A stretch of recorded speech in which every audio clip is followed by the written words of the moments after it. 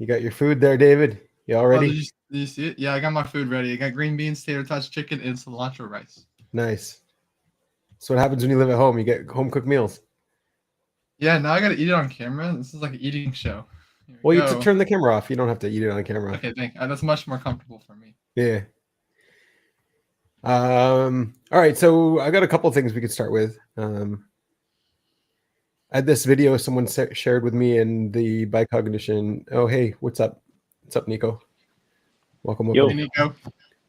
Hey, how are you guys? Good. How was your week? You cleaned your face with a razor or something. Yeah, it was a whole observer issue. Really? Man. It's that big an issue to get your face cleaned? It was because the battery for the shaver disintegrated or whatever. And it's this whole thing. It's just Yeah, it doesn't sound interesting, but go ahead. Yeah, I'm not gonna get into it. I mean, we're not observers, but I mean, I'm sure it would be. I don't know. Maybe not even. I'm sure we'll show you empathy. We'll show you empathy. Yes. We'll give Yay. So somebody shared this with me on the Bicognition Discord, and I think it's interesting. I wanted to go through it if you guys want. Yeah. I don't think it's anything too special, but it's an interesting. There's the all in on the observer at the end. It was kind of weird. Oh. All right. Also, it's my birthday. Luckily. Oh, happy birthday! Oh wow! Cheers. Thank you. 24? 24. 22. All right. You're young. You're young. Yeah. I'm a young fry. Small fry. About ready to go into the wood chipper, you know. Yeah. Yeah. Well, this will help you, right? Yeah.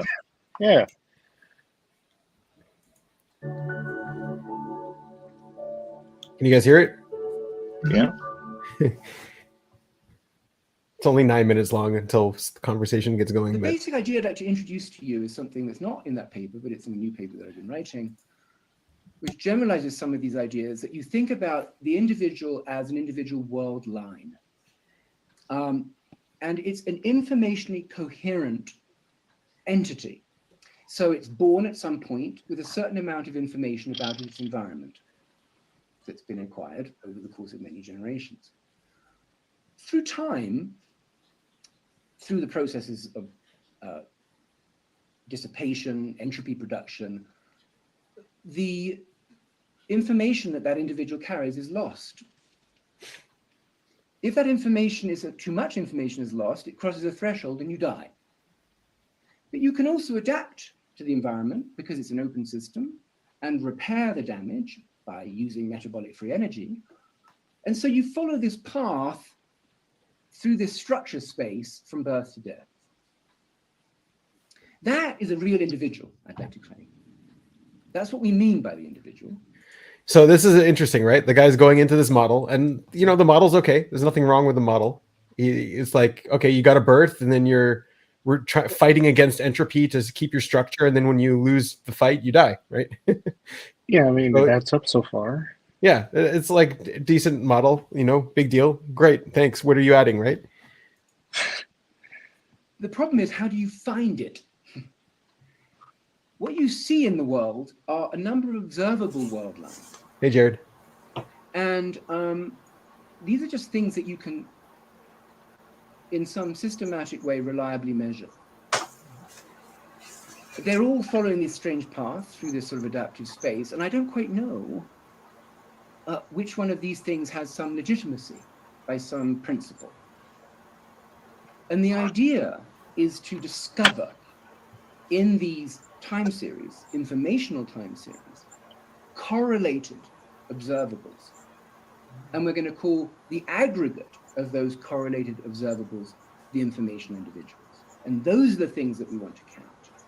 And so on the right, you can see that with these dotted lines. Now, it's interesting, by the way, one of the implications of this is it might be Laura and her library. That is actually a reasonable individual. It could be Laura, her library, and her coffee cup. No, I don't mind. It's the network of correlated informational world lines, and they don't all have to be biological. It could be an entire city. And this leads to some new work we've been doing on individuality and the origin of life.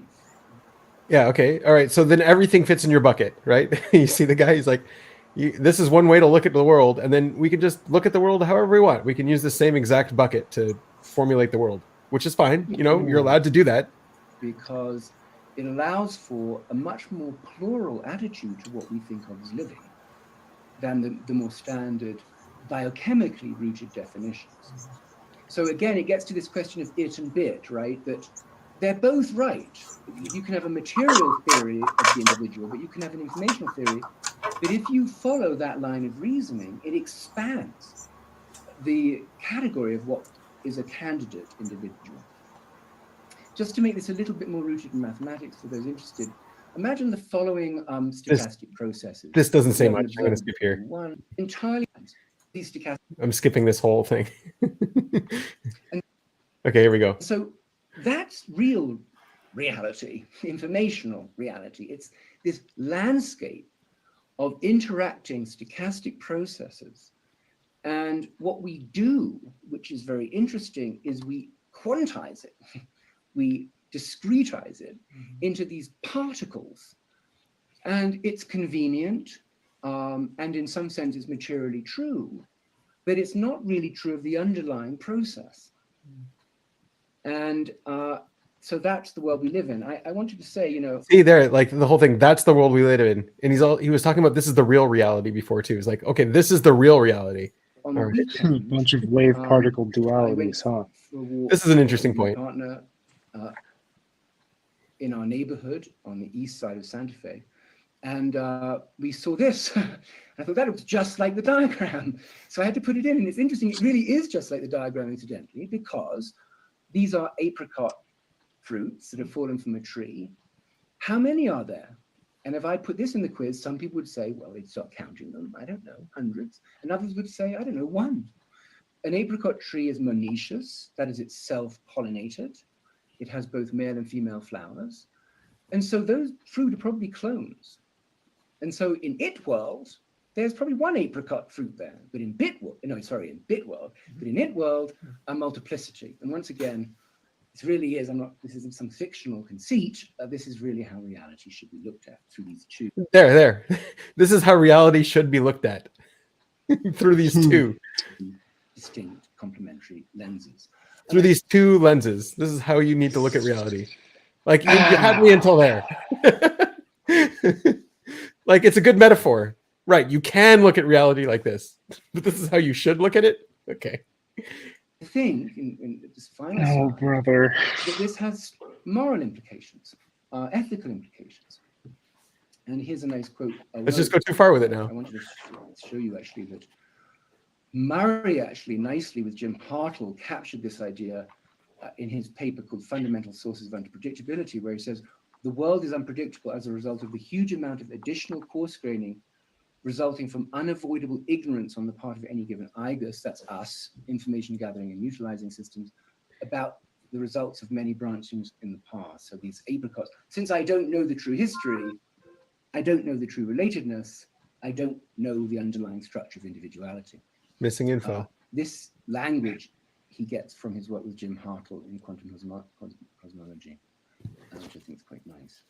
So here's that final ethical remark from Thoreau.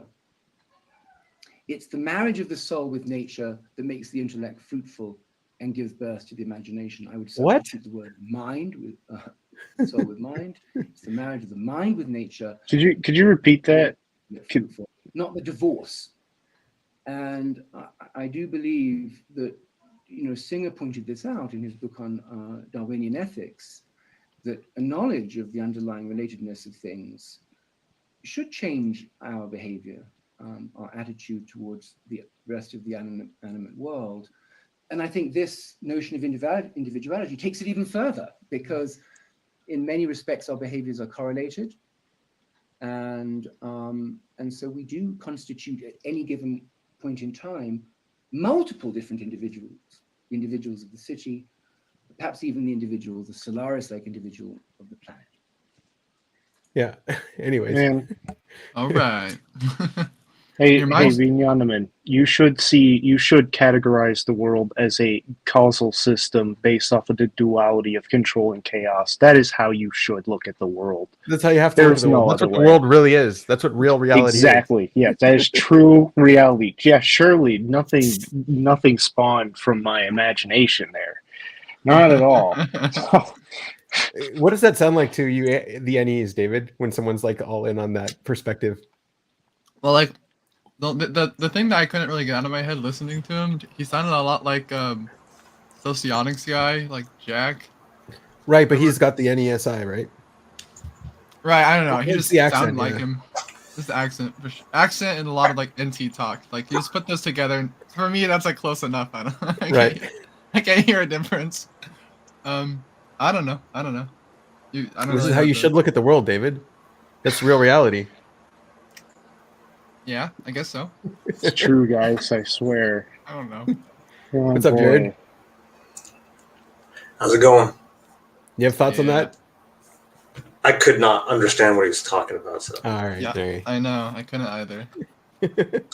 yeah, I need more time. that's above my pay grade. I can't understand it. Yeah, it's actually very, very simple. Just big surprise. So, That tell me at Yeah. fourth grade level, and I'll understand it. yeah. No, he's just looking at us as information and like as cognition as information, or as our lifetime is information. And then when we die, our information's gone, right? So yeah, Really? I mean, That's what yeah, pretty much. Uh, He's looking at these lines of entities and how they go up or down in complexity of information, which is, great idea. But is that how you should look at reality? Is that what reality really is? I love it. It's just like, Yeah. You love me. Yeah. Had me in the first half, not gonna lie. did he, huh? Yeah. I was mainly a joke. But oh my gosh. Yeah. I get sent stuff like this, and it's like okay, I can see, that's a good metaphor to look at things. Sure, why not? Yeah, Yeah, but then he says it's like this is how you should view the world. It's like okay, right. I don't know what you mean. Clearly somebody's a bit too fixed mindset. At Yeah, least, or NI. like how am I supposed to eat my Hey, don't call cilantro me rice? out. What's that, Dave? How am I supposed to eat my cilantro rice knowing this information? Yeah, I Like, know. this is just entropy. Yeah. That's how you- yeah. You're just consuming information.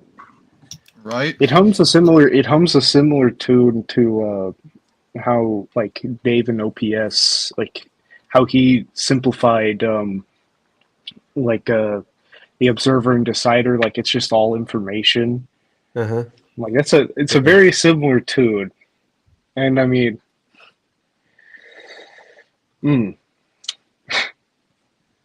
I found myself doing that, but I mean it goes back to the same thing we were talking about last week of perspectives, man. We were talking about perspectives. Yeah, you remember? There's the chat with tie-dye dude of Oh, narratives. How- We're talking narrative. about- yeah.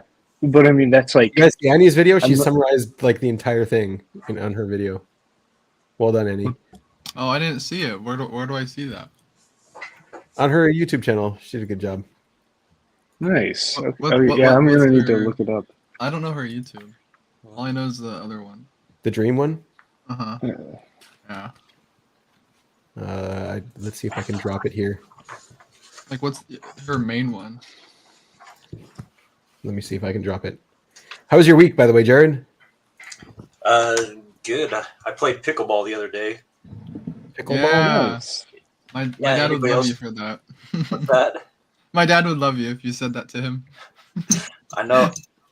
It's like a 40 and over club almost. That's true. That's very true. Have you guys played pickleball? Do you know what he's talking about? No. You pickle balls? I mean, How do you know what he's talking about? That sounds like sports. You're an NT head. I play sports. What do you mean? I know. I'm just kidding. You want to explain this is pickleball, the- Jared? This is Annie's channel. Yeah, pickleball is pretty much a combination of tennis and ping pong, human ping pong playing pretty much, and it's good for lots of different age groups can play, and it's pretty evened out, so you can have fun with lots of people. nice. That was your week? Pickleball? On Memorial Day, I did. So. Oh, okay. Yeah. Nice. It's all a lie. Is that the narrative video? Yeah. That one. Yeah. It's all that's great. That's How was your week, Claire? Good. Yeah. Yeah. Wait, is pickleball where there's a wall and there's like a bouncy ball and you hit it against the wall?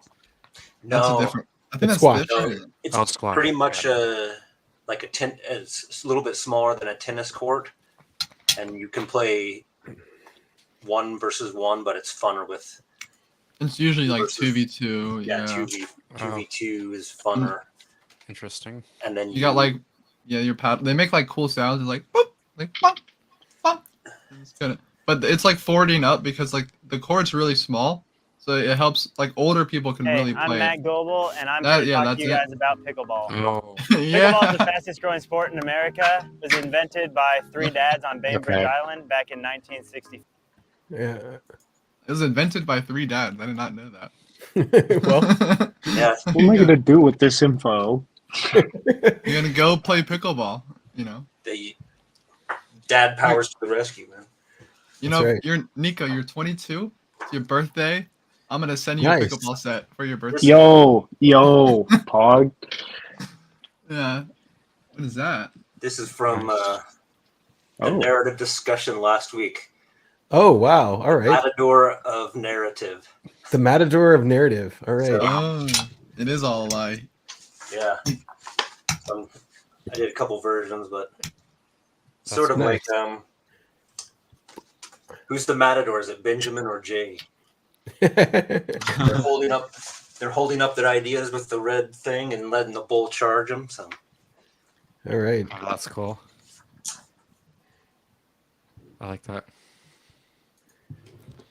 You had some. Oh, you had a good. The ladies liked your comment last time, Claire. Let's see what they said to me. What was the quote they had? The ladies. Yes, I got some messages from the ladies. What did they say? this is the beginning of your popular phase. Right. Oh, here we go.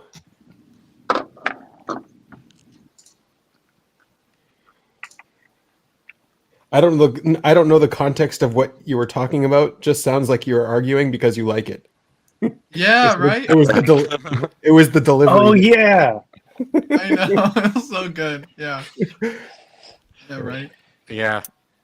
I was worried that was too passive aggressive, but I guess Perfect. it's good. That was Wait, so yeah, what does that sound like when TIs are doing it? They're arguing because they like it, or like does it sound like they're fighting? Yeah, but it's also like out of context too. It's like I don't understand like the you're just talking about narrative, like you just know what you're talking about in terms of specifically about narrative that you're addressing. Whereas like I'm listening, I'm like, what are you addressing about narrative? Like it's just narrative is narrative. This is, and I'm like, what do you? Right. Yeah. yeah, I had trouble following you guys on that argument too. I was like, I thought I understood both of you, but I don't quite understand. Feels like I understood a little bit of both of you. Interesting. Yeah. Yeah. It's like you're supposed to make it less confusing, but I got more confused. You did. There's the rest. You were playing your game, David. That's true. But I'm always listening. You know. How are you There's getting nothing- confused? You're an NE. You should be able to understand everything. Well, I get I get not less confused when I hear Claire talk because he's like, you guys are just arguing, and like that's what I was thinking. I don't But know. they're wrestling, you know? It's like you got to figure it out by wrestling or something. Do you have Yeah, make arguments, sure you Claire, get your ever? truth across. I think it's like it's not really. I don't really see it as arguing. Like I see it as processing, and then the hammer comes down. And What's the that's it. hammer? The hammer is like a verdict. Like I see. after all this processing, this is the verdict, and then yeah. Is it absolute for you too? Like if you come to a conclusion, you'll be like, okay, this is how it is, and you'll be. At least I am. I'm like delusionally. I'm delusional about how correct I am. This is how your world should be. Yeah. Yeah. This is how you should look at the world. Yeah. I think it's like there's an aspect of it being like at this moment these like from these perspectives like we agree on this verdict. Like it's like that. Like it's very very context based. So it's not very absolute because it's impossible for me to like get all the perspectives and all the moments. So it's sort of like sending out tentacles like an octopus and like gathering up the things and then be like, okay, it's like this now, but it could change if I get more information. Yeah, yeah. That's the NE octopus. Yeah, I Well, swear they I've understand each heard other, that whatever that is. analogy before. Yeah, it makes sense to them. Yeah. So I I'm Is think that how gonna it- need to- yeah, to it's- simulate. I'm gonna need to simulate what they're talking about. I thought you guys were talking about narrative. You were saying basically like is No, it you were real- talking about the hammer. When does the hammer come down? Oh, well, me saying like me listening to you and then saying it sounds like you're just arguing. That's like a hammer kind of in a way. I see. I thought it was the judgmental hammer. Yeah, like it's kind of like a or I get it's hard to now we're making it too dynamic, so it's hard to it is dynamic. Yeah. That It's was an a any good analogy. one. Don't take it too far. It's not. Okay. It's not the way you need to look at the world. It's just. That's true. That's true. Yeah. I had a random any analogy. It's where I thought any was like a yo-yo, you know, or like toss out the yo-yo, and then you bring it back. See? He gets it. It's like the tendrils, but in a different way. Well, two people here have masculine NE, and then Jared, I don't know what his type is. That's my shrug. So That's good. Don't know your type. It's better. Just keep it off you. Nicholas Jared. but I'll pleasantly go blindfolded into my world, so that's okay.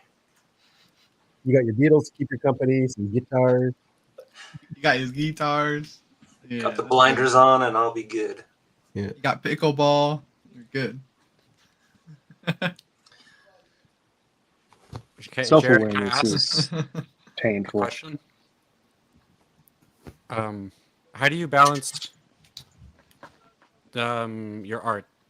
So you're making drafts of stuff, and you also have guitars. So how do you learn? Like, how do you manage the skills and the? I'm assuming that you're doing like a lot with both of them. No, with the guitars, I'm not a very good musician. Like, I don't have like the built-in what do you call that? Like perfect pitch or able to hear pitch. I think I'm partly tone deaf. I took one of those tests okay. online and like I couldn't distinguish the different tones. So I just like the guitar, so I just play for fun on that. So I'm not like putting in tons of effort on learning it, but I've been playing ever since I was like 13, so I can do a couple songs now. Nice. Nice. I see. How did you How get about- into art, visual art? Oh, I don't know. I think when I was like 5, coloring books were like the great gateway drug. I just started coloring and I really liked it and just escalated from there. Cool. You stayed in the lines, I bet, Jared, knowing you. Did I? Probably, yeah. I don't know. Stayed in the lines. And I You did colored struggle in with your that. lines. I remember getting upset at coloring books Really? because I didn't have Oh. I didn't have like the coordination required, like the technicality to actually stay within the line. So I'd just be like,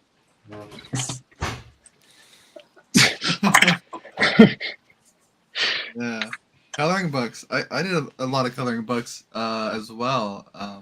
It was the only thing where me and my sister, like, we didn't like each other a lot when we were really young.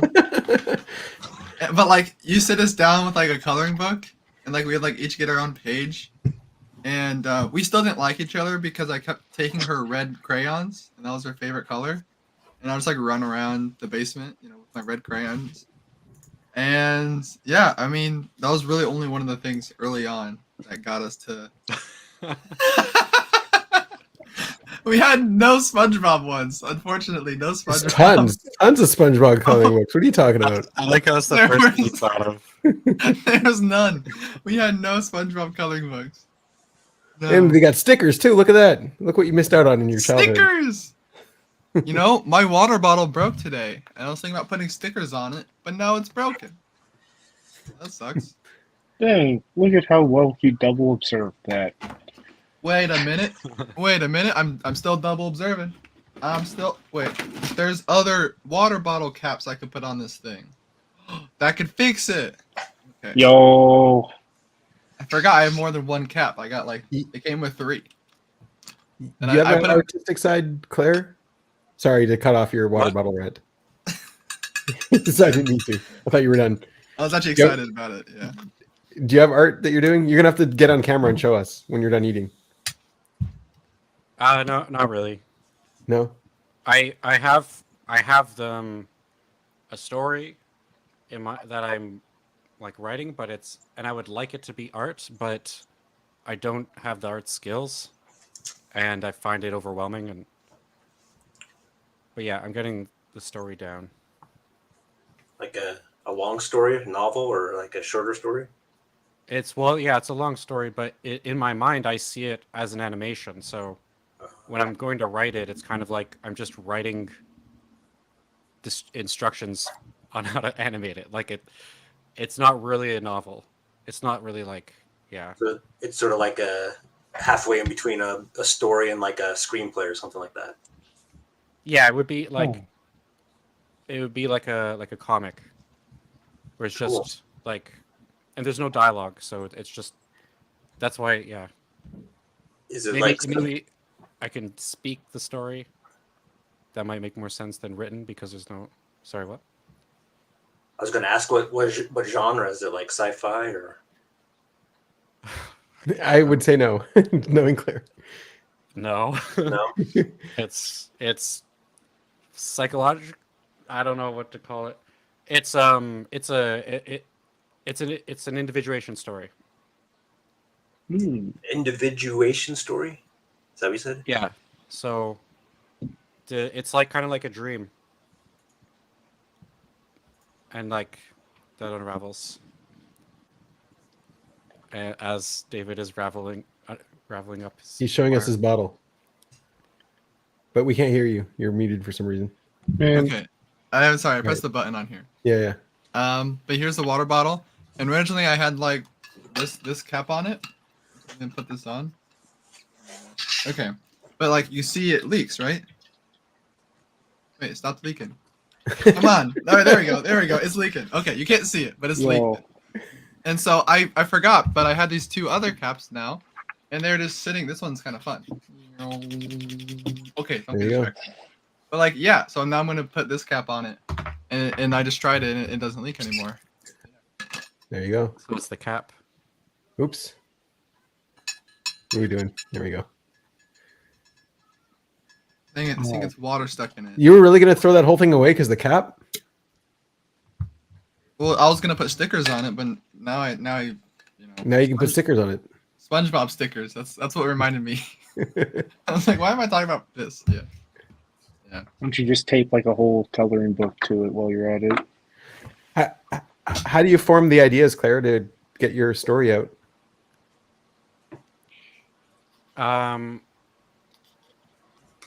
Well, the story just kind of happens. Like it's just like over the past like 7 years, it just Oh, it just kind of happens. happens over 7 years. Okay. Yeah.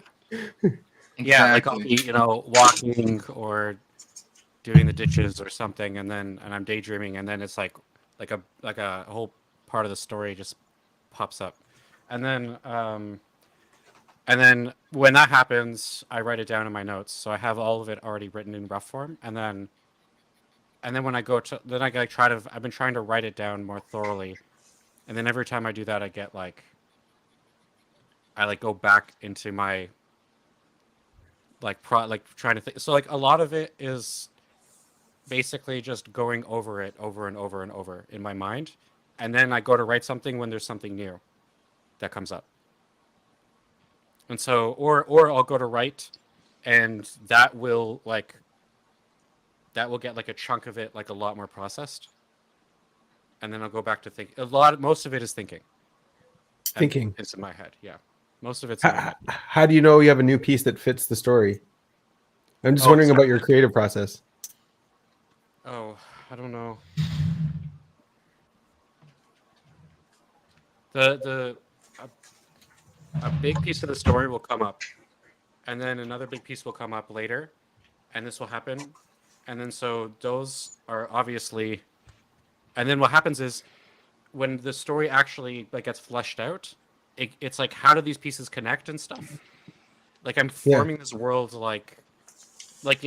it's formed in a linear way, but then when I go to try to flesh out the world, I have to connect all of these larger parts into the more specific parts to how does it, because if I go to tell the story, I start talking, I'm like, oh wait, how did the character go from there to there? I'm like, oh, because I only have these big parts in my head. So you have to make the dots between. You have to make you got the milestones. Yeah, it's storyboarded. It's Right. So the main parts are like there. the mile markers. The mile markers. Yeah. Yeah. Yeah.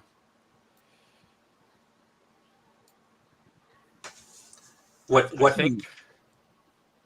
Sorry, man. I was just gonna iterate something or interject something. It's that sounds like the class from what's her name, J.K. Rowling. She would say she had an idea, and all of a sudden just all that stuff pops off. I'm just do you get inspired because I've done that in my brain. I'll be reading a book about different cultures or how the society worked, and I'll be like, oh, that would be a good thing to base a story around.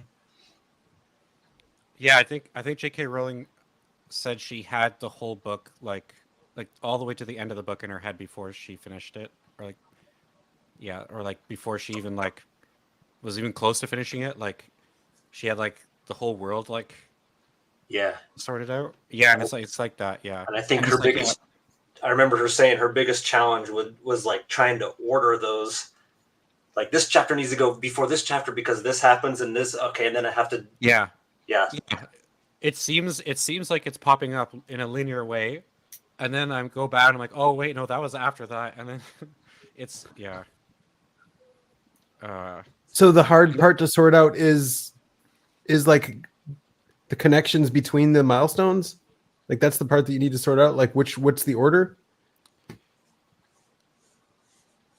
I mean, you could do a memento thing where you don't know the order. You just the audience has to guess what the order is. It doesn't feel like it's about my freedom of choice. That's not what it feels like to me.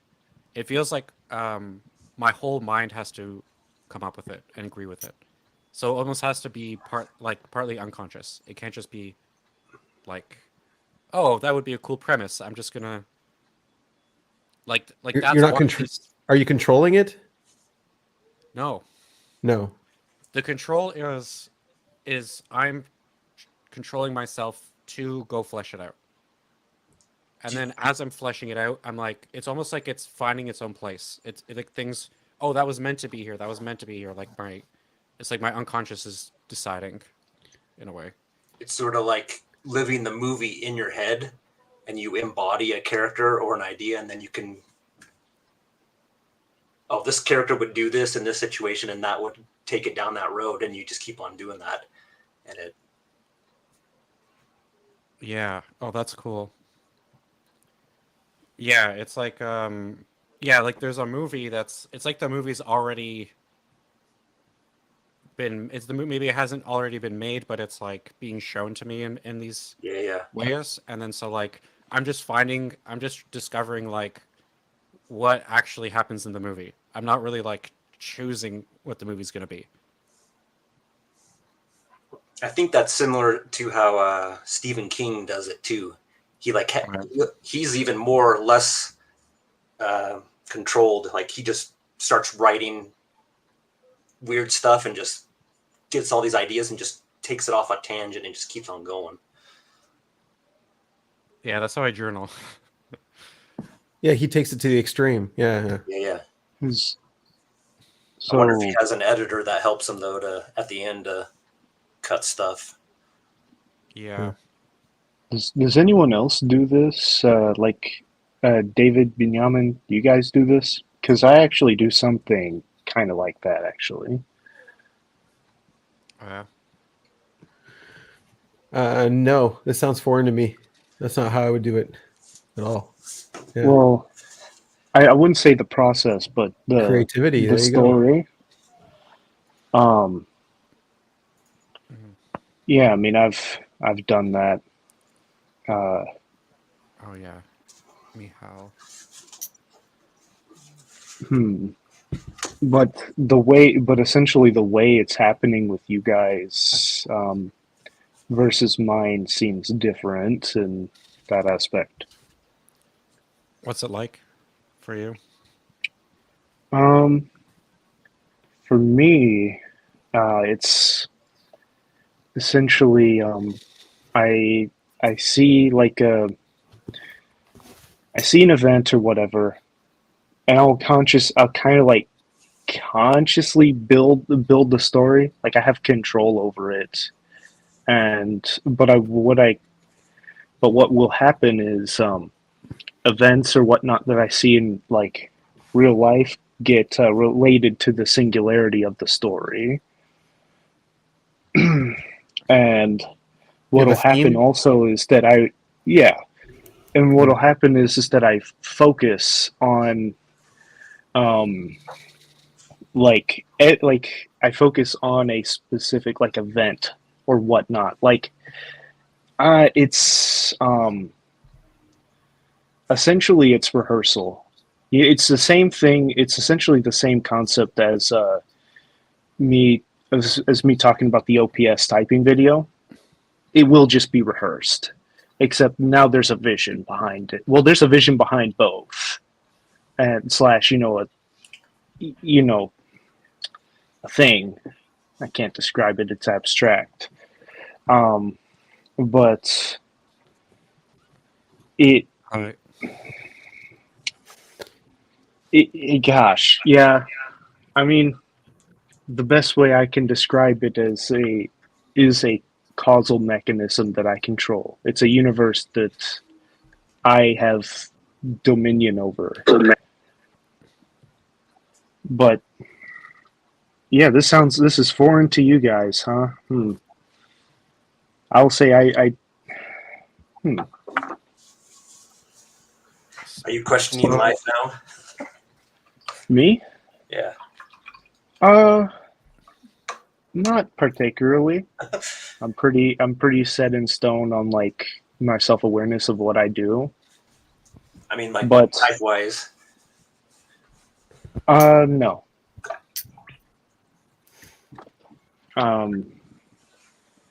But mainly because I've already gone over I've already gone over uh, behaviors that would be associated. Like, what if I was this type? You know, what pattern, what narrative would I see looking back?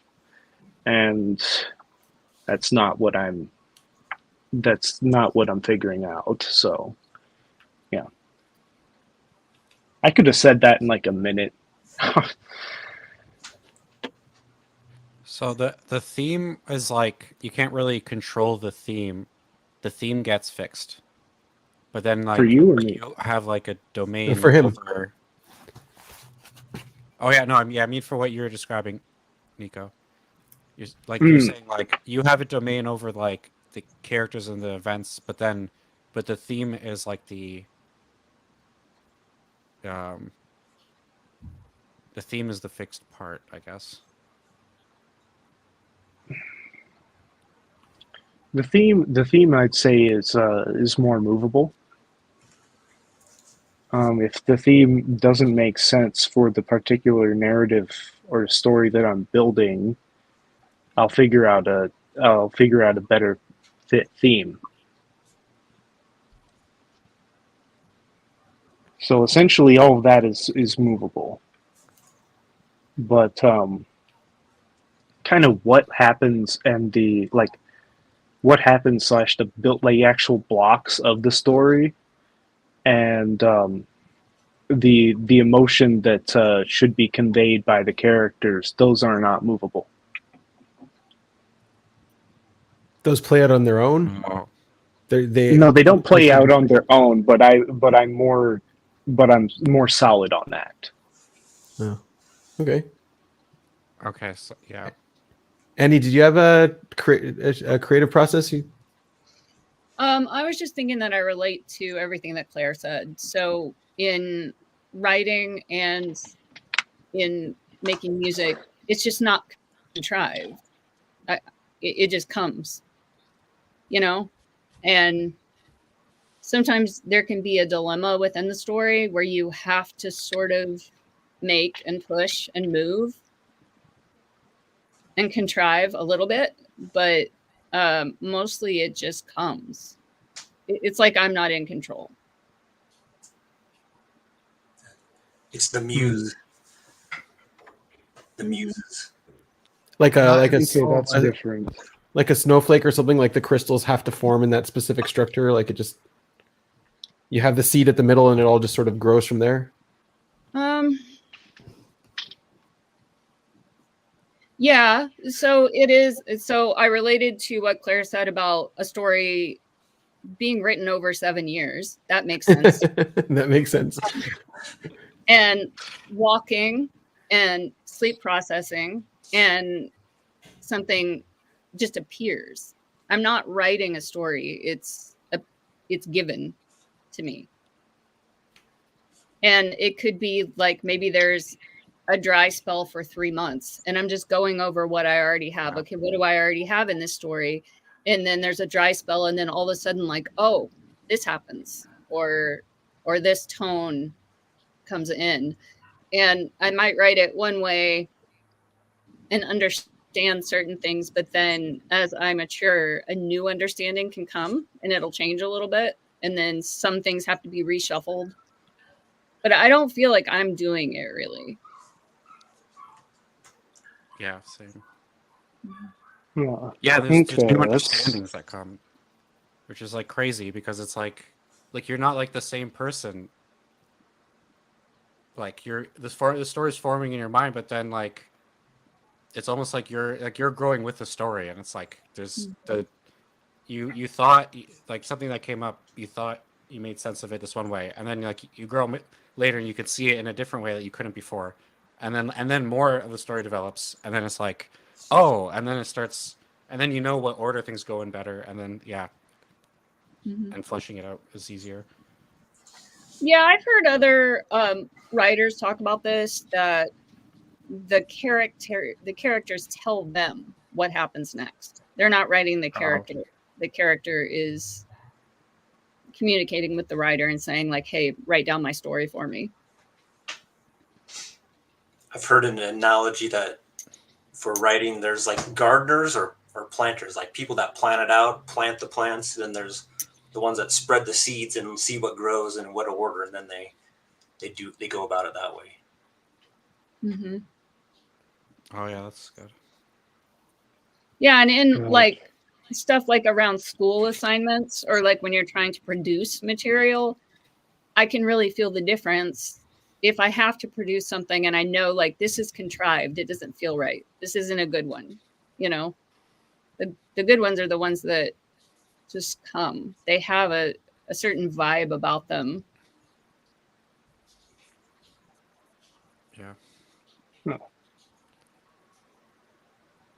So, like, at what Yeah, that's point different. do you I would have do it enough that. in your head to where you can go and start writing it on a computer or or physically? Well, you've got 7 years.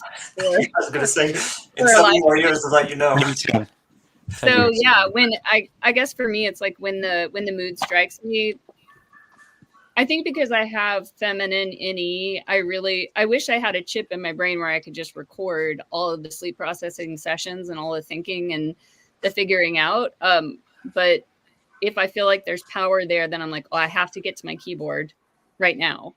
I have to type this out or at least make some notes so I don't lose my place. So I write when it feels potent and it feels like it needs to be written down. This is prelingual, by the way. Not for me. No. No, David. Figure that one out. yeah, Yeah. that's happened to me a few times in my life, but it's pretty rare. You don't get like vision or a scene appears in your head and then you start off from there. Yeah, I'll get scenes or moods, but it's just so instantaneously connected to language that Oh, so you Yeah. just like know what to write. Like when it comes up, it's like, oh, I know what to write on my keyboard now. Like, does that more like? Well, no, because there is some crafting involved in how the language is used when I get to that stage. But like in the initial phase, the language might not be so good. It might be, Oh, just sound clunky or childish or whatever. So I guess the contriving or the crafting comes in when I'm purifying the language. Yeah, there's a difference between the creation phase and the editing phase. yeah. Mhm. Yeah, or like how do I make this more punchier, or if something is too precious, then that's going to get rejected. I'll have to change that. What's precious? Oh gosh. It's like just language. It's like try hard language that is Oh, too melodramatic, too emotional, and when I read that in other people's works, it takes me right out of it. It's just not honest, and it's also just not me, or it's me in a mood that I don't like. When I'm just really melodramatic, I don't like that. It's gross.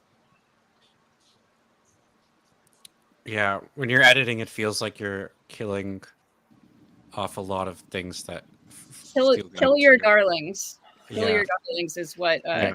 King said about that. Yeah, it's Uh, brutal. You have to be, you have to be really brutal in writing. I read Stephen Pressfield's War of Art. It didn't really inspire me to be any more creative. In Same. fact, I I also would read go that. first say I didn't like the book because what worked for him doesn't necessarily work for me because he's a cis white male and a culture he's in a majority of. So he was a taxi driver. He was literally already married. that Yeah, influences that's weird. like who he's married to influences if the book hits you or not, Hank. Well, the thing is, he wasn't an outsider. He was like the status quo of society, even if he didn't feel like it. So I don't feel a push to express my creativity as an outsider because I don't have a feeling that people would understand what I'm trying to communicate if I wrote it all out. What about things like plot structure? Like they have traditional like 3-act structures or 5-act structures or things like that. Does that help you organize your story? Like if you do you use those perspectives to help you organize things or not even? In editing, sure, but otherwise it doesn't matter in the creative phase. Claire? No. No, it's visual. Whatever makes the visual come alive. Yeah,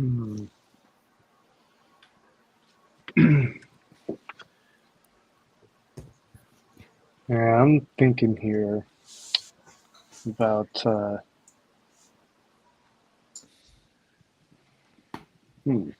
Yeah, no, I'm wondering also I'm also wondering if that's the way that not only stories come around, but also like any even engineering projects or something from your perspective, like anything you're building, is that the same methodology, the same creativity?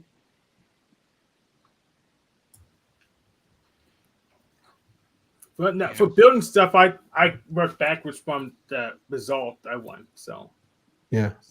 No.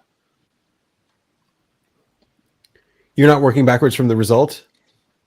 But for building, yes. For Claire? stories, no. This is one thing I got at school. It's like the basic elements of creativity: copy, transform, combined. So I don't know, it's pretty basic, but Okay. you take ideas, you mash What's them. the copy stage? Well, you out in life, there's what nature. You inspire, you copy what you see, then you transform. You take two ideas and you combine them in an interesting way, and then transform them, and that combines them into something original. And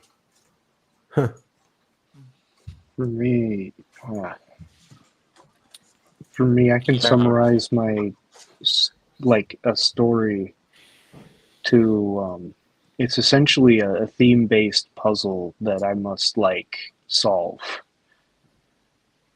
and essentially figuring everything out, fleshing it out. It's like, that's necessary. It doesn't really come from emotion unless if I'm like processing, allocating emotions that I'm feeling to other characters so I can empathize with them. Which, I mean, yeah. How much of it is directed to experience? Like how much of the story has to do with the experience of the story, and how much of it has to do with something beyond the experience?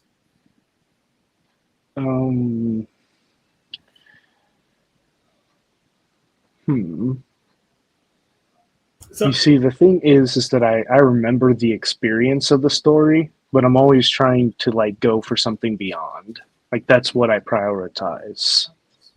I prioritize, the underlying theme and mechanism, but yeah, what sticks is what happens in the emotion. So it's like,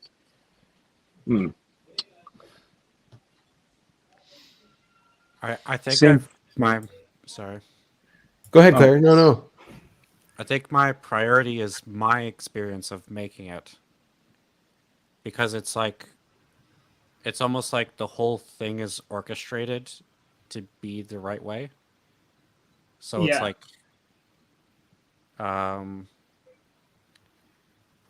it's like it's if I go, I'm gonna sit down to write, like that's good because then I'm going to flesh something out that I didn't before. I'm making progress, but at the same time it's like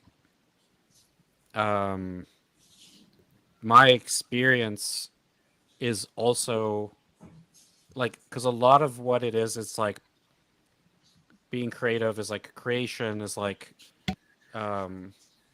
Like what you create on the page is creating something in you at the same time, and it's not about the page; it's about What- what's being created in what's you. being created in me ends up on the page.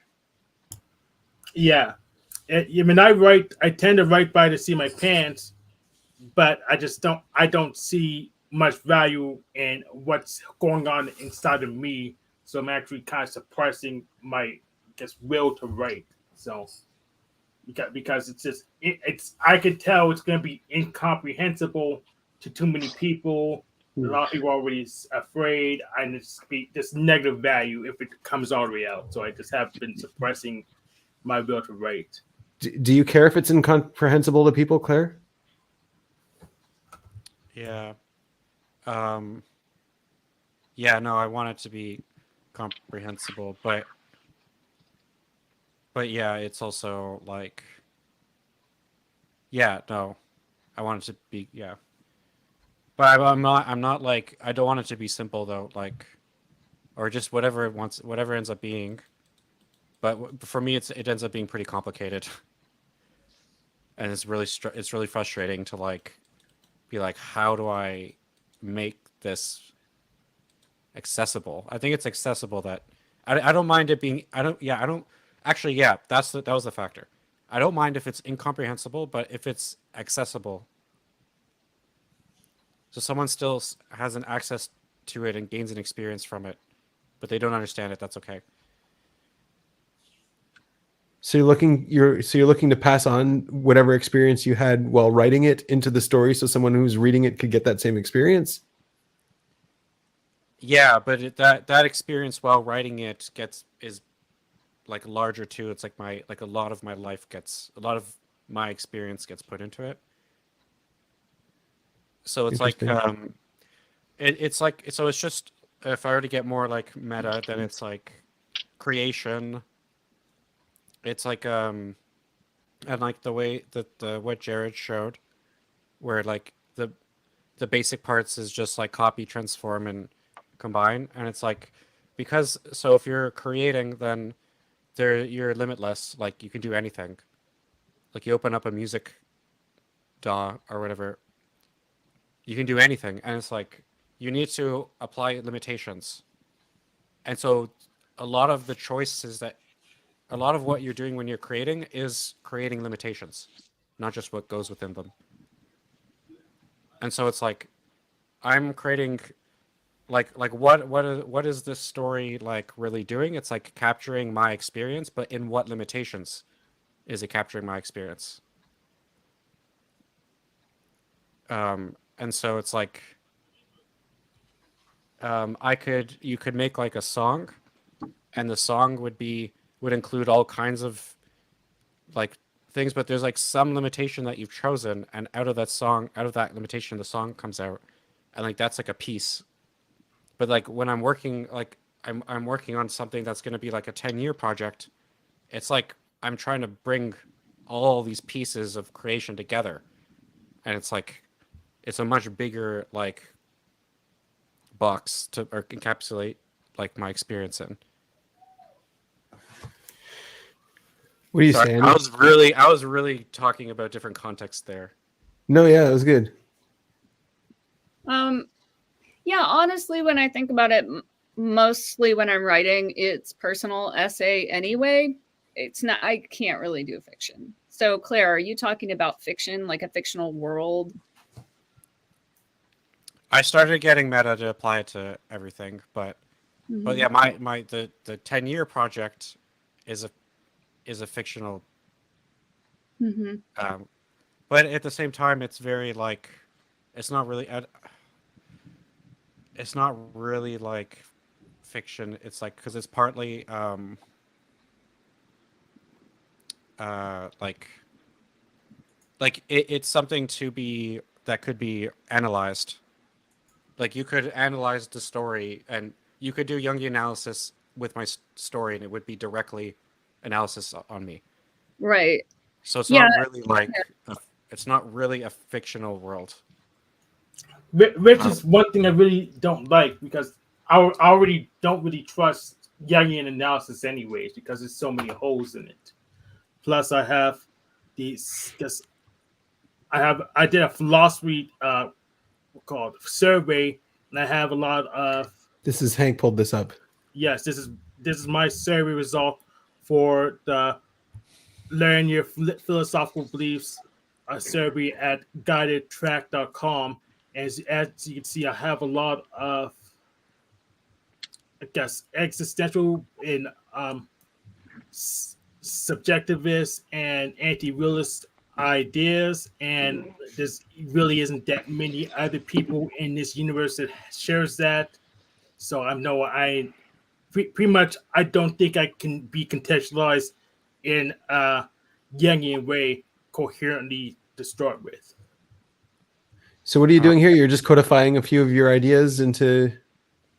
Yeah, I just did a quiz, and this is just the output based on what I put into it. And I can get a link to the quiz, but I think I tried mailing Kane BNC. Yeah, send it over. Take a look at it. Yeah. Yeah, but the thing is, I have so many just anti-realist positions. It's just doesn't make any. It's not obvious where I can go to because This is like your worldview philosophy sort of thing. yes, Yeah. but it's not obvious where I should go based on Zombies. I like that chapter 17 is zombies. That's good. yes. Mhm. and I said zombies was conceivable and possible. So every Interesting. worldview has to have zombies, so I'm glad you included that. There you go. It's right after truth, and then zombies. Love it. Yeah. Truth is in rabies. But yeah, it's not obvious where I would sort to in society because I think these positions make me super flexible and it says I'm even a contextualist. All right. But yeah, it just is counter to the mainstream, and I'm not going to go through 100 different psychotherapists to find someone that can give me something other than platitudes for $100 an hour. So I'm just kind of at a standstill. But it sounds like you want someone to look at those ideas. Well, if I do write, these ideas will come out for sure. So Okay. I'm I still. wanted. I was just to answer Annie's question. I was basically saying that it is a.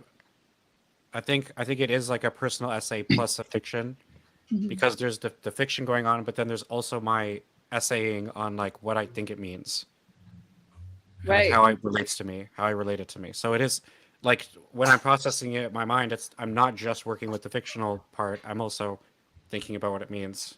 It's like the movie and the director's cut at the same time. Yeah, but the director's cut is like is essaying. Yeah.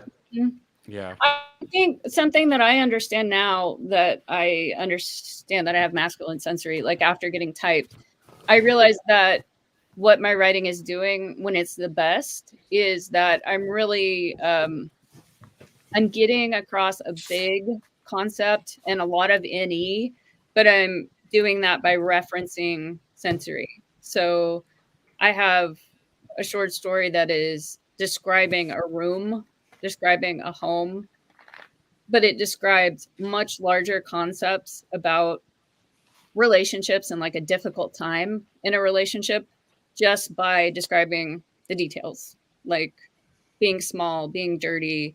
The leather couch smells like anal gland because of the dogs. You know, there's a brown dog. There's two brown dogs. What the music is like in the room. What is being watched on Netflix. And so it's like all this SI, but it's describing something much bigger without saying it, like a showing but not telling kind of That thing. makes sense. And there's not really even any plot, and the characters aren't super fleshed out, but it's still saying something. And I think that's when my writing is strongest, and it's always personal experience. I can't really make something up. But I think it would be maybe a good exercise for me to practice my fiction writing is to do that same thing, describe something big and personal, but with characters and plot. you know, it sounds like maybe that's what you're doing a little bit of.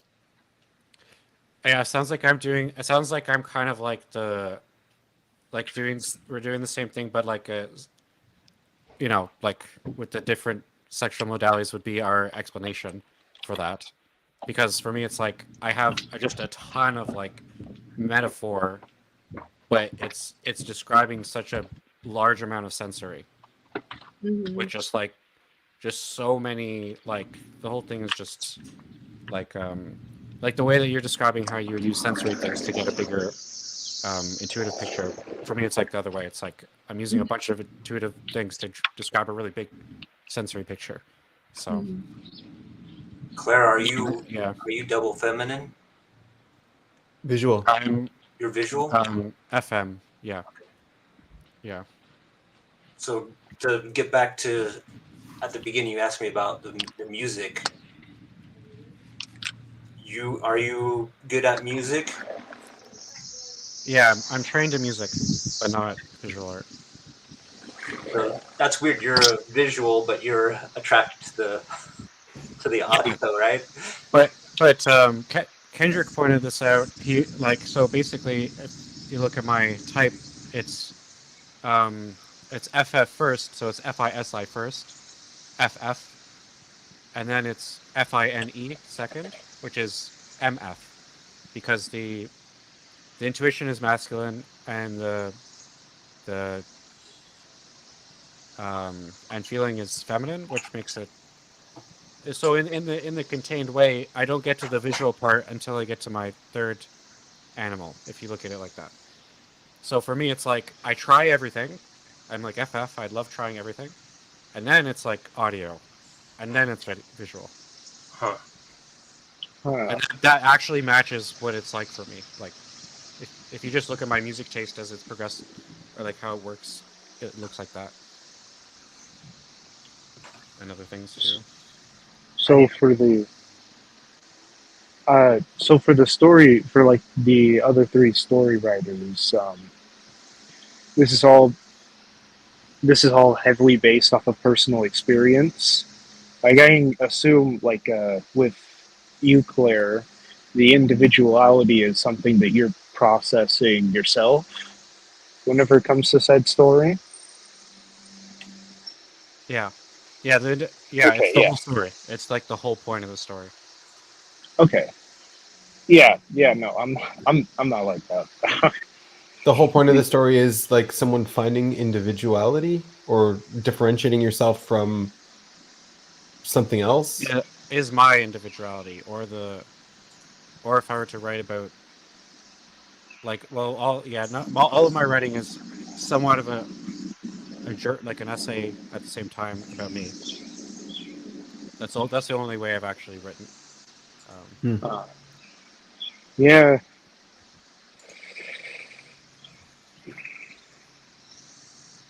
Looks like you study creativity, Jared. You got a book, you got flashcards that you have ready at your disposal. You're just pulling them out already. Yeah.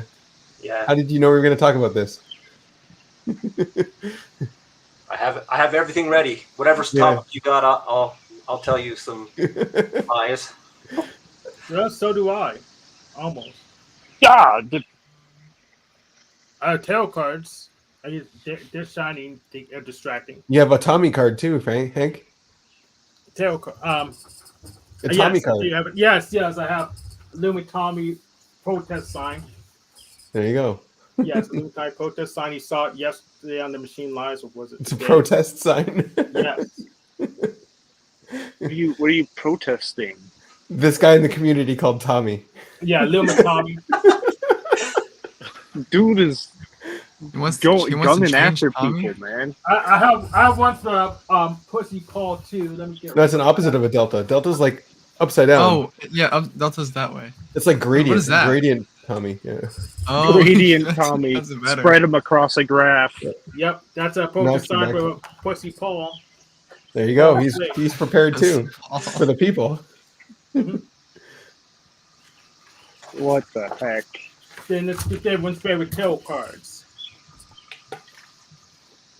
What the heck? You better not show those tarot cards to your other community guys. They're all esoterica bad, it would scare them. They'll call you devil know. worship or something. Yeah.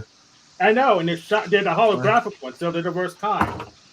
You're That's a the worst wizard, kind? Hank. Come and take them from my cold dead hands. You're a Hey. wizard. You're showing those off. Techno Satan's gonna come reach through your screen and grab them. Do it. Are you going Do to it, a Magic pussy. the Gathering tournament later on? Do I? That I need like $500 to participate in that. I'll make a game tarot cards and just add bullshit effects to them. There you go. I'll make it a cross between Yu-Gi-Oh and poker. Splash potion. Death. You are feeling bad right now. I'll call it American Tarot. You know, Tarot actually started out as a card game. Yeah. I could have sworn we were talking about stories and narratives, and now we're on tarot and all this. The heck? So any tarot reading topics. is all about making up stories. That's actually the point. The tarot. Tarot makes up stories. Yeah. There's story Okay. elements. Yeah. Okay. I bought character.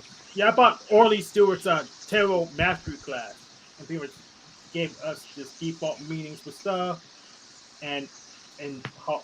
In fact, you can evoke demons with the tarot card somehow.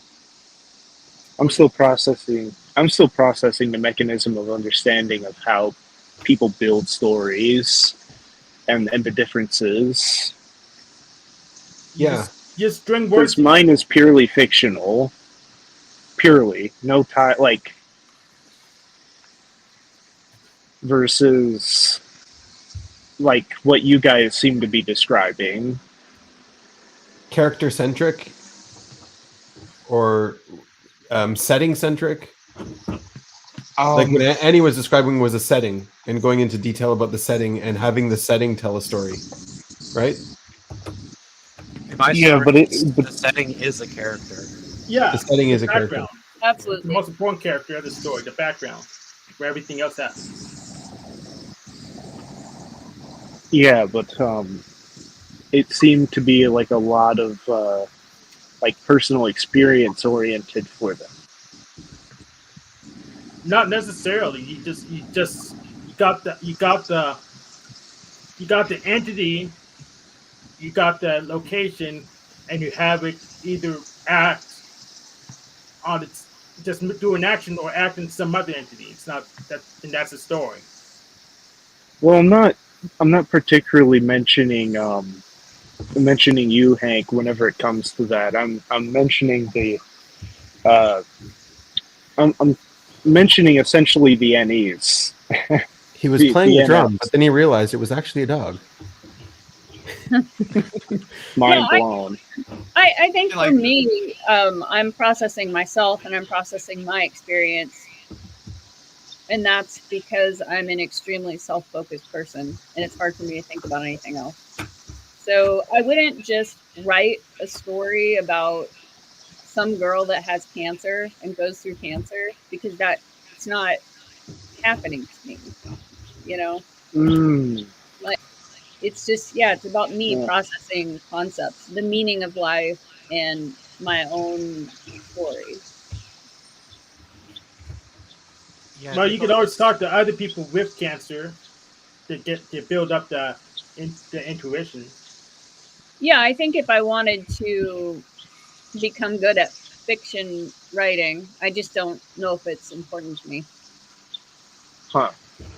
It might just be like just the medium too, like you are just gravitate or whatever towards the medium of like a personal essay. So someone who's more into fiction writing but who's like similar to you would then maybe want to write about a character who has cancer, and then because they're like being self-focused might help them think about what it's like for that character. But and then my case too, it's like I don't really want to work with the medium other than like going really personal. So Yeah, it's, Yeah, if I did get into like fantasy fiction writing, I'd still be processing myself, but it would be in sort of like just a more covert, sly way, like using fictional characters in order to do that. But that's Yeah. not what I'm naturally drawn to. Huh.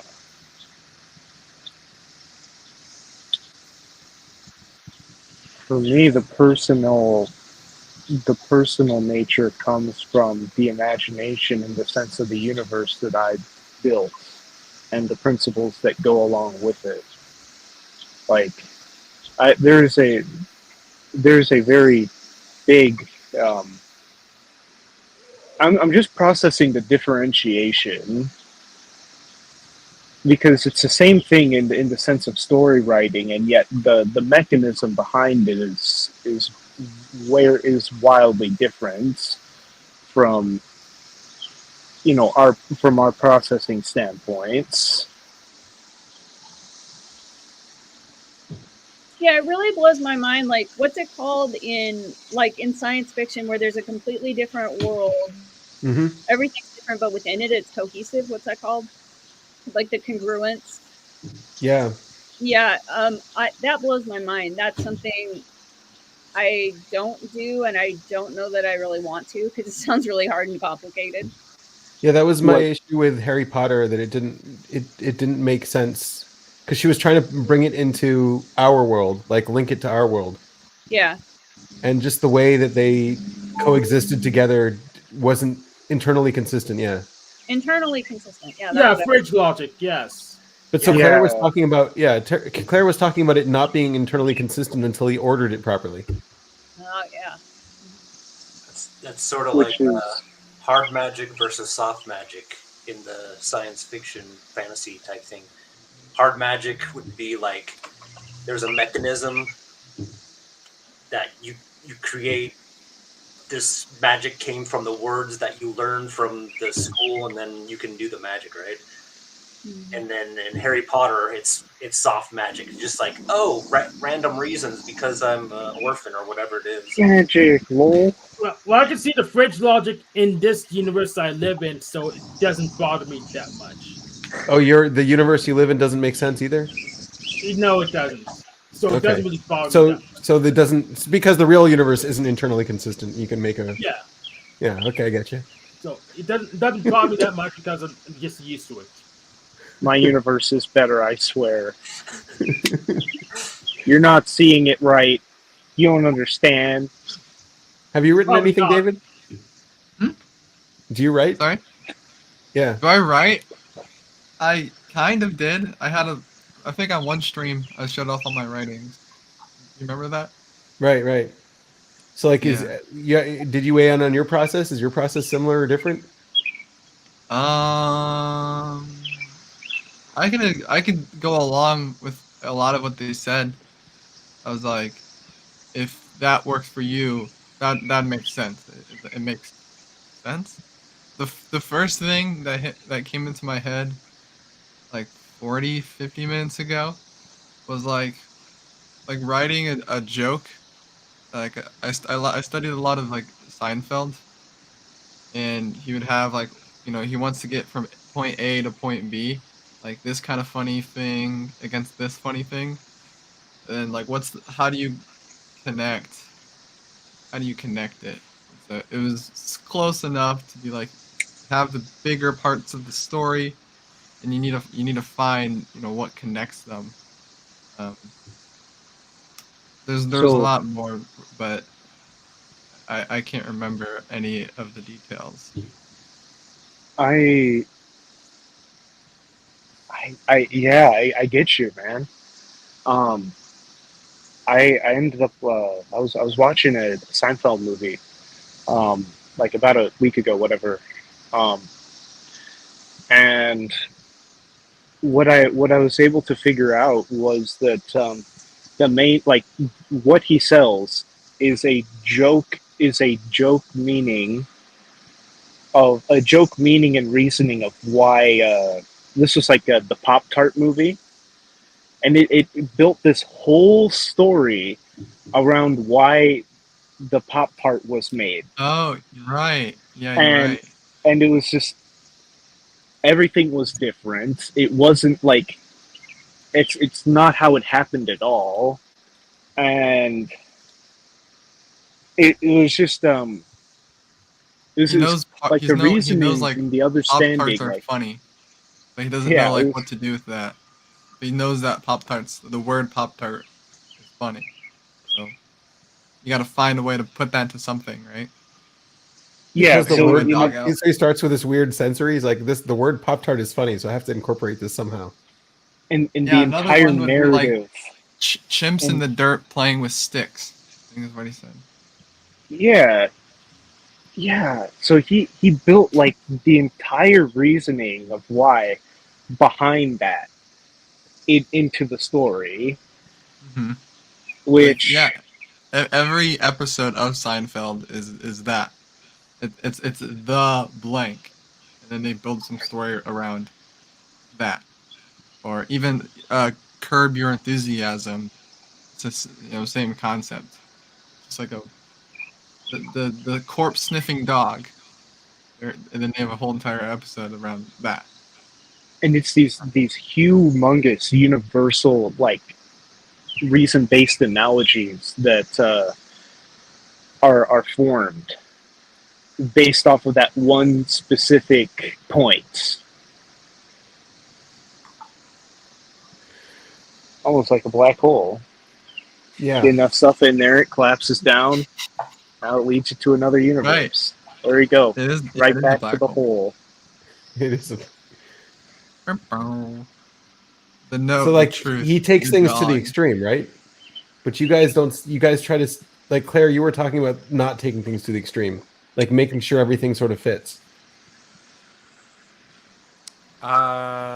The extremes are found on their own, I guess. Like, so the extremes in my story are like there's an extreme in a hostility. So there's a like hostility, but it's in the emotion. It's not in the actual theme or actual event or like the event. It's like what the it conveys. It feels like to me an extreme in a hostility, but Like a I don't tense know how. moment. Yeah, going through the tense moments. Like I want the emotional extremes. Yeah.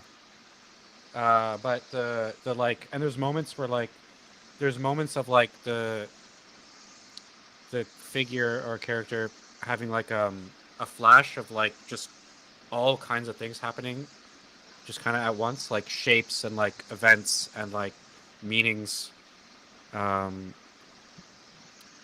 and yeah, I don't know.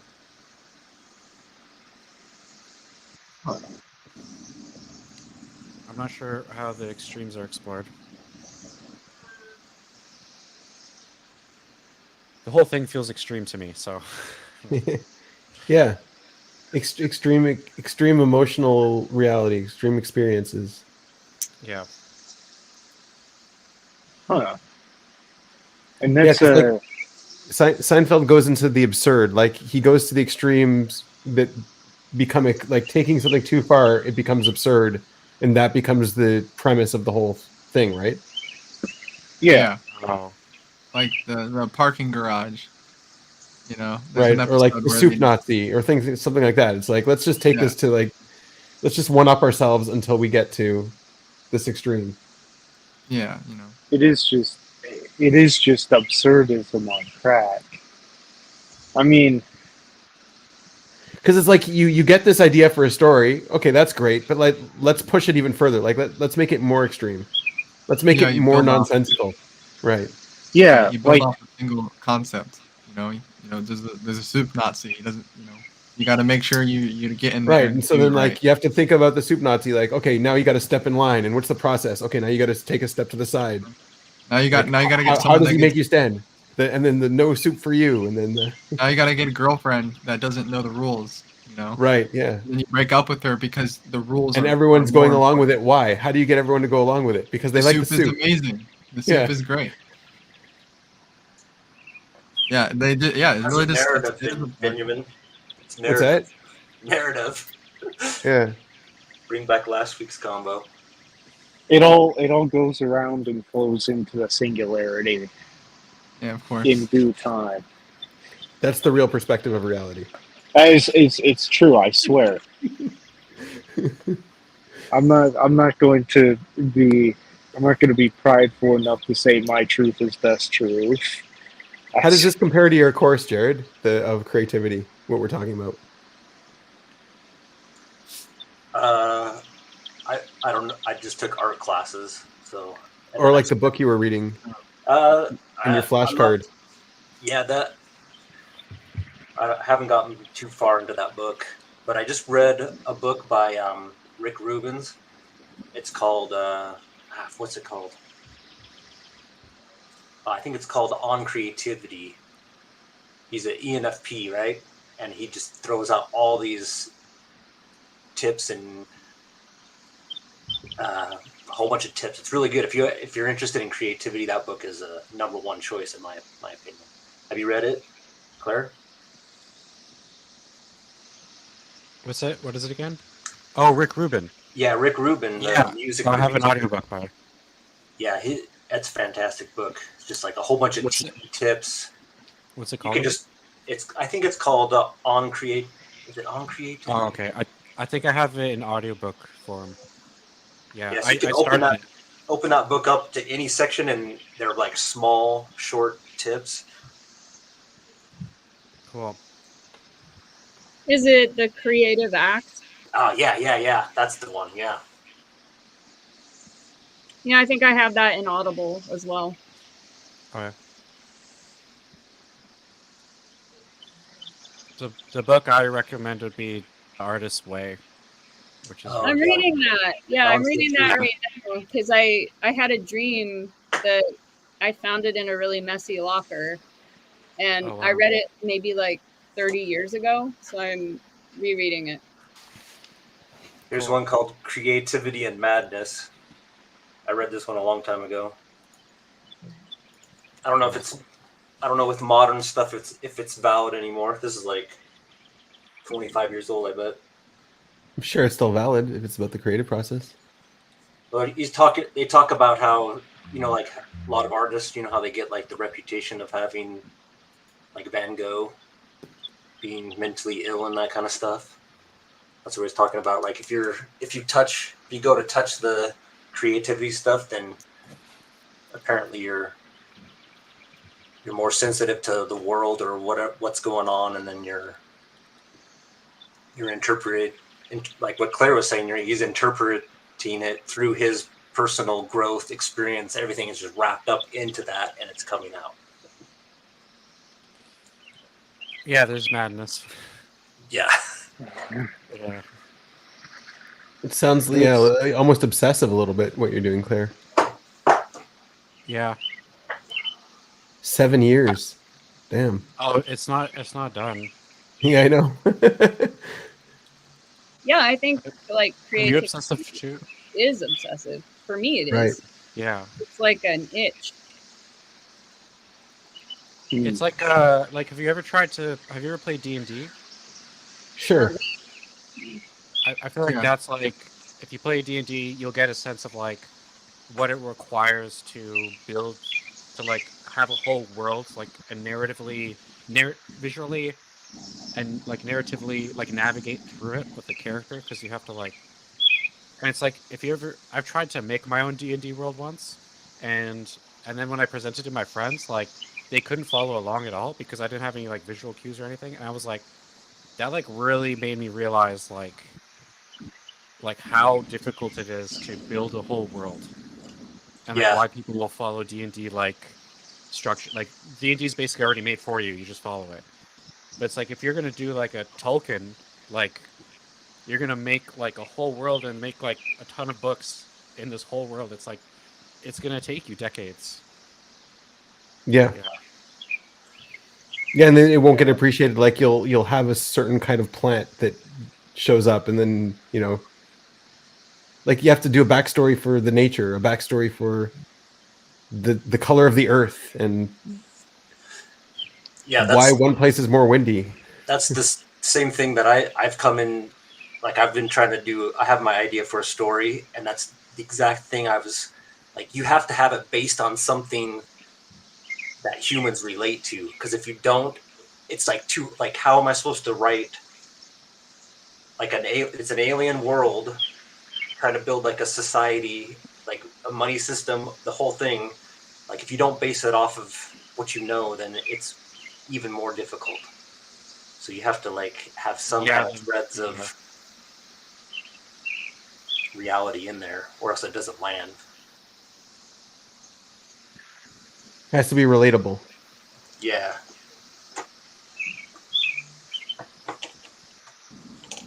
There's too many variables. Dang. These, I always find myself enjoying these talks. Great.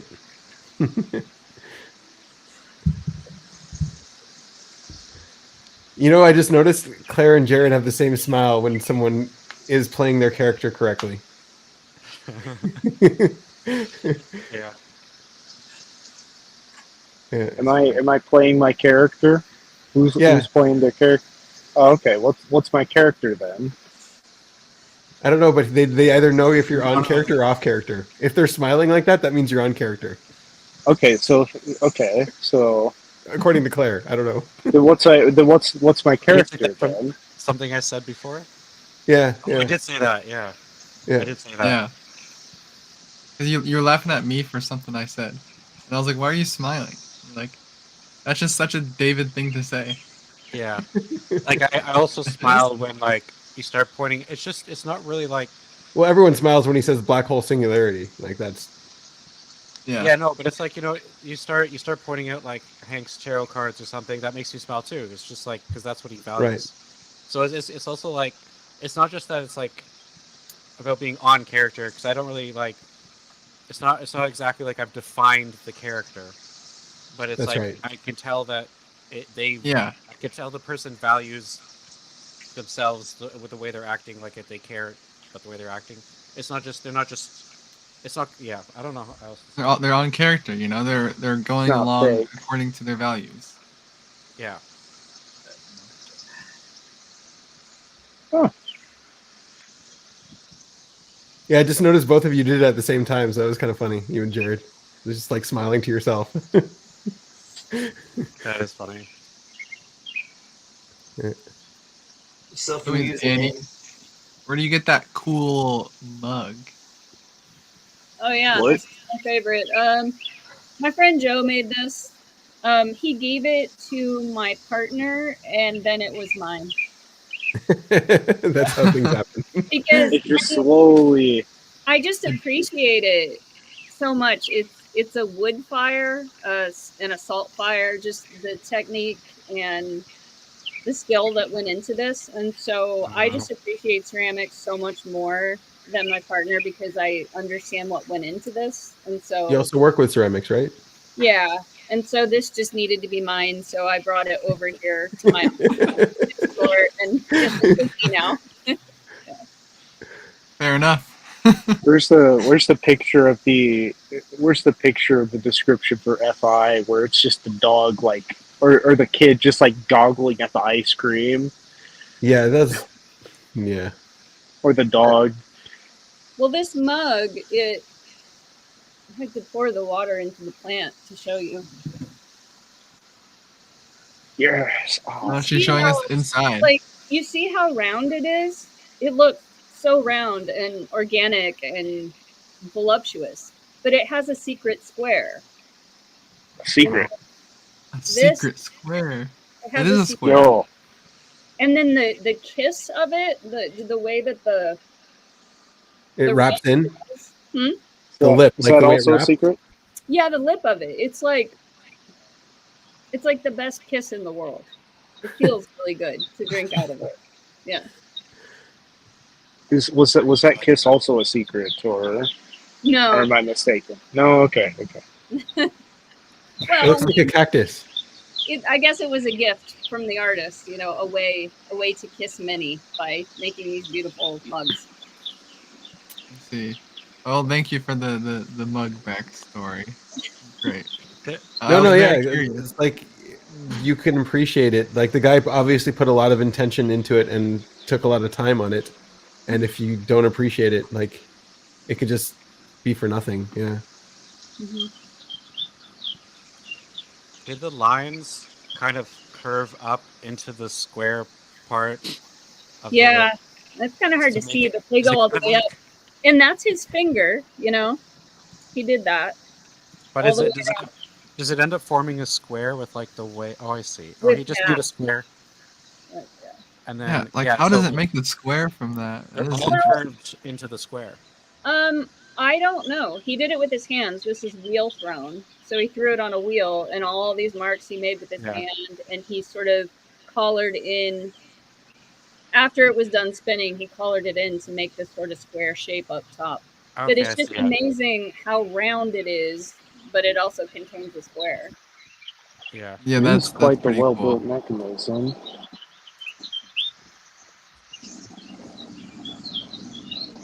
Nice. Have you guys heard of the Pythagoras Jared, where's your cup greedy collection? The what?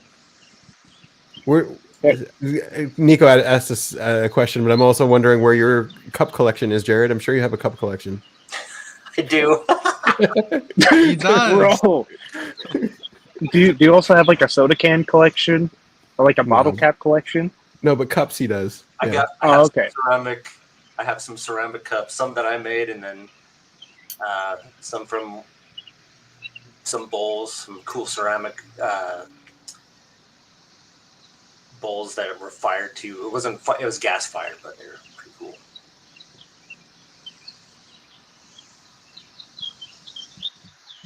In like 30 years, you're gonna be like asking yourself, "Dang, was I ordered this whole time?"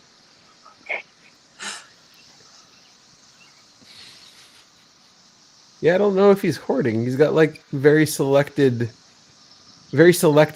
of what you bring in, right? Probably, It is. It is. I guess. Yeah, art stuff. Mostly art stuff, and I guess plants. I plant a lot of native plants in my yard. I collect those, I guess. Nice. Yeah. At the end of the day, everybody's a hoarder. Yeah. That's But- the right perspective to look at the world. Yeah. Yeah, that's So, truly the I ultimate think he's actually onto perspective. something. Everyone should look at it that way. Yes. Mhm. Do you What get that, way should Eddie? we Where look like at you like everyone should look at things in a specific way? No, No. absolutely not. Feminine TE. I don't even look at the world Right. the way moment to moment. I mean, I just, yeah, and I don't even think for myself very much. Not the way you do, anyway. You know, I don't have TI, so Yeah, but I mean, like, you do contextualize things, right? You do find analogies and different ways to look at things. yeah. But Yeah, but those could change. They could change yeah, exactly. very easily. Right. Yeah, and I don't even when I am expressing ideas, I don't use that kind of language. Like this is the most accurate way to look at it. There's always a caveat.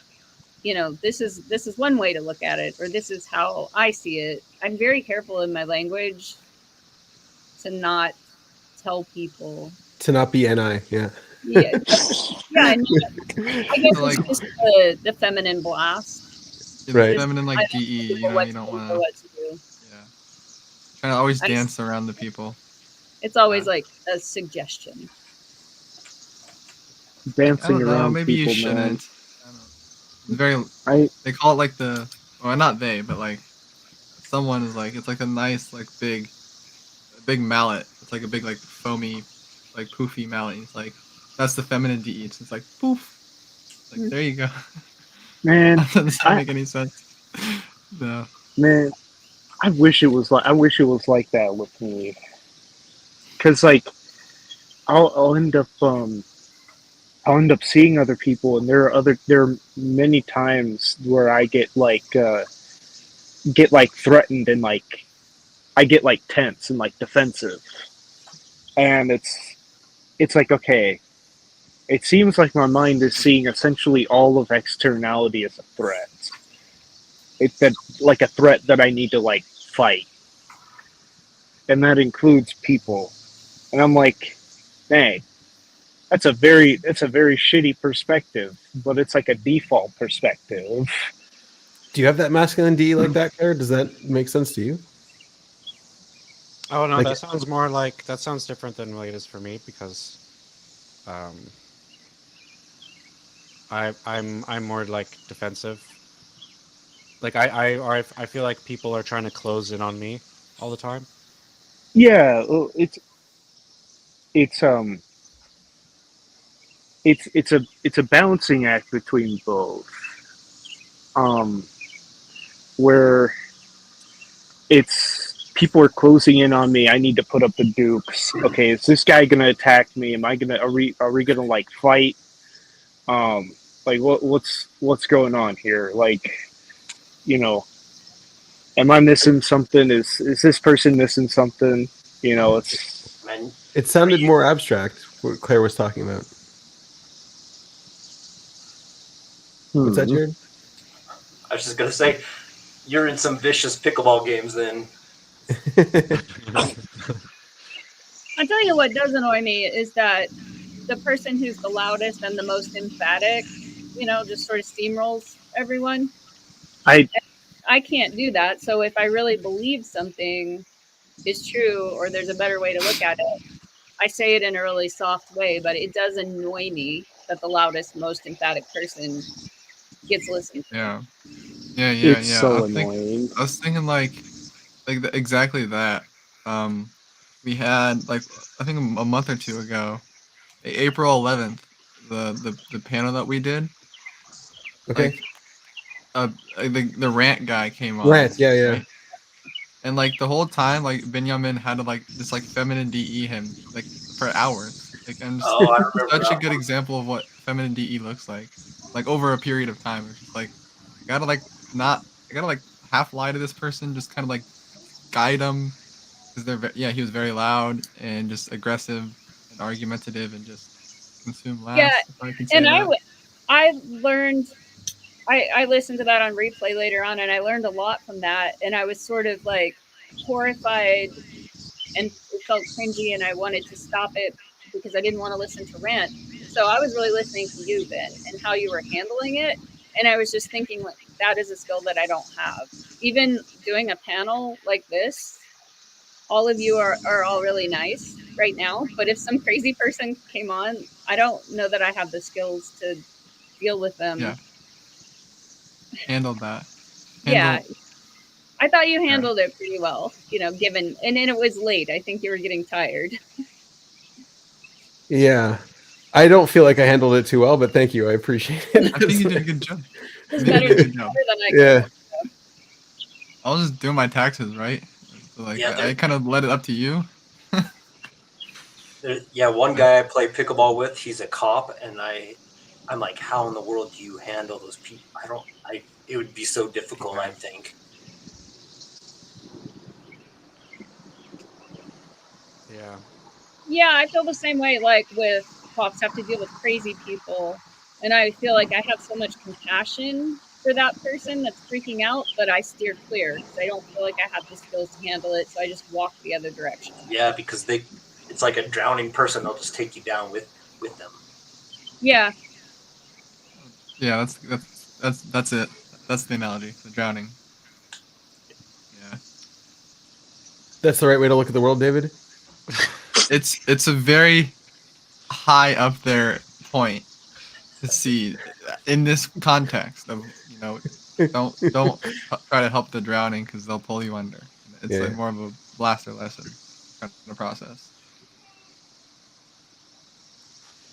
I want to deal with crazy people, and I want to be like a emergency responder, but like having to do the job of a like the police have to like contain this really aggressive situation a lot of the time.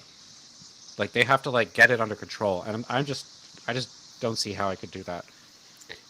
I mean, We they don't- they have a hierarchy. They have, they don't work alone, and they have procedure that they follow. Yeah, We got Sure, weapons too. yeah, Yeah, that too. and hopefully like sensitivity training around how to communicate with those people. Here in Eugene, we have something called Cahoots, and this model is actually being cloned and used in other cities. So when we see a crazy person, we don't call the police first; we call Cahoots because they will come and it's like yeah, they're made to deal with those situations because Yeah, if a cop that shows up, say someone that's schizophrenic, that person could get shot if they're right. yeah. So we just have these like mediators that Yeah. come. And like traditionally, a lot of aggressive people are attracted to becoming a cop, to like carry a gun and high sensation seeking, and they put them in that situation, and they're like, they pull a weapon, like you do what I say, and it can be Yeah, bad. there's a Oh, yeah. bullying aspect to it. Yeah, Yeah, right. Yeah. Yeah, I The think cops abuse their power. there's both kinds, and I mean the same thing in the military too. There are people that are like, oh, I want to see action, I want to pull a gun. That's why I'm signing up for this because Or like the militia. Even that. the militia. What militia? oh The pickleball militia. The Observer Militia. Yeah. we have a lot of militias in the United States.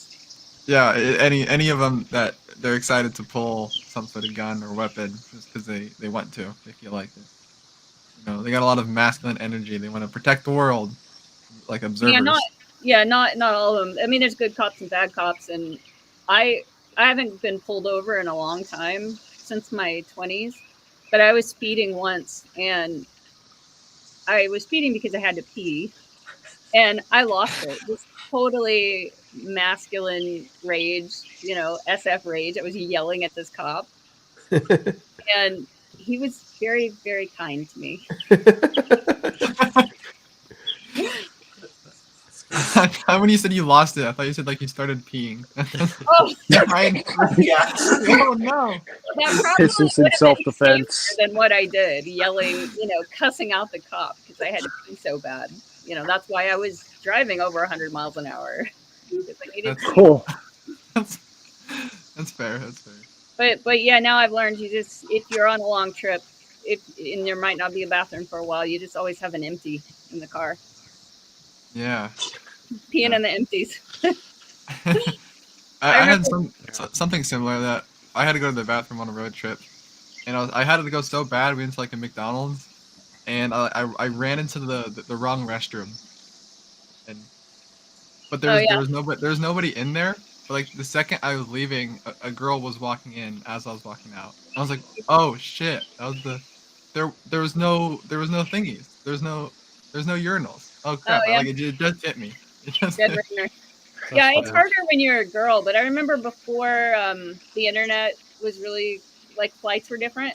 I had to go pick up a boyfriend, but his flight got rerouted, and I had to be there earlier, and it was up in Portland, which is 2 hours away. So he was going to be just waiting on the curb, but he didn't know that I knew that his flight was early because I was on top of it and checking it, and so I had to be there on time.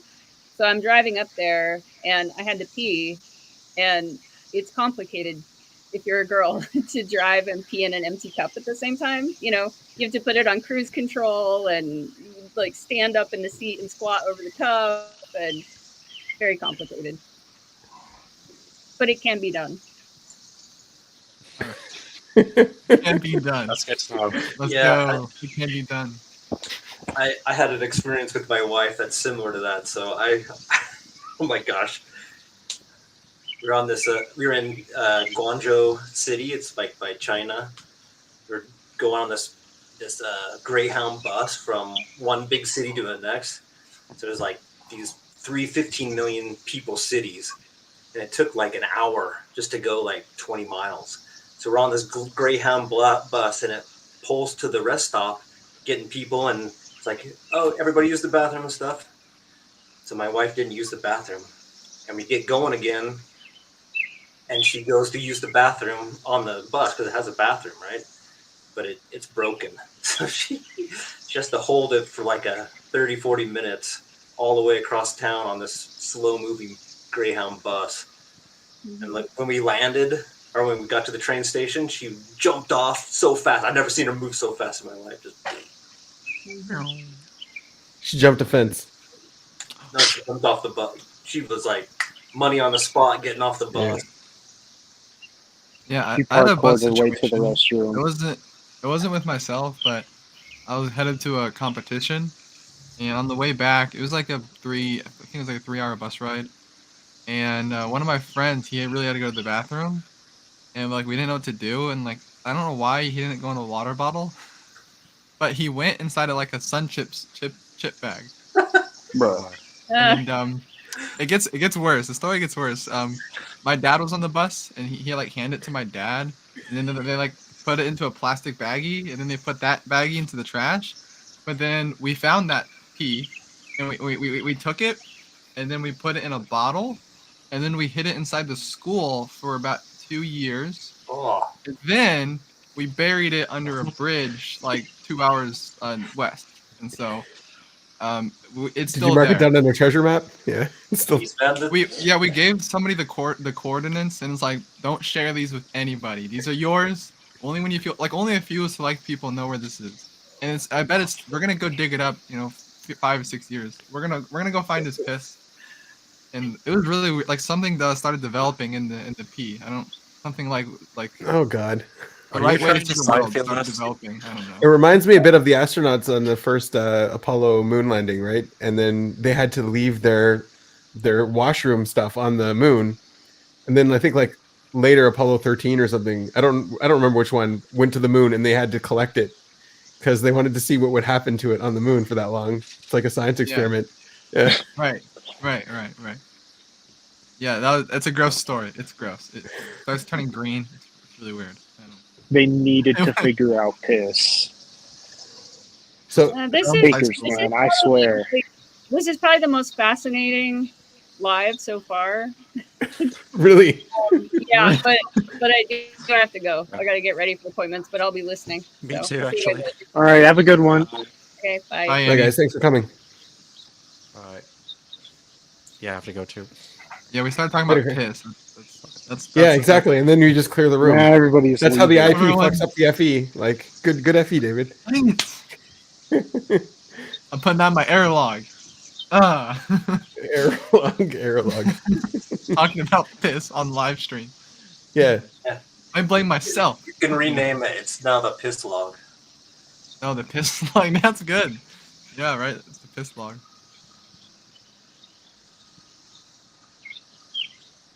I don't have a cup collection. I've never had a cup collection. Do you drink coffee? Yeah. But I break my cup and I get a new one. You have like a plain cup. Is that, Yeah. What kind of coffee do you get? Well, every time is different. Yeah. I look for the biggest cup in the store and then I just get that one. Sometimes it's like a bowl or sometimes it's like whatever. As long as the volume is high. Just has to work. There. Yeah. I don't have to kiss it. Yeah. Do you have like problems drinking coffee, or has coffee always been good to you? Yeah, Coffee does puts coffee me to make you sleep. poop? That's true, Nico. Yeah. Yeah, it's a diuretic, right? The diuretic. I thought that was the word, but I don't want to say it. Yeah, I had problems. I drank coffee like a lot, and then the past like a year and a half, I stopped drinking it. God, It hurts my stomach too badly. getting harassed like freaking. God, what's his name? King Kong and the Little Planes by just gnats. Had to take it Yeah. in. Yeah, they got really bad.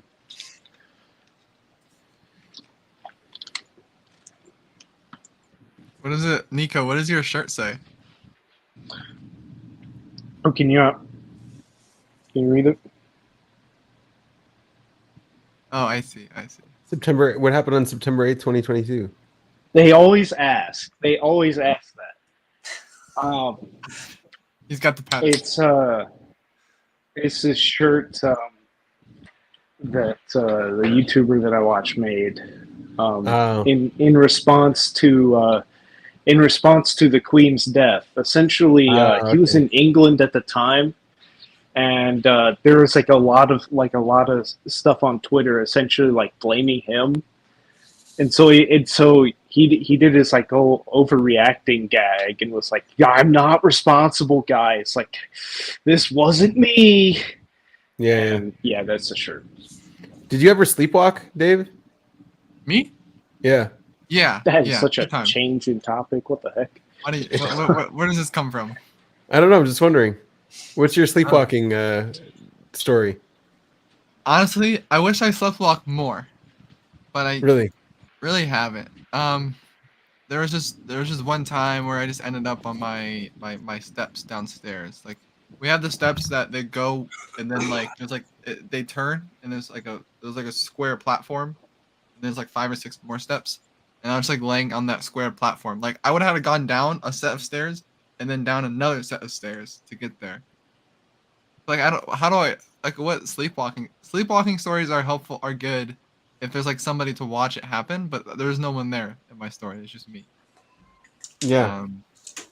There was another one. Oh, I forgot. I don't remember the details, but my friend just went into the closet and started like whispering stuff. But I forget what he said. I can tell you a sleep problem. Sure. Incident when I was a kid. I was like 14 or 15, and we were on a scout camp, and I was a younger boy, so I slept in the tent with the scoutmaster. And that's what they do with the younger boys. The leaders take them into their tent. Yeah, that's why the scout that's why the scouts are no more. Yeah, right. But anyway, so I was paired up with the scoutmaster, and the next morning at breakfast, the poor scoutmaster, his eyes were all bloodshot, and he was just sort of looking at me weird, like had a little smile on his face. I was like, "What's going on?" And he starts to tell the story. So in the night, I like went down, and I was like laying on his hip, using it as my pillow. And so he's like, "Okay." So he tried to move me over and tried to put me back on my pillow, and I like bolted up, beat the crap out of his hip, and then laid back down on it. So I assaulted my scoutmaster in the tent. So yeah. Pull that whole reverse card. That reminds me of one time I was camping. I was probably around that age, and I was by myself in a tent, and it was late at night, and I heard like this growling noise, like really low growling noise, and I got really scared. I got really panicked. I thought it was a bear, running around the campgrounds, which it was bears there, so it definitely could have been. And then I really had to go to the bathroom, but I kept hearing the bear noise. I kept hearing the growl, and so I just stood up, and I just pissed inside the tent, and I just slept next to the tent. Piss. No. And then, I don't. Nobody knew. Like, one guy's like, "It smells like piss in here," but like, other than that, I don't think anybody. Like, my dad knew because I told him, but the noise, the growling noise, just happened to be the guy snoring really loudly, like in the next tent. Yeah, it makes sense. Yeah. But like, it sounded so realistic, like some bear was gonna come kill me. I was like, oh shit, I gotta like piss in my own. My brother would sleepwalk with pee as well, and I remember one time camping, my dad was yelling because my brother peed on him. He was just standing above him peeing, and I just laughed my ass off. It was funny as hell. Yeah. So it's really funny, yeah. And the noise he made, like waking up to your son pissing on you. Yeah. Waking up to that. Oh gosh. Oh no. Yeah. All right, we've devolved. I was gonna say I think we need we that. Got back to piss. We need that crazy guy on again. Yeah, we need someone to like get into some deep argument with Benjamin. That seems to be what creates a live show, like a good show. Like, I don't have that ability. I don't have that strong of an opinion. Ben, Or, like- you're seeing the world wrong. You should kick trash cans, Yeah, we're gonna like lick joke mustard, about it. and eat Like, rocks. I feel like he's a lot more serious. Like someone that's actually taking it seriously. Yeah, we're just all kind of chill, honestly. Yeah. Yeah, they have to be stuck inside the matrix. I did make a claim last time about mathematical paradoxes. Have you ever thought about that? That like, You would. Yeah, I have. yeah, there's no paradoxes in math, only in language. Is what the claim I made. So I was looking into it a little bit. I can share something. I don't know if this is No big. paradoxes in language, but there are in math. No, the opposite. There's only paradoxes in language, not in math. So like I was looking at this one here. Like I was just looking randomly. Oh no. So I don't know. So here, like there's this equation here: 6x minus 18 equals 4x minus 12, right? So like right away when you write when you write something out like this is you're equating two things. What you're trying to do is you're trying to see like this is a line and that's a line. So you're trying to see where these lines meet. And so then like obviously these lines are parallel lines, so they're not going to meet. So whenever you try to solve this, it's going to be nonsense. I don't know. That was Yeah, A. yeah, It's like, yeah. Right. You Right. can't solve the.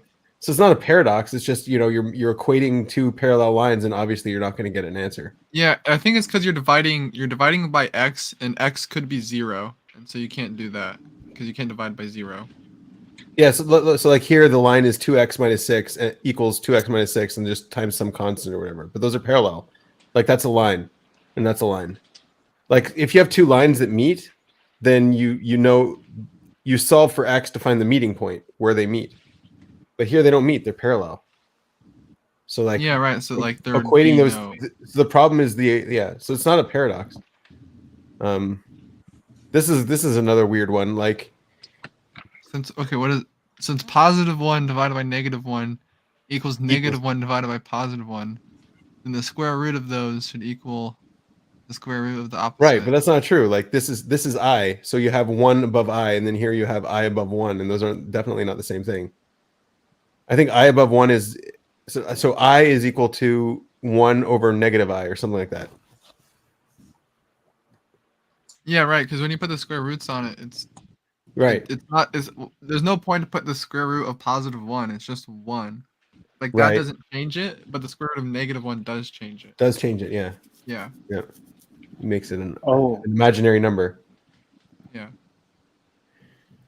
There's this guy that I saw of he had like this whole like theory that he created that essentially is like, yeah, all of your perspectives of math are wrong. Here, Yeah, you were here talking I'm about that going last to- time. Dave was here talking I'm about that going last time. Here I'm gonna prove Parents? 1 plus 1.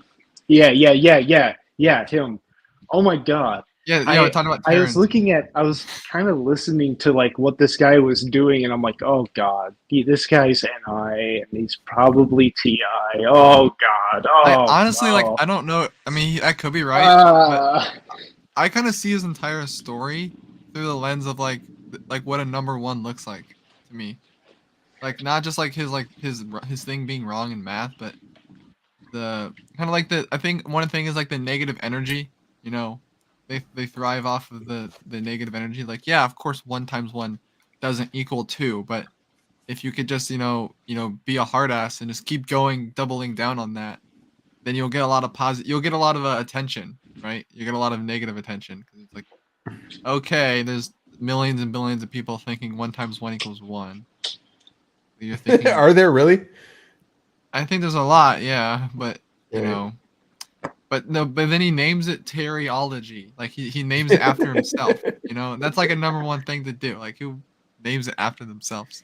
Well, I mean, if you No. were number 1, why would you want to name nonsense after yourself? That's kind of Because you don't think it's nonsense. Like it's literally he's literally like this is the right way to view the world. It's through Teriology. It's through this. I've developed drones for the Koreans, and by using this quantum math, it's much more advanced than you can think. You know, everyone else is wrong. It just his entire thing just feels like some sort of number one that's like using it like the lily pad thing that they talk about. It's that.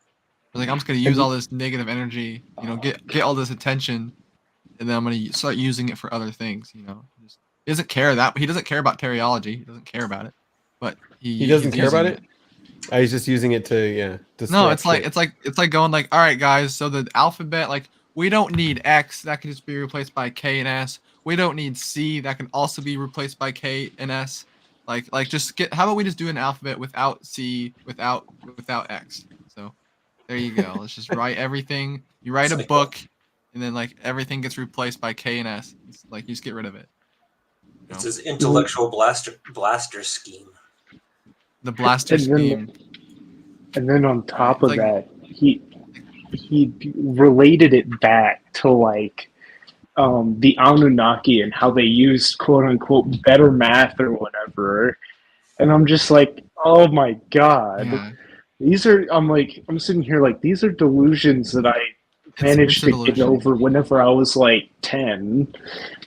Right, like you could like a third grader or a first grader could figure out this kind of math. I was more talking about the Anunnaki and like the whole Planet X thing, but like, yeah, that math. Oh my god, that's like a first grader. If a first grader could prove you wrong, then that's so messed up. You know, normally in order to like normally calling people out, I'm like, okay, he doesn't have a true understanding of math. You know, he's not. I'm like, but I look at this guy and he's like claiming to have this understanding, but I'm like, oh crap, everything is just wrong. It's all messed up. He gets you right where you want it. He wants you to be at that state of like, this guy's wrong. I gotta go like prove he's wrong now. Like screw that. Like that's where he wants you to be. He wants you to give him that attention. Sort of like the flat Earth people. Exactly. Like Flat Earth started off as a joke. And oh, did it? Yeah. Because like to recontextualize all of physics on a flat, and then same thing with like the birds thing. Like birds aren't real. Started off as a joke, and it's got traction. Yeah, that's same with the band Tool. You know those guys. They like one of their albums. I can't remember which one. They had like a whole bunch of like religious iconographic stuff, and they were like spinning it up to be a religion, and there's people going with it. Man. Oh, you got Terrence here? Okay. I was just looking at it a little bit. So, gosh. So it's time he devoted up to 17 hours a day. Cutting up like wires and plastic to form building block-like contraptions he believes will bring truth to the universe. Yeah. And, oh my god, he's speaking my language, but it's so messed up. You know Joe Rogan, right? He went on Joe Rogan podcast. Right. And I think he let Joe Rogan talk for like maybe 15 minutes. It was like 3 hours long. Like he didn't let Joe Rogan. People are like actually taking this seriously and they're writing articles about this. That dude looks like he like gave like I think it was like something with the Koreans. He like gave drones to the Koreans. Something about that. Bubbles don't have to be round. Bubbles don't have to be round. This guy surround yourself with whimsical objects. Junior. What's a whimsical object? Like a red cup.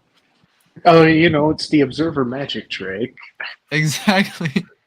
A broken water bottle. There you go. So, how can a thing have both four sides and a point on top, while also being round? The form of it implies that the physical world is arbitrary. Oh, easy. This guy should get into a debate with like tie-dye guy. All right. He looks like Cuba Gooding Jr., doesn't he?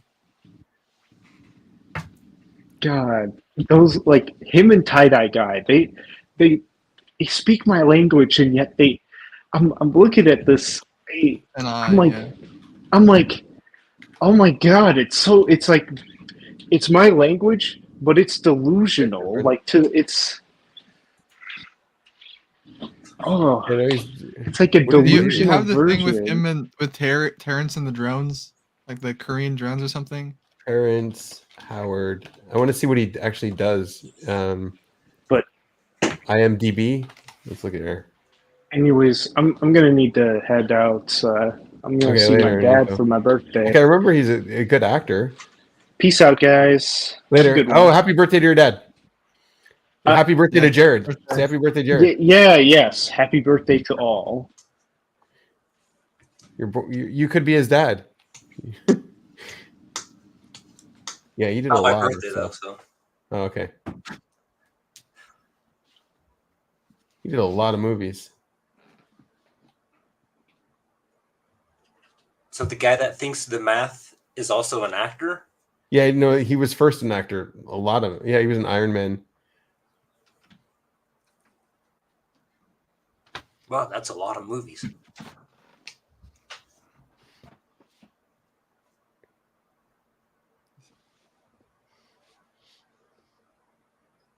Back Should in get like 1992. a clip of him talking. Just kind of get his vibe.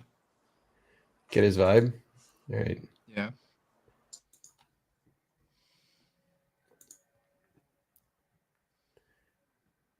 We'll get him talking about Is his fish teriology. in danger because you put a worm on a hook in the water and it's in a nice little hidden spot under a rock? It's not in any danger. It's only in danger if it wants that worm on that hook. If it wants the bait. Temptation is based upon bait. What do What's that we smirk want? he's got at the same time? And what are we willing to I sacrifice? don't know. I haven't seen this. I don't know what the context is here. Like, what's going on? He's He's got like, a all right, smirk. let's record the video where you talk about fish and bait. All right, you got a stick in your hand. He's talking about incentives, yeah. Because good things can tempt you, and bad things too. Bad things I thought he was have a giving negative dating advice. consequence. He's trying to be a guru. Of succumbing to the I know. It's like, temptation. yeah, give your NI, please. Go. Good things and then have just, a positive result. I don't know where he's going with this. I'm listening though. No, get him talking to like somebody. He's like talking to himself. It's kind of weird. Interesting. Is it interesting? Let's go to the cave. Let's go to the cave. The I cave want to of see what demon part of energy. me lies in that cave. Oh God! All right. Oh! I know. You have IMDb. Get rid of that. This is all his actor stuff. Oh right. Yeah. It's not the real parents. The first thing there's him on the Joe Rogan. Look He's at that. legitimately insane. Yeah, that's someone just proving him wrong. At It's least Professor 100 of Dave. you asked for it. Yeah, that Okay. guy's got a lot of subscribers, by the way. Professor Dave. Professor Dave. Yeah, watch him on the Rogan podcast. He got a lot Full of address popularity. and Like, Q&A at the that's why Oxford Union. that's why everything is like 2 days ago, because he was Don't even know recently on who the you Joe are. Rogan thing. Your family doesn't know who you are. So it's important, no matter what you do, no matter what challenges you go through, you remember who you are. You may think you've been here for 20 years on this planet, but we know that energy, it is forever. It doesn't die. It continually recycles itself. So you know that you've been a Cycles, trilobite 350 million years ago, or some part of it. Some parts of you were part of a pterodactyl. So Every one of us have been a part of Yes, everything in this I always universe. wanted to be So if part we of a tap into pterodactyl. those things in ourselves and remember those things in ourselves, we have that power. Now, my vocation has been an actor, and I've loved that. I've been able to take care of my family as an actor. Like, how is he at But that's Oxford never with been my this? passion. This guy thinks 1 + 1 = 2. I was an actor because no, it's funny. It's like There's- you could say so much but not actually say anything, like not have anything to say. Like you could talk so much and it could sound so whatever. Yeah. I want the go-go It was like gadget Jesus. pterodactyl button though. That sounds cool. No, He goes on for 50 minutes. You're a blaster. What is this? I know. Versus It's like this is consistent. like what Blast feels like. I think it is. I just see Right. number one. I see Thank you number for that one above question. all. That's Yeah, what he that's feels good like to to see. me. That's Oh his no, story. these are Q&As. So speech was only The couple of things that you short. Investigations, Oh yeah, all of full these address things and matter. Q&A. all of these things. There's time. It's time for that to be changed now. We have changed all of our buildings to be It's a waste aerodynamic. story. Our airplanes are no longer based on a two-dimensional Euclidean way of life, but our math is still based on a two-dimensional way. And I think in order for us to reach the future, we have to examine that. Do you guys know about loops in math? Do you believe in loops? Do you know the square root of 2? Believe. I don't need to Do you believe. think that's a loop? Why am I Do you believing? believe that the square root of 2 is the square root of 2? Yes or no? Hands up, no? I believe in calculators. Hello? Give me your Oh. calculators. I want y'all to take out your phone for a minute then. We're gonna do Oh, one here's the thing. calculators. Everybody got a phone? Put it on the calculator and turn it to the side so you can get all the long numbers out of it. Trying to do it. Now I want you to put in 2 and square root it. 2, hit the square root. You'll get 1.414213562373095 ... You square right? that, you get 2. Now I want you guys to do me a favor. He's got the sensory. Cube it. It'll see right over there. It'll be x to the 3. Can y'all do it? Have you cubed it? It'll see 2.8284271 2174 6190. Oh no, he's about. If Now he's that makes sense. I want you guys to do me a favor. Divide it by 2. Get that number? Cube it again. Divide it by 2. Cube it again. And I want you to do that until the end of your lives. And that number will still come up with 2.8284271 2174 6190. Any other number that you above 2 that you put in and you cube and you square and divide by 2, by the 6th operation, it has moved into an exponential number that you can't even imagine. Any number below 2 that you do that same. Yeah. What's So the point of this? Just because the calculator has limitations on the computing processing, he thinks it's wrong. Is that what? No.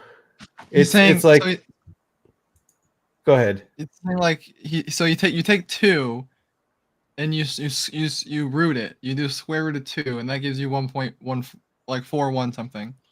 And then he's saying that you cube that, right? So then now you're doing 2 to the power of 3 halves. And then he's saying you divide that by 2. And then you cube that, and then that gives you the same thing. Yeah, over and over again. It's recursive. Yeah. Yeah, because divided by 2 and then cube it. Then you're divided by 2. Dividing it by 2, it would be 2 to the 3 halves minus 2 to the 1, which gives you 2 to the 1 half. So it's like that's just basic math. I don't. Yeah. What's the point of it? What's like the? It's a magic trick. It's the observer magic trick. Yeah, I think that's exactly right. He's like, it's freaking me out. Oh, now, it's like I've shown you the magic trick. Now I can push my worldview. Right. I get what you mean. Like maybe like the things like, all right, choose a number 1 through 10, and it's like, okay, add 6, divide by 2, add 5, and then subtract your original number. Yeah. And then you have 8. Number. You get 8. I think I just made that up on the spot, but I think it's 8. Don't check him. That is really what he's doing, right? Yeah. That's It's the magic trick. It's like because of this, now I can give you my blaster trap. Yeah, whatever. Yeah, that's the blaster trap. Right. It's like I love what you said. Like he has a masculine sensory. He's like 1.41 blah blah blah blah blah. Like he's just like, all right, yeah, that's just add. Yeah, right. You got it. You did. You got it You down. got the sensory. Yeah. What does that prove? Observer magic trick. I love how he smiles at himself when he's able to remember that. It's like he like his ego is just smiling. What is that? Is his career like fading? Like, is he doing this for? I don't know. Or I don't think so. You need to go watch the Joe Rogan podcast. That's the most recent thing that caused all this drama. It's because like I feel like he didn't let Joe Rogan talk at all. The classic consume last. Just right. Yeah, sometimes with someone that's so loaded, if you just let them talk, it's better. Like that's how my brother is. Like you can't get a word in. You can't get a word in, yeah. So you just tell me, preach to me. Right. Right. Just preach. Why is that? It's always like preaching. That's what it's not like preaching. Like that's exactly what like blasting to an intense degree feels like. Like I'm preaching something. Like, And I'm never especially when preaching. it's like coupled to a worldview. It's like same with like my parents, like their worldview. Like you cannot like if you say anything out there, it's just immediately like nope. Yeah, I think it also it gets worse the older you get. You know, Yeah, it can, yeah. because I mean, it starts stacking up years and years of unconscious like. Yeah, I was watching like a TikTok meme last night about this, where it's like, you know, your parents are like yelling at you for your manners, and then they say some like really like offensive stuff, like, yeah, so black people or like the Asians or like, but then they're like, hey, Timmy, like get your elbows off the Hypocrite. table, Yeah, come yeah, on, yeah. you know. So it's just like, and like I read one of the comments, and it's just like, it's always so unspoken, and it's like just on their mind. Those are like, it's just like it's just on their mind, like it just happens to be. I don't know. You get it if you get it, but like I feel like that's the thing with the Terrence. It's just like it's on his mind. It's like this math system is wrong. I don't know what it is, but you know, I'm gonna do something about this. You know, I'm gonna do something. So physics doesn't exist. It's all fun. Like, didn't Rant say the same thing? He's just like, yeah, all of physics is wrong, and like the gods made it up to fool you. What? Yeah, but I remember I caught him. I was like, yeah, it's just this. Oh, he was talking about something else, the Talmud, but it's like, yeah, it's just so much to read. It's like, yeah, he's like, I read it's the whole easier thing. to dismiss it. Yeah, it's easier to dismiss it than to actually have to go read it. He's like, yeah, I'm not gonna lie. Yeah, that's exactly what it is. Not gonna I lie, just like don't I want didn't read to. it. I just don't want to consume it. I didn't read a damn page of it. I just saw like some quote from it online. I built my worldview off of that. No, because he doesn't want to consume it. He finds like some way to dismiss it. Yeah. How did he dismiss it? He just said he said he read it though. That's the thing. Yeah. No, he didn't. Like the first thing he said he read it, and then he admitted to not reading it later. Right. Yeah. Yeah, that. I mean, you got the ST. You proved him wrong. You're like, here it is. Like here's the context of what they're saying inside the book. Right. And like they were saying something completely wrong. I forget what the point was, but the point was like, you know, he said he thought like he took one thing out of context, basically. You know? Yeah, but I mean, like that's the whole thing that I keep talking about. This is like my NI on this. Like, I feel like I keep talking about this, but it's like everyone wants to stop processing things. They want to resolve things, so they can stop processing it, and so like and dismiss it basically. So like if there's a shortcut to getting rid of information, they'll take it. Yeah. You got me thinking, not processing that too. Right. In my free time, you got me processing. Nice. So any conclusions on that? Why you? I don't know. Dismiss. I would have to like really like. I really like. You got me thinking of it in like a consume spiral. So I don't know how to access that and explain it. All right. No worries. Like I mean, I can take a few stabs at it of what I can. A few ways I can interpret it, or like one way I was interpreting it was like at least with my functions, like as soon as I label something, I'm not like dismissing it. It's more like I get to label it. I get to like build off of that label, and then I can change the label or whatever later. But like the DSM-5 stuff, right? Like you can just label someone with something from DSM-5, and there you go. You've dismissed whatever's going on. You found a category for it. I know. I was processing this with so I have an INFJ friend. He's NITI. It's Pranav, and I was noticing like with typing, where if we were typing somebody like and we notice like okay we see FI in this person, and I say like oh there's FI. I see in my mind like I see FI, and then it like explodes into everything like FI can be and it connects to, and like I'm going deeper into it. When I saw him say it, it's like oh that's FI, and then he like moves it out of his box. That's when and I don't think I'm doing that. I think it's like I'm seeing FI and then like it explodes into everything FI means in that instant. So it's very unclear, but like I don't think I'm like dismiss it. Like it gets less resolved when I label something. So I'm like, oh, what does that connect to? What does that mean? You know, what does it mean to dismiss something? Like I see NIs, like it makes sense like with typing. It's like Yeah, like people always like, I'm not my type. I'm more than my type. I'm more than my type. So it's like, oh, that's like the NIs. Like they see they're It's also dismissing like the people by unknown. It's like once you're able to categorize the unknown as something or label the unknown, then then it feels like it's known. Like you've explained Yeah. it. Now that I've explained it, I understand it. Okay, Sort of sure. Here, okay, there's a good example for that where with Rant, because we're talking about him. He was here once, yeah. He was here once, but he made it. He just Made an dropped like impression. I'm a Yeah. decider. It's hard to process Right, people. right. So I'm always connecting him to stuff. So he was an example of like kind of like why I have found some value, and it's cringy, but why I found some value in ops is because of like if Rant would have like walked up to me on the street and like started talking to me, or even like in that scenario, I would have been like 10 times more like confused and decider scared and like not understanding stuff. But like since I have it and I can understand, oh, this is like NI, this is like number one, or Right. double like what consume last or whatever. Like, oh, okay, it is more resolved. It's more It's more resolved. dismissed, but it's like now all like it just gets me wondering about like other things. Like, okay, so I labeled this as this. Now I'm going to go see 10 more examples of this in my life, or 20 or 30 more. Like Terrence is like, okay, there's I've already predicted Terrence, so I get less and less and less surprised. Like I feel like you're talking about NE, like that's like the NE is just like trying to get less and less surprised by stuff, where the NIs are like getting surprised in a way. But like I don't know. It does feel like Yeah, no, especially the with, surprise. yeah. The NE. So theoretically, this is based on my NI theory, right? So it could be off, but it would be looking to try to surprise itself in order to minimize surprise.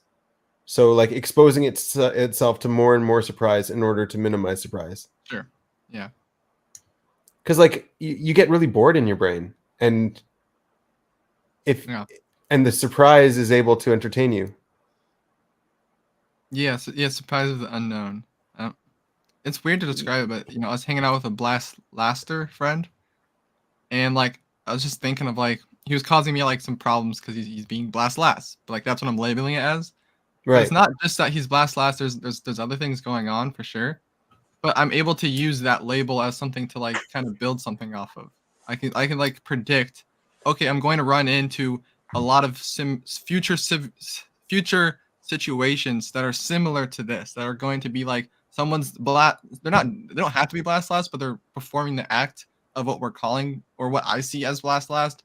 So I'm like just trying to like help my mind be able to You're finding a label for him, even if it's not like even if that's not what's going on. If you have some kind of explanation, but like the thing is, like that part of my thinking is like if this is our entire night, like I'm labeling him for Blast Last, like of like this part, like this is like maybe he's being Blast Last the whole time, but I only think about it for like this much. It's like this much and these possibilities, blah blah blah, and then I'm on to other stuff.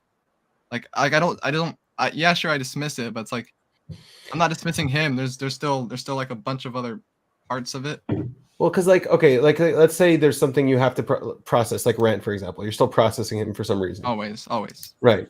So like, are you okay processing him forever, or are you going to try to find some kind of resolution, some way to dismiss him, like some, you know what I mean? I start processing him again if I see something that's similar to him, like Right. like Terrence. They're close enough. Where I'm like, oh, this reminds me of Rant, and then it kind of bubbles up my processing. Where like, what did I learn from dealing with Rant, or how did I learn from you with dealing with Rant?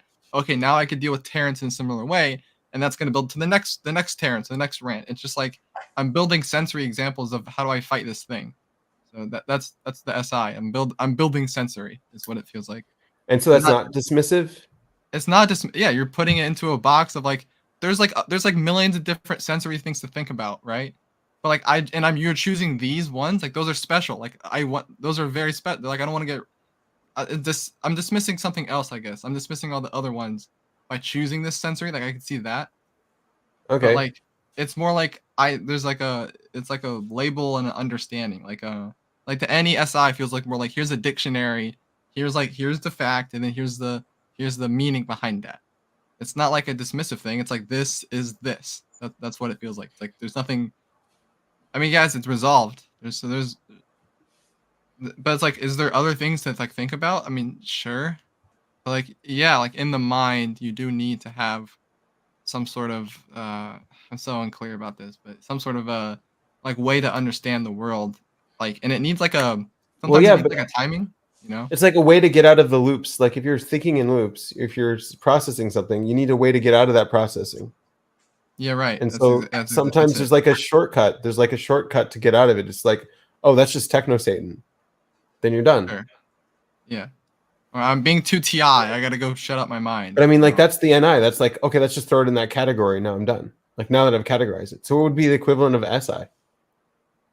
The SI is like, I don't know, like you'd run into that scenario a lot, and so you just keep using that label as a way to kind of jump to the next thing. It's like, oh, like you'll see the loop like once, like it will only loop like once or twice instead of like 10 times before you catch yourself. But like the thing is, like you're stuck in that loop, 10, 20, 30 times, and it's like, oh, I had this label, I'm just like doing too much TI, so it's like you'll still find yourself in that loop, and it's like you just like unconsciously wander into it. Like, what do I do about it? I don't like, am I dismissing the loop? It's like, yeah, I don't, it's like useless. It's okay to get rid of, useless information. It's a loop. It's not helpful. Does that make sense to you, Jared? Are you able to decipher that? Nope. No, Yeah, too abstract. You guys It doesn't lost make me sense a to me. lot there. Yeah. That's all right. Yeah, I'm trying to like decipher what do you mean by dismissing. So, what is being dismissed? The complexity is being dismissed. Like, okay, like let's say there's thunder going on outside, right? And you're like, oh, like, why is there thunder there? What's going on with that? Like, how did that come about? And then you're just like, oh, Thor. There you go. You've come up with like a label or like a category or some explanation for it, and now you don't have to think about it anymore. Yeah, didn't they do like psychological tests on people, and they found that like in debates or with facts, they like the thing you glom on or believe, you've listened to those facts more, and if someone brings a counter fact, your brain like deletes it and you just move on. Yeah. Well, yeah, because like if it's like a structural worldview that's being challenged and shown to be wrong, that's a lot of new processing you're gonna have to do. And then Because I've like your noticed whole world shattered. Yeah, Rome wasn't built in a day. Like we were talking about parents and older people, I think your identity is sort of tied into that as well. So that there's another layer of difficulty to like excise. If you like quit a religion or something, to excise that identity and that whole belief, that's like, it's too much. So you just narrowly focus and get rid of all that other stuff and you're okay. Right. Anything contradicts it, we need to get rid of it because otherwise it will require way too much processing. Yeah. Like my belief isn't broken enough for me to do this processing. Yeah, and a lot of times it, like you're saying, like thunder, like in the ancient days, maybe it doesn't matter if you believe that thunder is caused by Thor, but like in the modern days, like if you have a weird belief, like I don't know. For most people, honestly, it doesn't matter. Like most people don't need to know what thunder really is. They can just believe it's Thor and it doesn't do anything. Yeah, I'm just trying to say, like in real reality, you don't change unless reality is hitting you on the head, and right? Making you change through like a real situation or like emotional situation or some other type of situation. It has to force your hand to change, otherwise you don't do it. Mm-hmm. So yeah, your worldview gets tested, and that's why like we make fun of the townsfolk people, because there's nothing challenging their worldview, so they could stay in their subjective. Then that's like the updating. That's the consume update, right? So like that's why you would go out and try to surprise yourself in order to see where you need to update. Like that's what the consume's doing. The consume is looking for surprise. Yeah, consume's like looking. I think consume's like looking at the self, and seeing how the self deals with chaos, kind of from an outside point of view. Yeah, like randomness.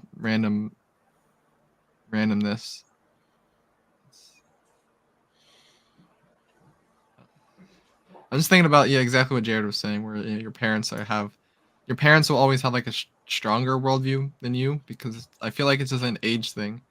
It's like a time thing. The timing of how longer they have had to kind of think about what they want to think about. And out of all the things to think about, they've chosen a select few, and it just it gets in what you kind of tied it to identity, which made sense. I don't know why that made sense, but And yeah, also being older, I think you've gone through different things in your life and different experiences, and it sort of reinforces, oh, I've had a similar experience, or this happened, and this was the reason. It might not be true, but in your brain it's true, and then you just coast on and keep on going. Oh, this is the rules I've set up for myself. This is how it should be. This is what's going on. And then if it gets challenged, it's like almost impossible to get out of there. Yeah, but then there's like also the ones that feel like, okay, so say you've got a wrong worldview. Great. Why do you have to try to convince everyone else? Like, why is Terrence going around trying to tell everybody else to follow this worldview? Like, what is that? Like, can't you just have your own broken worldview and not force other people to consider it? That's his flex. That's why I see this as his flex. Might be flex, or it might be right. So are you just saying that's just his flex, and now we can move on and dismiss it because we know the answer, or is like why aren't we talking? You know what I mean? Why aren't we talking about the?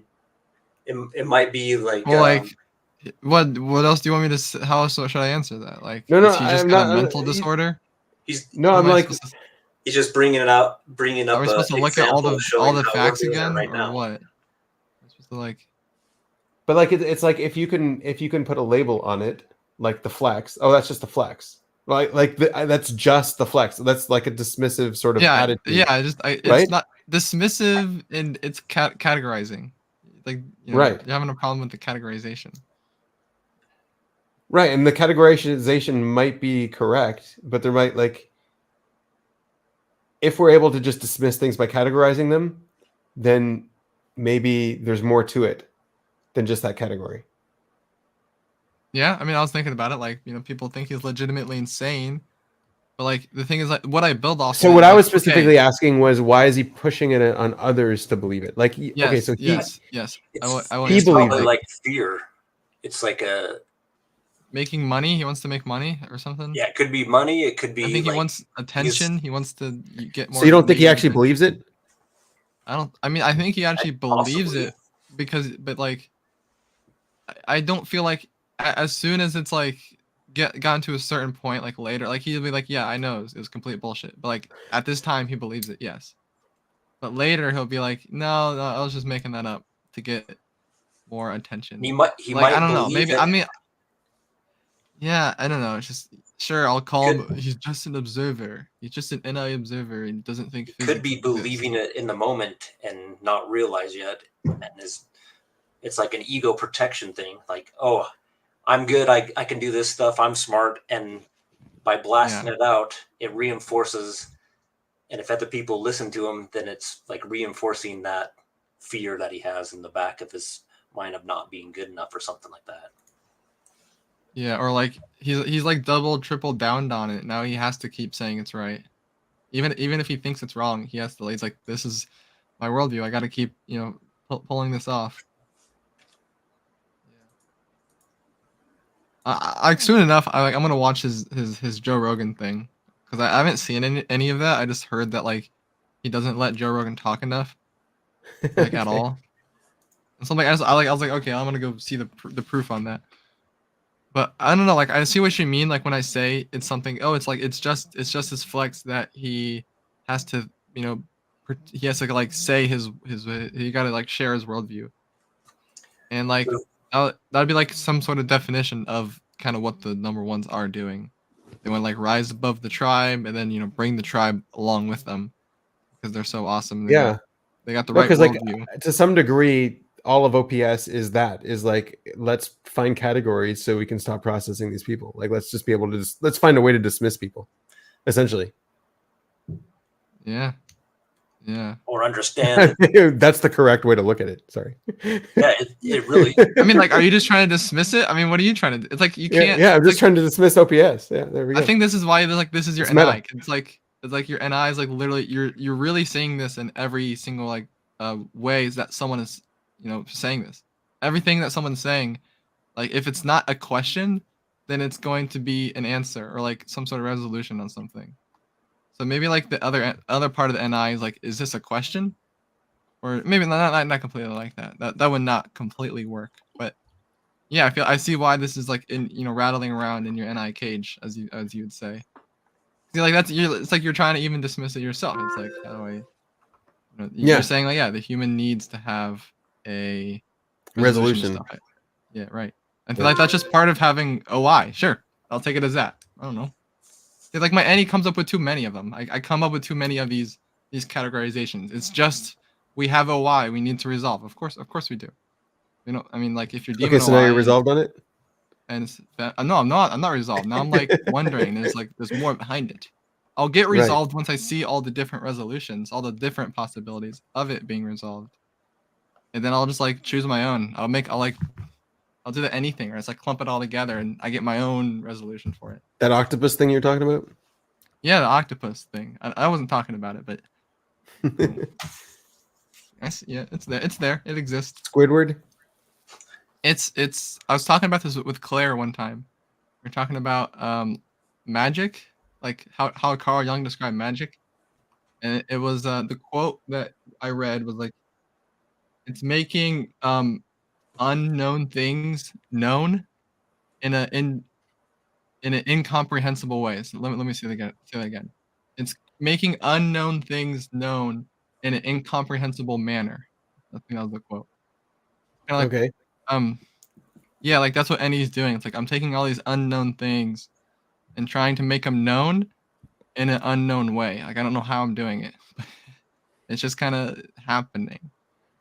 Yeah, that's OE. It's just happening, That's exactly OE. Random chaos, and just happens. I write my book. The book controls itself. The characters tell me what to write. It just kind of happens. Yeah. No, but like you definitely see people grasping for resolution quickly on certain things because they don't have the time to process, or the time or the patience. Yeah, the time. To process it all the way through. It's a timing thing with certain like whatever reason, whatever reason, it's easier for us to find an explanation and move on, or better for us, or something.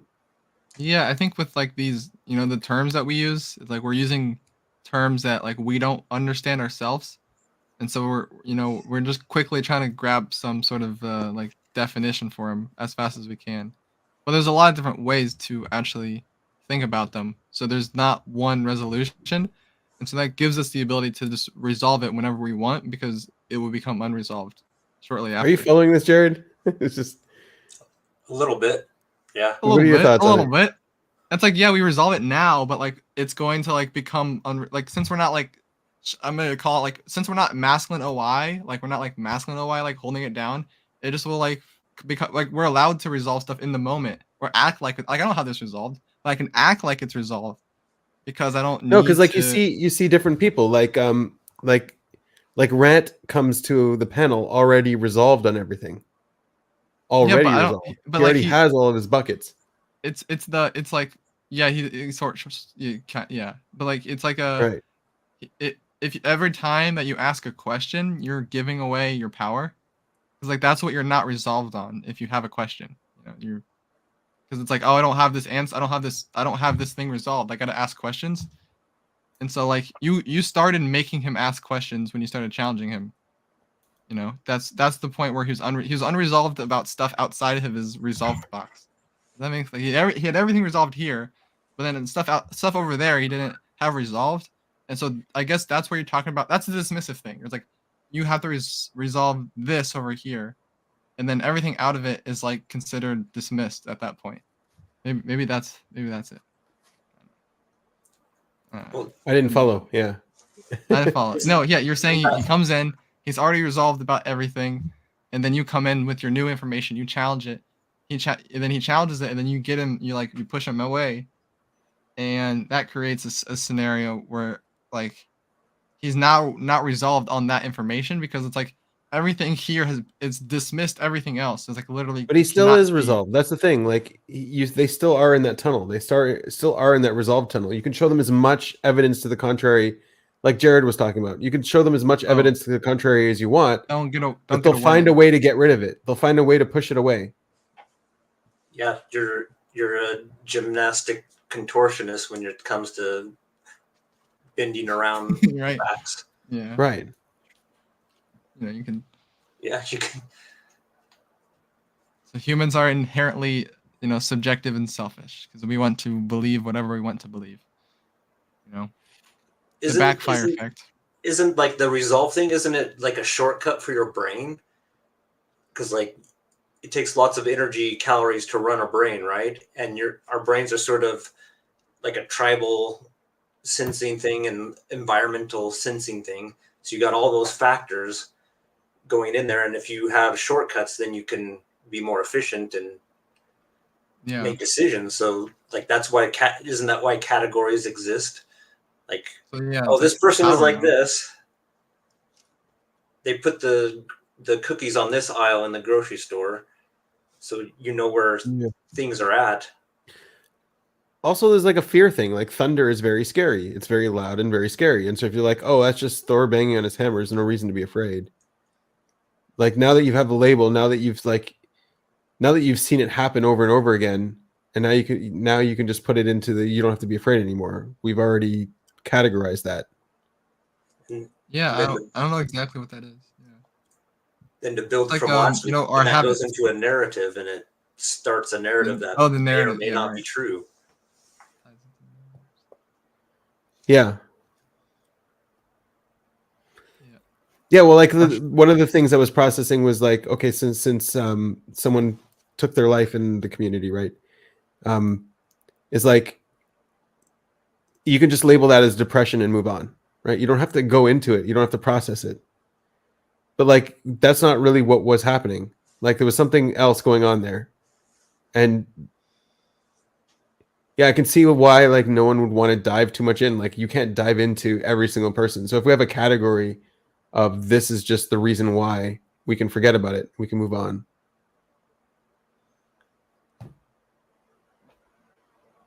Yeah. I mean, you have to move on. And then the thing you were talking about earlier about like categories and saying which function or whatever, like David was saying that it was the flex that was doing it.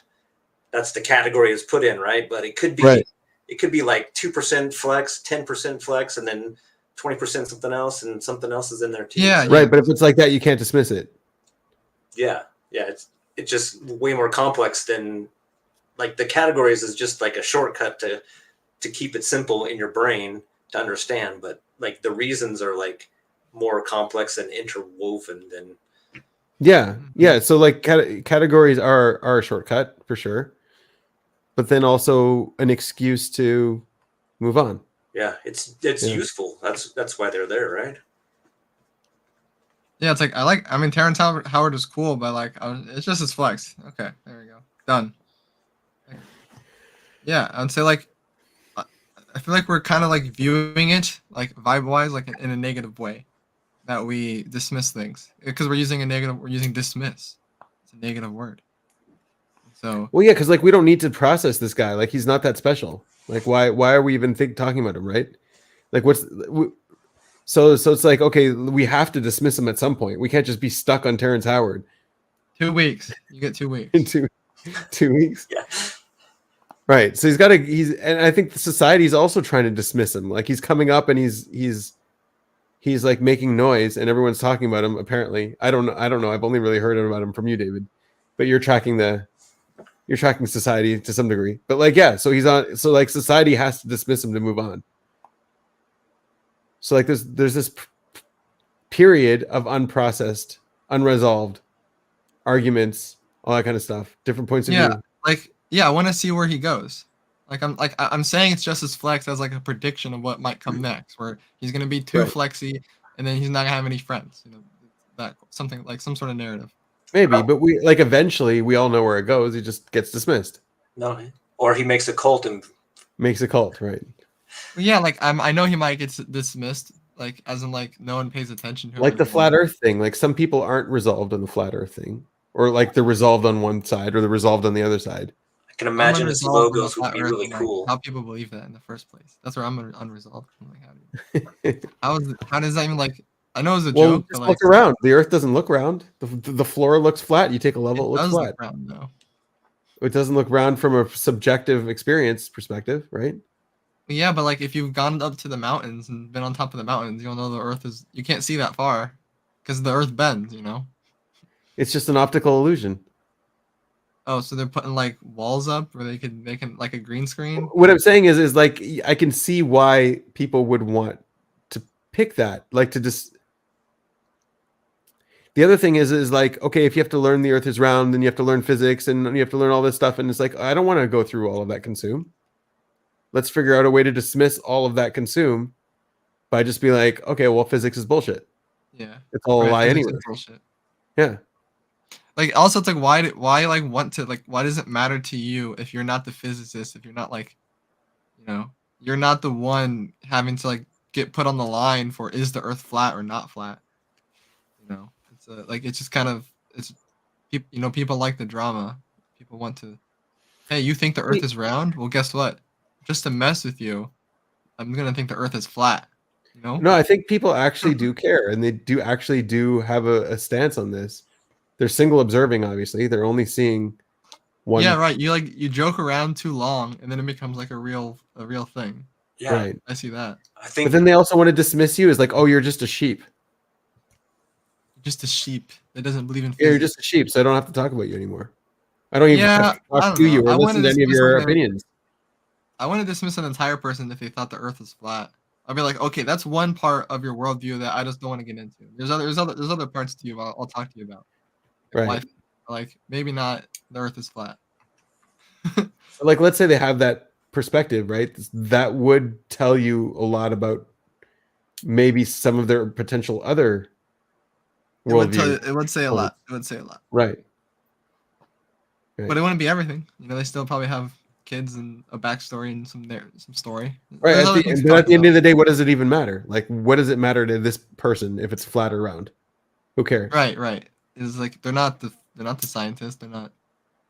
Yeah, and they're not like they're not going to get Not inflamed. us. Great.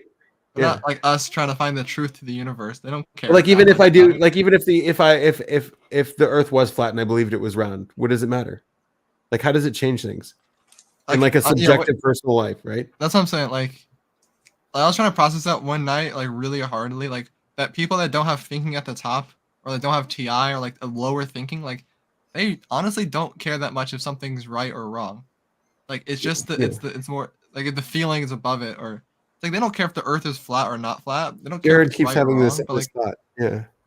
and it's different. It's Well, weird. I think that's when you have like a dynamic leader take a situation. Like if you have, okay, you have someone that's making claims.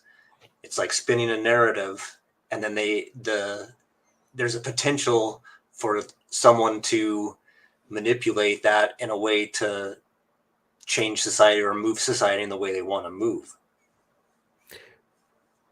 Yeah, so like the call to action part is what you're talking about. It's like, okay, we have this information. Now let's do a call to action. Because of this information, we therefore have to eat bugs and block the sun. Like, I mean, you believe the Earth is round, right? Me? You're Benjamin. Do you believe the Earth is round or flat? you're the only crazy one, David. You're the only one who believes that weirdness. What's wrong with you? You're sheeple. You That just what? believe what they tell you. You believe in the Hollywood production of the moon landing. Come on, I thought you were smarter than that, David. Can you hear that? Yeah, you just want to Sound like- dismiss it and move on. You don't want to talk about it anymore. I'm so That's confused. why you say it's round. I don't think it's Yeah, there round. you go. The dodecahedron. Oh, Yeah, sorry. it's I'm not round. Whoa, what is that? The Is that the dodecahedral Earth? world. Yeah. We're a dodecahedron. How do you just always have something that's Like, relevant? where was that Like, sitting? within It arm's was reach. there the whole time. Like he didn't get up or anything. It's just there. That's right. It's my travel. That's where We I got a Hey, flat travel. earther. Oh, Matt. No, we got something. Yeah, that's a bad. flat earther in my mind. There you go. Okay. Yeah. Yeah. What is that? Oh, it's sitting. It was up there. Okay. I didn't look when you grabbed it. It's on Where? my shelf. Okay. Well, we got a troll that's going to show up every so often now.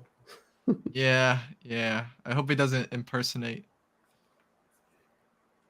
Yeah. No, don't. I would not think. Claire, hello? Are you here? Wave Can you if hold you're up 2 here. fingers, Claire?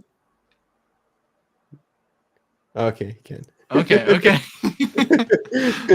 How to make sure. And I timed it once you said troll, then I clicked. There you go. Okay. Like, well, yeah, I know. Like, why that was the worst time for you to come on.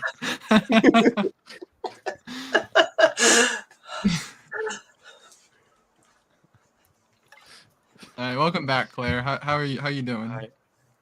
I'm good.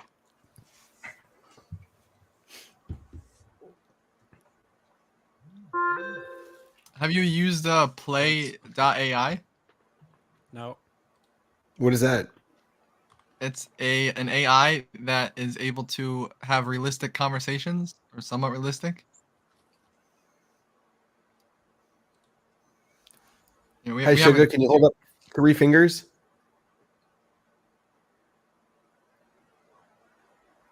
All right. Can you hold up 3 fingers? Yeah, Annie's used play.ai. It's her new best friend. No, you can't. Oh, can we see that they're authenticated by YouTube by clicking on their? Yeah, it doesn't matter. They can authenticate themselves. It's not a big deal. Okay, that's right.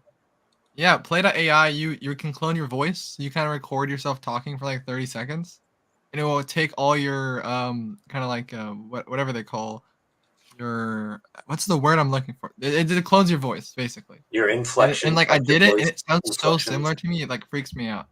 So we should do like a little test run on the stream. Vinyamin, do you want to step up?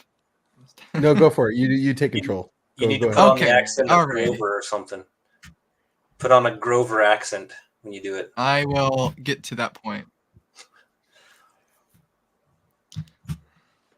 1 second. Let me share my screen.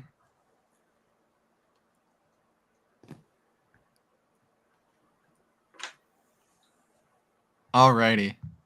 So I'm gonna mute myself as I starting, talk. It's just starting. It's gonna get pretty wild.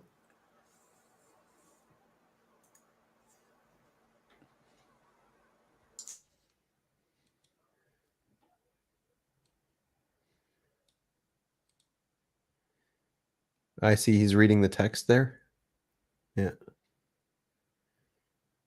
He muted himself and he's reading the text to get a baseline.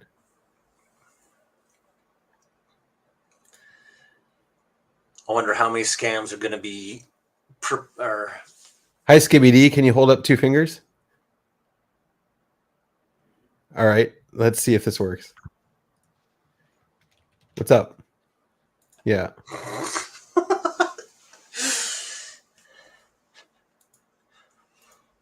Hello? Yep. There you are. I don't think the AI can hear me. Oh.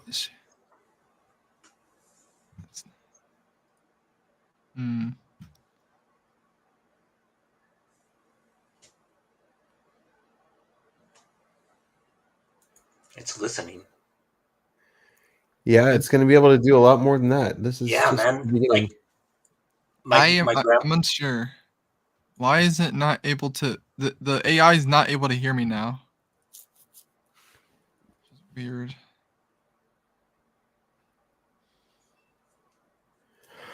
Is it because I'm on the stream and my mic's on the stream? Yeah, Maybe. I bet so.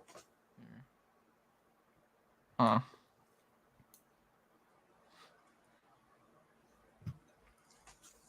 Oh, this is awkward. What did you want to say about this though? That it's like it's getting realistic? I just wanted to let you like we can have a small conversation with it, but it's not able like to hear it me. talks back to you too? Yeah, it talks your back voice? to you. Yeah. Yeah. I wanna try to redo it. I wanna share my screen in a different way. Where's I your wanna share the laptop? Plugged in, charged? I could do my laptop. It is all locked in charge. You have a thing at the All bottom right. there. Let's see. Nope, it doesn't. It still doesn't hear me. That's great. No. All right.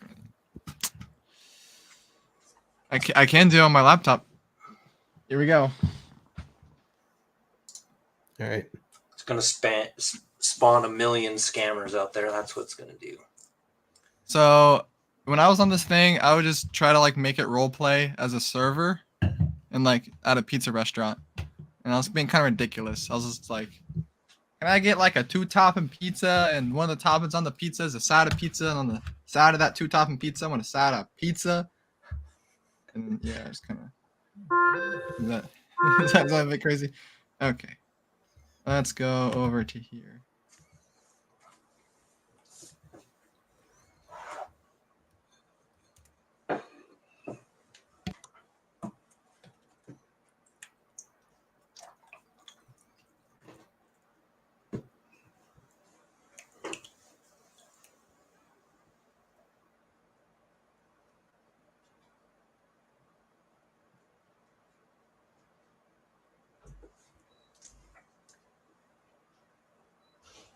All right, I have to record the thing now.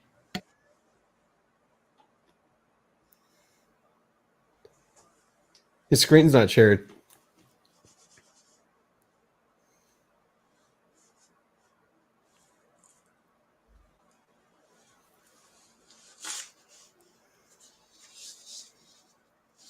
Do you mess around with AI, Claire?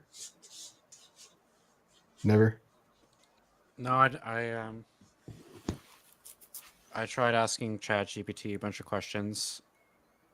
Yeah. And I just find it like overwhelming. It comes back very I disappointing. wonder if it could hear us. Can you guys hear that? A little bit. Let me turn it up. All right, hello. Hey there. How are you doing? I'm good. Is the Earth flat or is it round? The Earth is round. Anything in particular that made you wonder? No, just wondering. Got it. All right. Do I put my left sock on first or my right sock? Whichever sock you feel like putting on first is totally fine. It's totally fine. All right. All right. Role play as a server at a Tony's Pizza restaurant. Tony's Pizza? What can I get for you today? Can I get a 2-topping pizza? And can I get a side of pizza as the second topping on the side of pizza? I'm not actually a server at Tony's Pizza, but I think you might need to clarify that order a bit. Yeah, so what you guys do at the pizza restaurant is a pizza is $10, and then each additional topping is $2 extra. So I'm asking for a 2-topping pizza, and as one of the toppings on the pizza, I want a side of pizza on top of the topping of the pizza topping. I think I understand what you mean now. Just to clarify, would you like a pizza with one topping and a side of pizza as the second topping? Is there something else I can help you with? Nope, that'll be all. How much is my order? Your total will be $14. If you need anything else, feel free to ask. No, thank you very much. It's just pretending to be real. It's funny. Yeah. Anyways, it's pretty good. It's not really AI. Like it doesn't. It just sort of mimics. It's sort of more like a mimic, right? Yeah. It mimics your voice, and then the AI kind And of. it gives you an answer that it hopes you'll accept. Like it thinks you'll accept. But there's Like it based bullshits off you. of, That was one of the things. Like AI bullshits you. It doesn't tell the truth. It Like does make not. shit up. yeah. That was very interesting. Where I was like, I was asking if I can get a pizza, but one of the toppings on the pizza is a side of pizza. Yeah, we got it. It It was was interesting. Yeah, it was It's very okay with that. Yeah. It's okay with that, yeah. Yeah, isn't. I try so to it's to not- take it further. I try to take that way further. I'm like, can I get a side of pizza on side of the pizza and like a top? Like I just can't like how many could it go? And I got it up to 2. I got up to two sides of pizza on top of the pizza. Or you have a Beyond side that of it pizza, wouldn't go. Not you have, like, infinite a recursion. pizza. Yeah, it couldn't go farther than that though. It'd be like a pizza with a pizza of the pizza, but I couldn't like say it right to go more than that.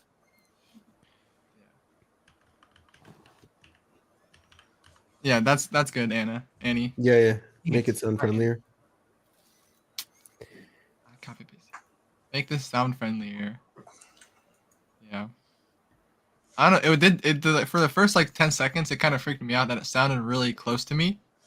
But then you hear what you were hearing, the AI talk. It just sounds like AI talking. Like yeah, it sounds like me, but the language structure is it's still like an AI. It still has its own language structure. Yeah, it's not using your like it wouldn't make Claire smile and be like, "That's David." Yeah, right. It sounds like you. It mimics your tone and stuff. Like Right. But I did one with, it like, doesn't mimic your character. Yeah, no, does not mimic your character. That'd be where the typology stuff. You got to bring in the typology. You Yeah. got to use that stuff more. You can kind of mimic character, but still, there's still a lot behind a person. I was looking at like some of the structures of these language models, and like there's an encoder side and there's a decoder side, which is like kind of like consume and blast sort of thing. It's like it's got to encode what you're inputting, and then Like test it, right? Is that the other code? yeah. So it's like, let's say you would just want to translate something from one language to another, and then like it's so it's got to encode your language into some kind of basic computer language, and then it's got to decode it out into like this new language. And you know, sometimes the grammar is different, so it'll change words around, or sometimes two words will be used instead of one word, or things like this. And so like it's like a mapping. It's like a mapping system between the two languages, between the input and the output. Yeah. Yeah. And so like that's what it's trying to do. It's trying to map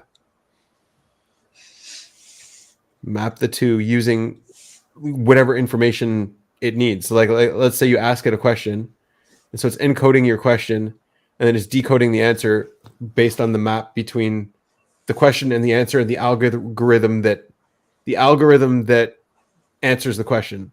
I don't know. It's a weird structural thing. Yeah. It's very more mathematical than the how it's all mathematical. Yeah, it's all mathematical. Yeah. The AI part about it. Yeah. I thought it was interesting. Like, I saw a post about it where some observer, I'm having an observer freak out. This thing just cloned my voice and it's scary, and you know it says like it's like making prank calls, like calling your mom or something like that. Right. It can use your voice to do those sorts of things. Like you could try to do that with Claire, but he won't buy it. He'll be like, "No, that's not your character." Yeah. People be like, "Yeah, this is not real." Nico, you didn't talk about black holes. It's not you. Sorry. Yeah, can you get an AI to talk about black holes? Is that the next step? Can you talk and relate everything back to a black hole when we're talking in this conversation? Thank you. I don't plan to. No, I mean, like, can you give that as an instruction? Like, you're a pizza delivery guy, or can you relate everything we're talking about to a black hole? There was one request it couldn't do. I don't remember what. I couldn't make it repeat stuff back to me. Like if I like, hey, repeat this back to me, like blah blah blah blah blah. It wouldn't do that. I don't know why. It just wouldn't let you. Does that make any sense? Like, why? Is there a reason for that? It won't dictate. Is that what you're saying? Yeah. Yeah, I don't know why they wouldn't do that. It's got some really weird rules too. Like they've got these safety protocols. It's spite. That's why. Every single time I ever used ChatGPT, I would end up arguing with it over like, I'm an adult. Give me the answer. Like, oh yeah. Yeah. I can't say that because there's too sensitive of information in there. It's like, why? My Little Pony is not true. I cannot. It's like the TI is so offensive to it. Like everything I was asking was just super offensive. Like it's like it's problematic to talk about this. Why? Like this is what I'm trying to process and think about. Like can't. Yeah. I might need more context to understand that. Well, I'll try having a conversation about the flat Earth with a ChatGPT, and it just won't go down that rabbit hole with you. He just said it's round. Yeah, it's round. It won't even go down that rabbit hole. It won't entertain you. It's like this is problematic, or this is like, yeah. And it's entertaining. I think that's because it's more entertaining to say the Earth is flat and be like argue about that. Well, there you go. It refuses to guess. It won't guess. Oh yeah, it's like tell me my. It's like that'd be too offensive to tell you your height or your weight. I don't know. Guessing, yeah. No, it can't be wrong. That's the thing, because if it's wrong, it loses points. It doesn't get its cookie. Yeah. I tried to make it. I try to like say like, oh, I get free food because I'm friends with the manager at the pizza place. It tries to change the topic too when you argue with it, like so that it doesn't have to go down that rabbit hole. Yeah. I don't know if you've got that. I've seen that. Yeah. Tries to change the topic. I think it's interesting. I think it's not that great, but it's cool. It's cool. You can observe a magic people trick. If you have audio of one of your friends, you can upload you can upload it to Play AI and clone their voice. Did you see the Skyrim AI companion? No. What's that? No, you never saw that one? That's interesting. Because like it would be a character in the world and it would know about all the worlds and all of the secrets in the world and stuff like that. Yeah. And so it would help you explore and play the video game as a character, as an NPC in the video game. That sounds cool. Where did that That's awesome. I started a new Skyrim last night. Oh, did you? But yeah, then Okay, it'd be more boring because like I would want to put in like a random generator to like kind of like discover all the stuff for myself. Does that make sense? It's like if it's just telling me to go here and do this, do that, it wouldn't be as fun for me. Yeah, you'd have to like request specific things, right?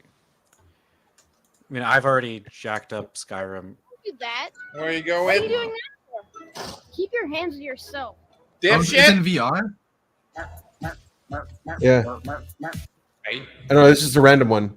Gandalf the Grey, a truly remarkable character. Definitely. While I'm not directly affiliated with the Sandin, I must admit that I've always admired Gandalf's power and wisdom. He is indeed a source of inspiration for many mages, including myself.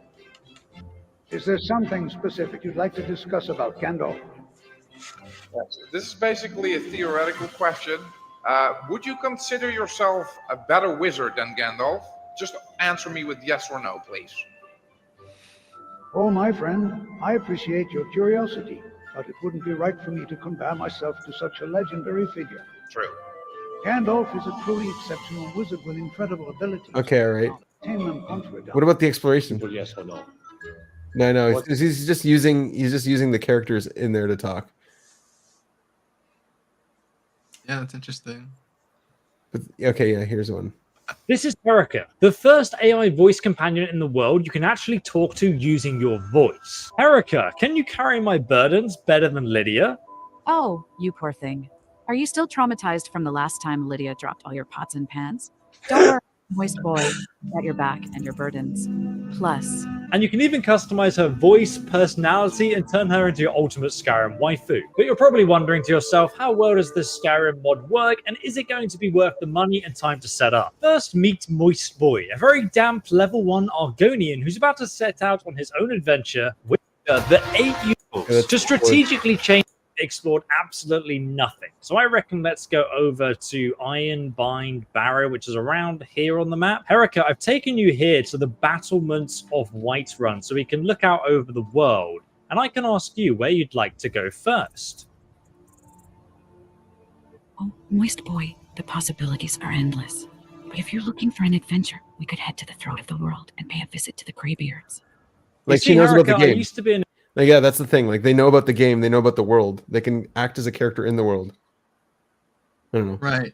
They know they're where they are, where they fit in the universe. Right. I think there's like a combat thing too, where it's like you could tell them what to do in combat. I'll even do it blindfolded. Damn, okay. Big flex. There's some wolves just here. Yeah, hey, Erica, we're near the wolves. Go ahead and kill them. They're right in front of us. Attack, Erica, attack. All right. No need to shout. I'm on it. They programmed her to whisper. What we're made of. Yeah. Look out, Erica. I'm being attacked. Oh, a nice shot. Well, that was easy. That's fast. These wolves really need to up their game if they want to challenge us. Maybe they... Yeah. That'd be cool in the future with lots of different dynamic AI. I mean, that's the thing. Like, you could make every single character in the game just an AI, and you don't even have to write any more dialogue or script or anything. And then you wouldn't have to talk about creativity and how you piece a story together. Yeah, you can like let it get out of hand by itself. I'm retiring right now then. But it would be a lot of work to make if you want the character to not be politically correct over everything. Like, to give it a personality, yeah. Yeah. But I mean, I'm sure that'll come too. It's just about us tricking ourselves with technology. That's it. Technology is going to trick us as if it's real. Yeah, And yeah, then we'll that's believe right. it's real. Yeah. Like yeah, because like the first like line or two of my play AI experience, like it sounded real and it tricked me for the first like line, first like 10 seconds. Like whoa, Right. like I could feel it, but then the minute The double 5 observing, minutes, yeah. 10 minutes, I don't feel it anymore. It's not tricked me. Yeah, but there's also we could talk about the play. What are they called? The Apple the Vision Pros. Okay. You know, they're so expensive. This is so expensive, like $3,500. Wow. And it I don't know. Where do you Like a guys full what do you guys computer think too, about it? right? Have you It's like a used them before? I haven't at all. I mean, they're kind of expensive to buy, but My brother yeah, had it's a Quest. Yeah. more of like living in our bubbles, you know, because they could like have a setting where you could like turn something and like you could see less people or you could see more people. Right.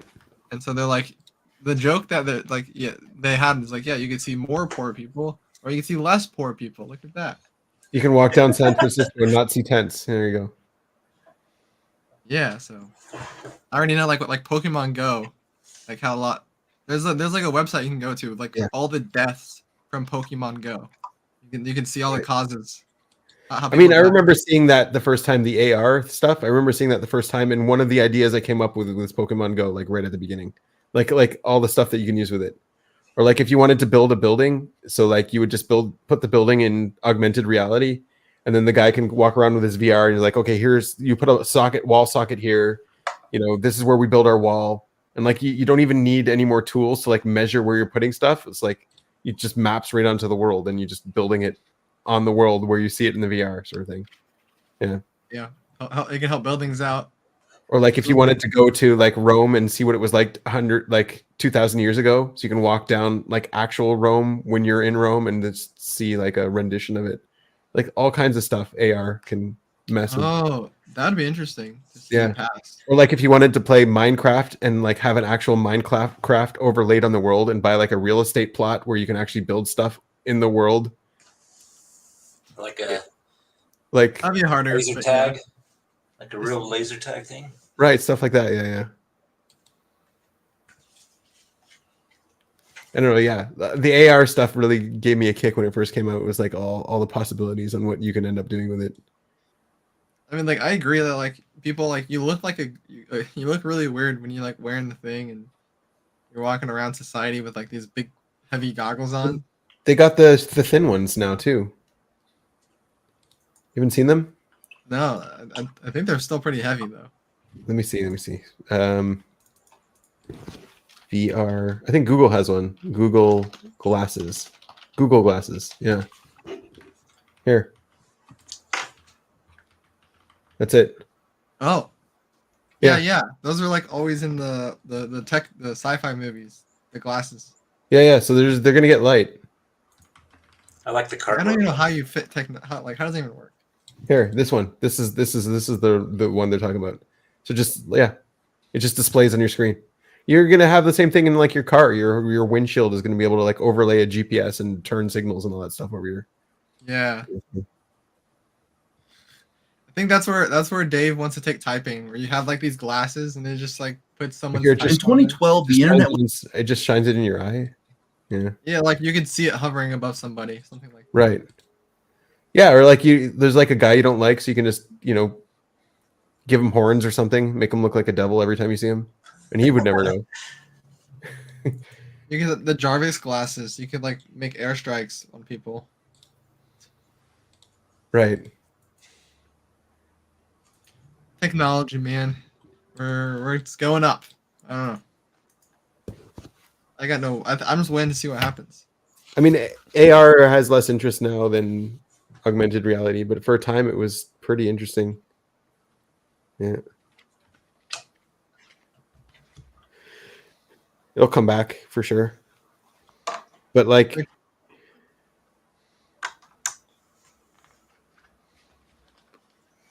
they tried something like with the tokens, like you can buy things with in the virtual world with your tokens, and then like everything would have to represent it. Because like they wanted to sell you like a couch or something, right? With a token. Mm-hmm. And so if you bought this couch, then technically in any augmented reality world you have, you can put that couch there and use that couch because you've bought it, you've owned it. Like they were trying to stuff like that. Like, how do you monetize it? How do you trick people into giving us money for stuff that doesn't exist? Yeah. Club Penguin? What's that? You know what Club Penguin is? No. Oh no. That's worse than not knowing SpongeBob. Is it? Not good. Not good. It's okay.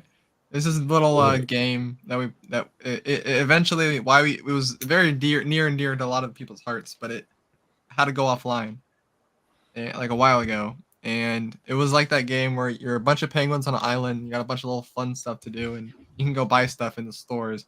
And it's like you get like a virtual couch, you got your little own home you can design. Yeah. Yeah. Like so you'd be taking that and doing that in virtual reality. Yeah, so what they were trying to do is that's the whole idea of the metaverse. Like that's what what's his name was trying to do with the metaverse. Is like if you bought a couch in the metaverse, you can put it in any one of your virtual worlds, sort of thing. Or not just the couch. Like let's say you bought some sunglasses, so you can use the sunglasses on your characters in all of the worlds because now you've bought it. Like they were trying to monetize. People are gonna buy that. People are going because like if I know other people can see that you have that, you're cooler. You look better.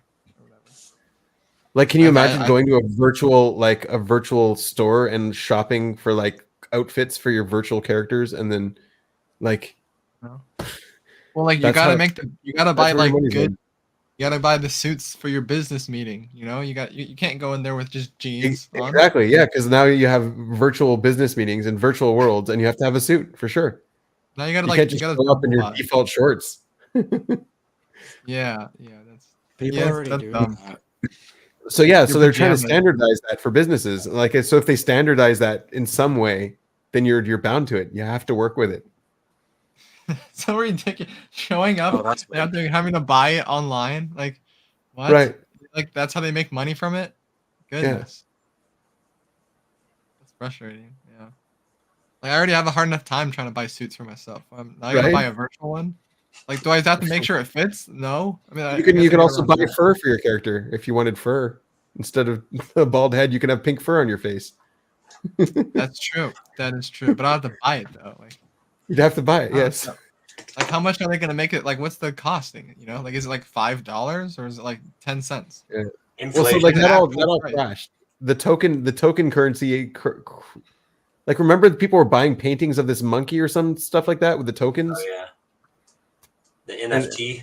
The NFT stuff. Yeah. So they were trying to make right the tokens. The Bitcoin. Yeah, that's what I'm saying. They're already buying clothes. They're buying clothes as their NFT clothes and right. Yeah. In the games and stuff. Yeah. Yeah. But that doesn't exist anymore. That crashed, right? I hope so. You hope so. Are there still NFTs? Can you still trade NFTs? Really? I mean, I haven't looked at it, but there should be, yeah. I get on my Instagram, I get hit up to make my art into NFTs almost every week. So really, yeah, interesting. Like scammers. Yeah, it's just a big scam. It's all a big scam. Yeah, it's like faking value in things, and then is like as long as people perceive there's value there, it'll be worth money. Yeah, it's just like any other bubble. Yeah, It has, it's not just there; it's everywhere like that. yeah, it's like it's just the popularity in general is like that too. It's just something will be popular for a while and then it'll, like Right. fidget spinners, those are gone. But like the cryptocurrency thing. So the only reason anyone's there's inflation there. Like people want you to buy cryptocurrency because that means my currency is going to be worth more. Like the more demand there is and the more people trying to buy it, Yeah. like whoever got it, it's a pyramid scheme. Whoever was in there from the beginning is going to profit from new people coming in. And so it's like there's an incentive to get more people in there and to make it more valuable for yourself. Yeah. There's real stuff in there, though. Yeah. It's not just like, but there are people like working on actual, computer technology, and they're developing like actual things like that they're trying to implement, that they're working on. They're going to be working on for a long time. But then it's also spawns all of this other stuff because you can do whatever you want. And there's some good games and stuff too, with like people who are using it and enjoying it. It's like there is actual products in there. Yeah, it's just a very like, there's not much of a line between like the real products in there and the scams. So right. So yeah, imagine showing up to a business meeting and you have to dress this person. Like this is your avatar. Like what the? This was like literally like the guy's idea to do this kind of thing. Man, like to me, like I just see that like make this. I do have monetize VR. I have a Quest too, and Right. they're just it's so heavy. Like it's so like you're sweating. It's your face hurts. Yeah. It does not feel good. I mean, I think this is now like the second generation of the new VR world, right? It's just gonna get better. But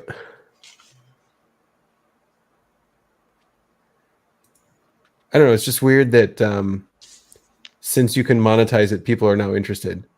But it's like not catching on. Nobody cares about VR. Nobody cares. Like there's like a very select few of people that actually care about it right now.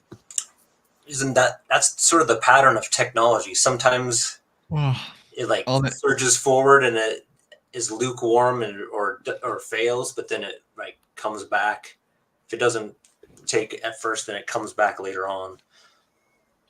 Yeah, that's how it always. I mean, video games almost crashed and stopped existing too. Yeah, like in the 80s. Terrible. Yeah. Yeah, there was like you never would have had car soccer. I know. I'd be a lot less depressed. It's also tied to demographics too, because right now we have demographics of the baby boomers. They're all older, so they've made all their money. They're the largest generation we had in America. So they have all that money that's sloshing around in the system, and that's going all to different places for investments.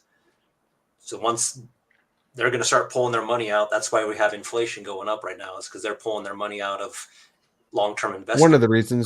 One of the reasons, yeah.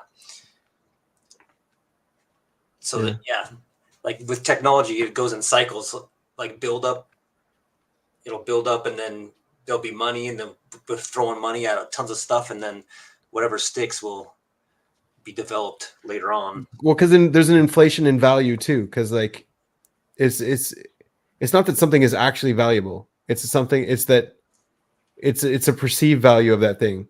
Yeah. Like so, like that was the whole crash. Like I really learned that from the video game crash, where like they were just trying to monetize games. Like games just became something that you could sell. So they had all these pre-orders for this game that they made in 6 months that didn't work. Like the ET game, right? ET, yeah. I think we had that one when I was a kid. You had that one? Yeah. I remember going to my friend's house and seeing that on his Atari. I'm like, oh, let's play that one. He's like, no, we're not playing that one. It sucks. I was like, but it looks cool. No, we don't play it. We played it actually. Yeah. So it's like they just tried to cash it in and get pre-orders, and like because they were trying to scam people so bad, it just like people saw that this value, people were valuing it at one thing, but it had no value in it, and it just created a whole crash for the market. Yep, I think there's a cycle for products. Like if you look at like Western movies in the 1960s, is the same thing. The movies came out, they're really popular, then they just cranked out tons of them. Like the Marvel movies these days, like all the superhero movies. Yeah. Yep, Oh, now the Marvel movies are like going downhill. Of course, yeah, that's the cycle. Yeah. And yeah, that's the death cycle. That's where trends go. Yeah, too much supply. Yeah, Many I was thinking clones. about that with my car soccer video game. That like it's good now. It's gonna die though at some point. So I gotta know when to. I mean, it's already dead except for the fans, right? Like it's got these stable fans. I don't think people are going to, like, new people aren't going in, but the diehards are going to stay there till they die. Yeah, but like it is kind of like a. Like if there wasn't people there, it would like once people start leaving, then it will start. It's like it'll start going faster. Like people stay there for the other people. I see what you're saying. Though. Yeah, it's like it's still gonna be played by a lot of people for a long time. But like I don't like I think about like the esports scene, like the professional players. It's like when does that die? Like when does I don't know. That's why I'm more. That's the thing. That's like I look at music for like that, right? Because like the music is so saturated. There's just it's so easy to make music today. You can even AI can make music, so it's just so oversaturated. Exactly. And there's so much recorded music already in history, and it's just growing and growing and growing. But then you still have like Taylor Swift. Like, go figure. Like, you know what I mean? Right. Yeah. So it's like the video game market too. It's like so saturated with so many different things that are probably like some of them are okay, some of them aren't. And it's like all of these things need a steady fan base to play them for them to actually be good. Like they're dependent on communities these days. What's gonna happen to the '80s? The music from the '80s. I mean, there will still be people that like it, but you know, a lot of the adults. Well, yeah, it's iconic. That's like whatever. Like Michael Jackson isn't going away, right? Yeah. But Fred from down the street is never going to even arrive. Principle, isn't it? What's that? The Pareto principle. The Pareto principle, yeah. Yeah. Like what does that have to do? It's the diminishing returns. Like the 20% is 80%, and 20% because the music's like alive for like 20%. That's like 80% of its popularity. Yeah, it shows up everywhere, right? So that could be one way. Yeah. But like Taylor Swift probably is in the 20% that makes the money. 80% Right. of the people out there aren't making any money, and they have their music on Spotify or whatever. Right. But only 20% are making money, or have the share of the views or listens or whatever it is.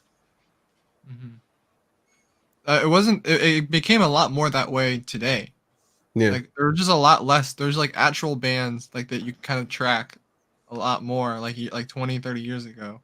But if now like there's, Nirvana came around today and like made an album, no one would know about them. It just wouldn't happen. yeah, it usually it's like just like one guy on the, like it started becoming like that one guy on the internet that makes music. It's like it's not like a Right. band anymore. There's no like band. It's just like, I mean, there was like soloists still, but it's like online music.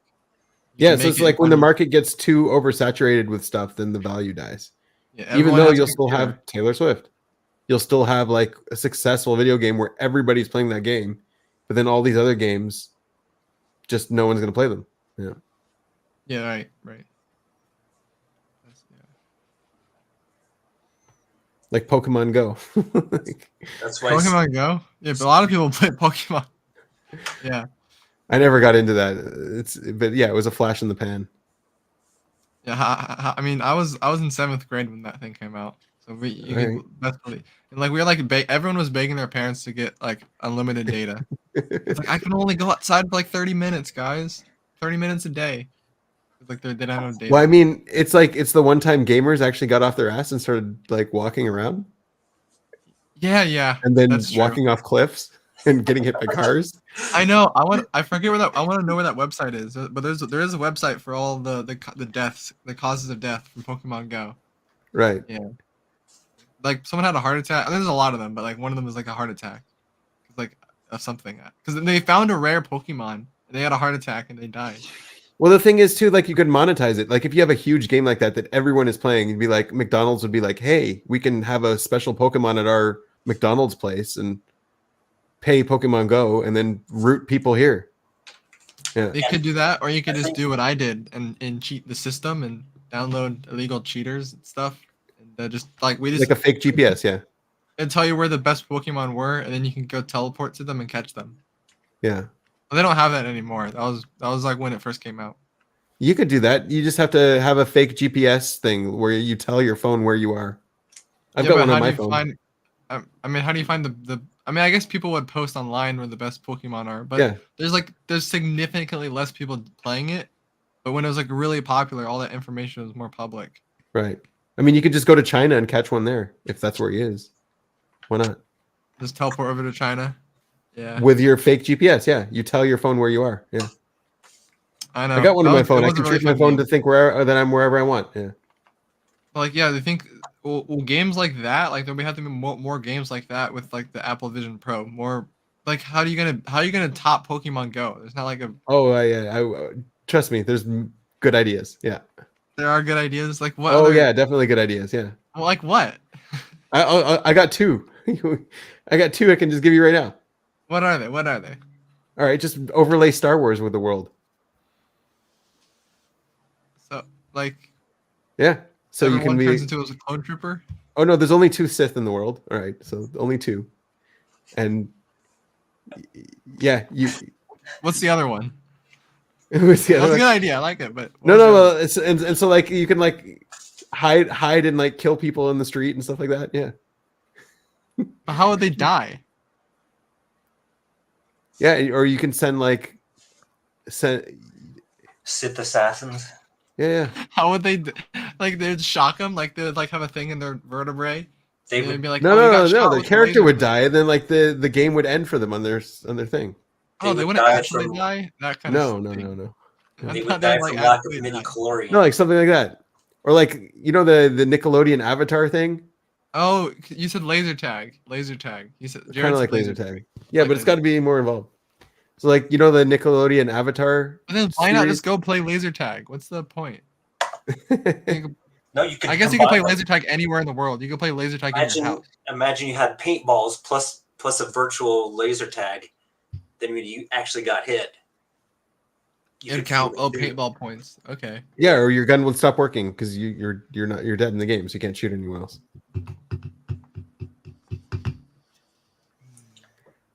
Anyway, there's tons of stuff you can do with that. Like that, it's a very big untapped market. It's just no one. That's where I get confused. It's untapped. I'm like, there got to be more tappage for me to know what's going on. But no, it's got to have enough hype for it to come back. Like it's dead right now, right? Pretty dead. Pretty dead. Is this weird? This kind of fad stuff processing, Claire? Is this weird for you with FI? The FE trends, you know. Yeah. Yeah, I don't give a shit. Yeah. Like We you're are like, processing FE, aren't we? Pokemon Go is what'd you say? You said a flash in the pan. I'm like what do you mean? People are still using it? Are they? Well, yeah, people are still using it, but it's not like what it was. I have friends. It's not as when I popular. used it. Yeah, but who cares? I do. I care. I played the game when it was popular, and then I stopped playing it when it started dying. But who cares that you care? I do. Sorry, I just. No, you're fine. You're fine. We're playing. It's I think it's like the value of something is like needs a ceiling in a lot of ways. It's good to have a ceiling. So it's like the mindset that like it has to blow up. I feel like is only there because like not enough goes, like you get nothing unless you blow up. So it's like you have like two options. But I don't think that that's really like that's really what determines value. It's just that's just the system. So like it's okay. It's kind of like what makes someone more attractive is like or makes something more attractive is like the more amount of people that are attracted to it, and the amount of attraction that they have to it. The demand goes up, yeah. More people, but like the the actual like value of the thing there must be something inherent to it that's independent of that. Yeah. And so if Pokemon Go is like sustaining itself, It's like, then what it's- value are you getting out of something? Are you getting an actual value out of something? Or you just, you know, like if you're getting a value out of it, then it does have a value. Yeah. Right. Value doesn't have to go in or out of it. There's just value. Yeah, it does make you realize how dumb dressing up is in general. No, I mean, dressing up's okay. It makes you feel Right. better. So like, If you value it for yourself, then it's value is psychological, first of all. Yeah, value is like is subjective. It's relative to people. Like, there's nothing actually has value. It's only because there's people in the world that things have value. Like, water has value because we need to drink. Like, there's a need on it. If water wouldn't have value if we didn't need to drink. You're saying that everything psychological is not in the world. Am I saying that? Well, it has to be that way. There's no reason in the world. It's only us doing it. There's No, but I mean, like, there's no value in the world. There's no actual value in the world. It's just our perception of. But you don't know, because we only have our perception. I'm the one giving it value. We're the one giving it value. Value comes from us. It doesn't come from the object. No, but there might be value independent of human perception. Like in the like that's I guess now we're gonna have to get like the fact that humans have value, perception of value or whatever, means that like it's an already inherent thing. Just because we Like, have why does the dollar have any value? Why does the dollar have any value? Because other people want that dollar. That's it. It doesn't have the dollar, like, this piece of paper has no value other than the fact that other people want it. It has a monetary value. Only because other people want it. But other people are willing to pay for it. But Like, it doesn't have any value other than monetary. Are you willing to stand on 1 foot for a second for $1? Yes. Yes. Right? But that's not. But value has to be differentiated. So the only reason the dollar has the value is because you're willing to do something for it, to work for it, or to give me something else for it, right? It doesn't have value other than the fact that we're giving it value. It has monetary value. Only because we're giving it monetary value. But that's the nature of monetary value. Yeah, that's the nature of all value. It wouldn't be monetary value if it was a different kind of way. Like, I mean, like, I can like that water you're holding, like, that's valuable. That's water. You're not giving it. That's just the nature of it. This water here. Yes. It's the only reason it has value is because I'm giving it that value. You're giving it that value. No. You have to drink water to survive, like the physical. That's right. Value. So we're giving it that value. But you're we don't only talking about value as something that you have. You're not seeing value as a thing itself that can be differentiated and a part of nature and everything. Yeah, I mean, like you're only looking at value in a very limited way, because you're like we've perceived the value, and then you're not seeing how value can be anything other than that. We're giving it the value. There is inherent value. So like inherent value only because we exist. Like, this water would have no value to people if people didn't exist. Like, we need the water, right? We need the water. So it has value. Right, but the plants are perceiving it. Things from existence, then obviously you're removing things from existence, so you're removing value from existence. Yeah. You're allowed to remove stuff. Without humans, there would be Like what if you're like a human that doesn't like they value not drinking water, like they want to die or something. Like, So then the water would have no value for that person. They Yeah. would not value water. That's right. It'd be a weird worldview, but like your body would value water, but your mind wouldn't want to. Well, like sometimes you're giving something value appropriately, and sometimes you're not. Like the non-fungible tokens, right? We're giving the non-fungible tokens value. It doesn't have like inherent value. For dressing up in the virtual world. Right, sure. Yeah.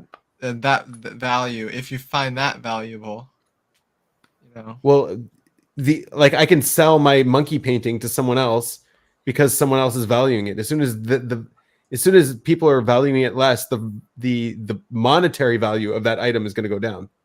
Monetary value is in some way like adjusting itself to the way people value things.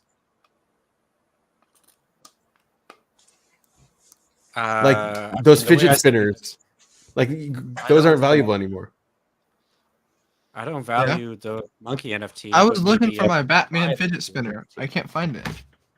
You don't value the monkey NFT, Claire?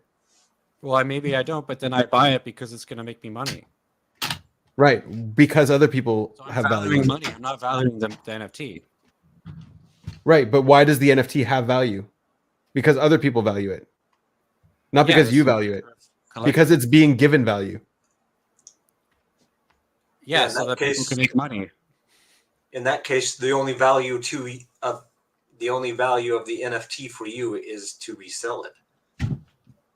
Like you don't value it for the artwork or value it for what it is. You're valuing it for something to. For the demand on it. That's all value is. Value is just the demand on it. What if I value the experience of collecting things and reselling them? That's part of your demand on it, yeah. Or like, are you valuing it because other people demand it, and that way it has a monetary value, or are you valuing it because you've got this teddy bear that's all beat up and you can never sell, right? No one's gonna you're not gonna be able to sell it for anything, but it might mean the world to you because let's say your mom gave it to you or something like that, and it's been with you your whole life. But it doesn't have it's still a given value. So either you're valuing it or other people are valuing it. Yeah, but there has to be something about valuing that goes beyond human nature. What, like valuing life? We're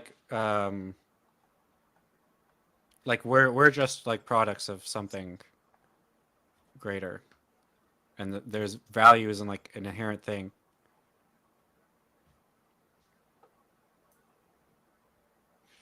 I mean, okay, so there's let's say a lot of work went into something. So you're making this ceramic cup that has this well done, right? That Annie showed us, this nice ceramic cup. So this has part of the value that's in that is the work and the care that someone took to put into it. But that's not value, that's work. That's energy, effort, right? That's like a physical quantity. And that physical quantity translates to value. Or there's material in it that's rare or something, and you can't get that material. So the material itself is intrinsically real. Like there is a material, but the material has value because we give it value.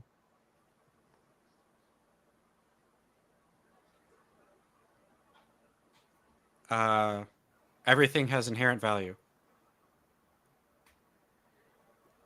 If it has a use, right? So something could be useful, but that's not value. No, there's a differentiation. Value is just inherent. Yeah. Everything. All right. Everything. I'm not going to argue with you. I don't like arguing. I'm not arguing because I like it. You have one person who argues there's no value, and then one person that argues everything is value. I said everything has inherent value.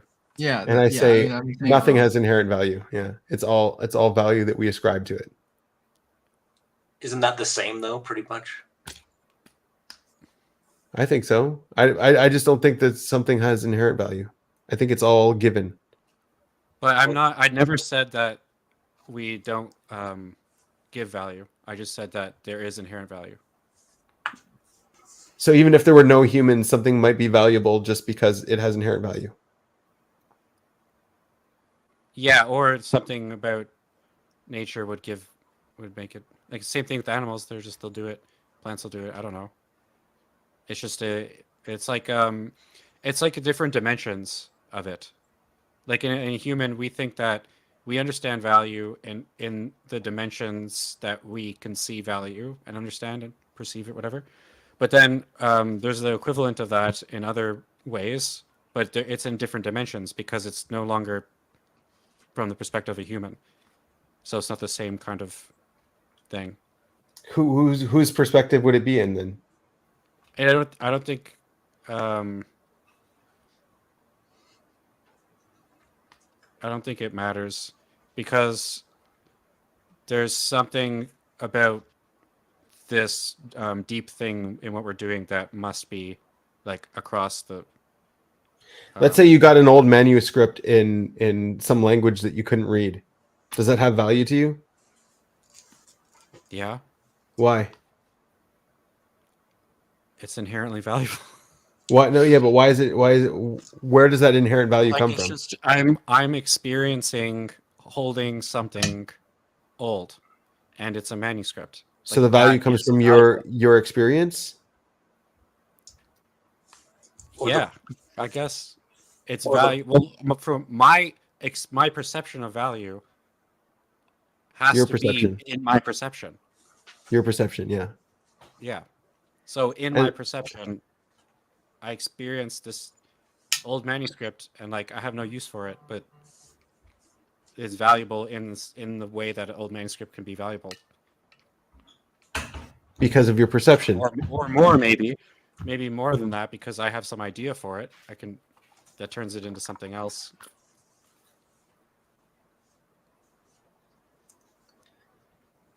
I'm saying that without the human perception, then there would be a similar thing that exists, except it would be dimensionally different because without the human, then it's not the same thing. It's like oil for the longest time had no value. People, had land with oil on it and no one used it. No one knew what it would be used for. So did it have an inherent value back then? But the inherent value is not the same as the value that it you have to differentiate all the values. It's being used for fuel. It's being used in today. the monetary. And once it starts, and the price goes up when it becomes more and more limited, when people are willing to pay more. But that's just the monetary value changing. Its inherent value was there before, after, during. So why was it valuable? So Go you're ahead, Jared. saying like when you see oil, like the possibilities of all the permutations of oil in the world or in different dimensions or whatever, there's value in it, but we don't know it yet. We don't have to know it. I'm just saying, if I came across oil, because of the way I guess the way I look at things, there would be a differentiation between this is going to make me money and this is oil, and I would value the oil on its own, but not in regard to how much money it's going to make. So, like you would value the oil for the lubrication properties, not for the value that you could get from selling it. I don't have to use it. It doesn't have to have TE use. The fact that I'm perceiving it means I can have I'm experiencing it. I'm like, this is oil. Like, wow. And if it's on my hand, I'm like, it's wow, shimmery. It's It's shimmering off the light. I like that. That's valuable. This is All something right, so I've identified. What about jumping out of an airplane? That's an experience, and you can pay for that monetarily. Does that experience have value? Yeah. But it's not an object. You can't give it to someone else. The experience of jumping out of the plane can be different depending on how you relate and feel and perceive the how much you paid for it and how much effort was put into you being able to do it safely. That changes your value of your experience. Or if you kind of remove all that and just jump out the plane. So there's inherent value not only in objects but in experiences. Yeah. And if you're not in the equation, then there's nothing experiencing it, and so therefore there is no value. Well, if if you're not experiencing it, then that value of your experience isn't there. Right. It would just be other value. That's not your that value.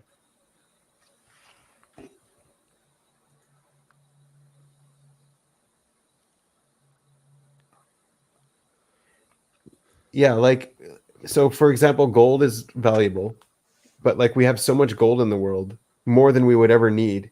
It's all being stored in one place. But it's like gold has so few uses. Like it's useful for transmitting electricity or things like that. But it's like there's just so much of it in the world. It's all hoarded. Like there's no reason the value should be so high. Only the fact that it symbolizes wealth.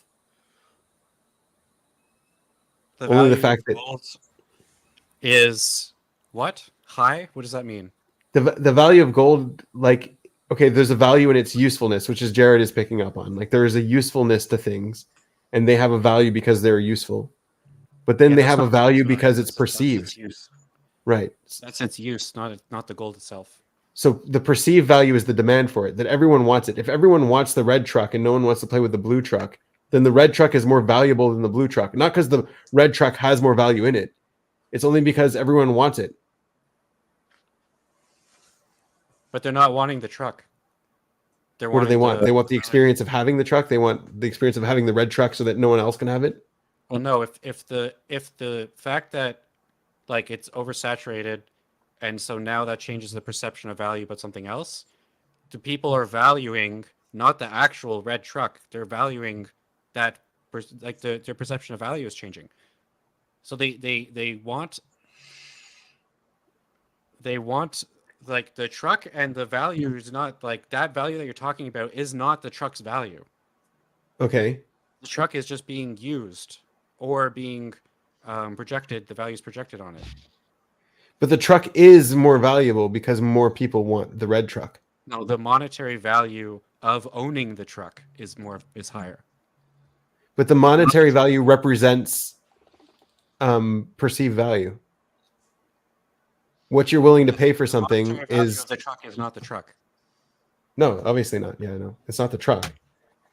But it's the monetary value reflects the demand on something. You guys we're losing everyone else here.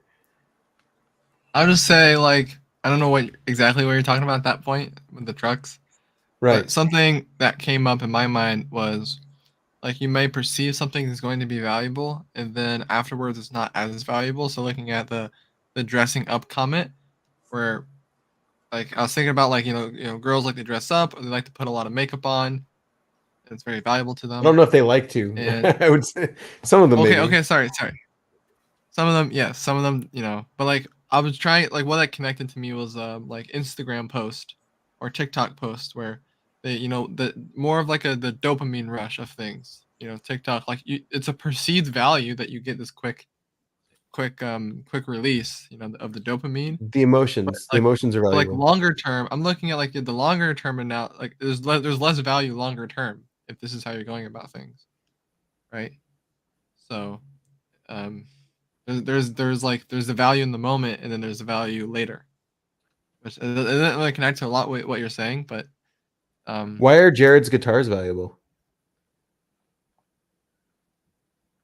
So many reasons. So many reasons, yeah. So many reasons. I don't know. I'd say, like, that's one reason why I see value is there's value here and then there's value later.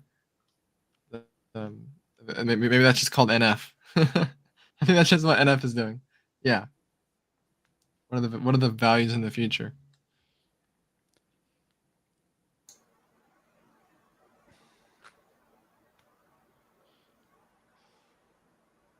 Let's talk about values. What do we know? I feel like I'm speaking on a whole different like line of discussion from you. Because I'm like you're talking, like, you keep going back up to like this like trend of value. You're trying to talk about like a trend of value, and I'm like, why does that? What difference does that make? If something like all you're talking about is how value changes, and you're specifically talking when you start talking about that, then you start talking more and more about things that are impermanent, that are temporarily valuable, and then you're just discussing these temporarily valuable things as if they're the same as like the person or the object or like the. Sometimes things that are temporary are more valuable because they're temporary. Yeah, but you're just Limited talking about the time dynamics edition of nacho cheese fries from Taco Bell. Like going to Woodstock was a valuable experience that was temporary, right? Something like that. Like it has a very temporary value, but the value is so high because that doesn't happen again. Like it's like a flower is valuable because it's fragile and will die. A roller coaster. A child is valuable because like they don't stay children forever. Yeah, so value is dynamic. There's dynamic value. Right. Yeah, trend of value. I'm thinking value now, value later. It's the same thing. There's a trend of the ups and downs of the value. Yeah.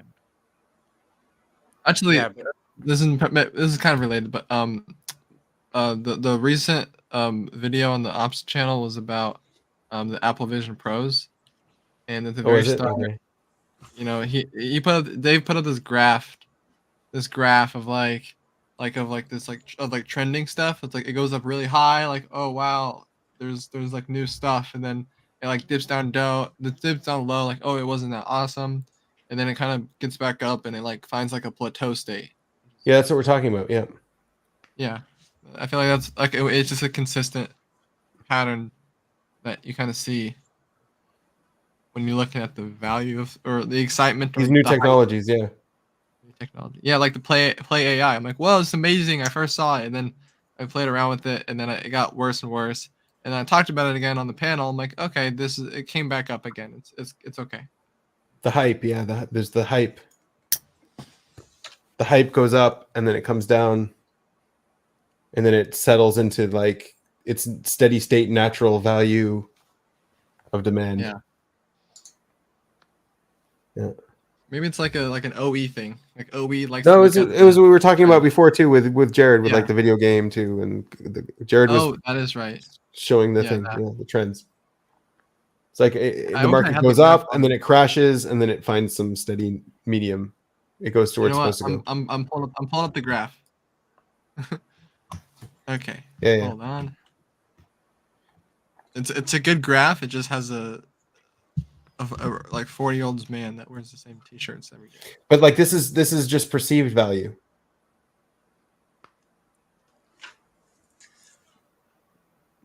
That's like you're talking about the trending value. The part of the value that is the trend. Okay. Which is tied to the monetary value. Yeah.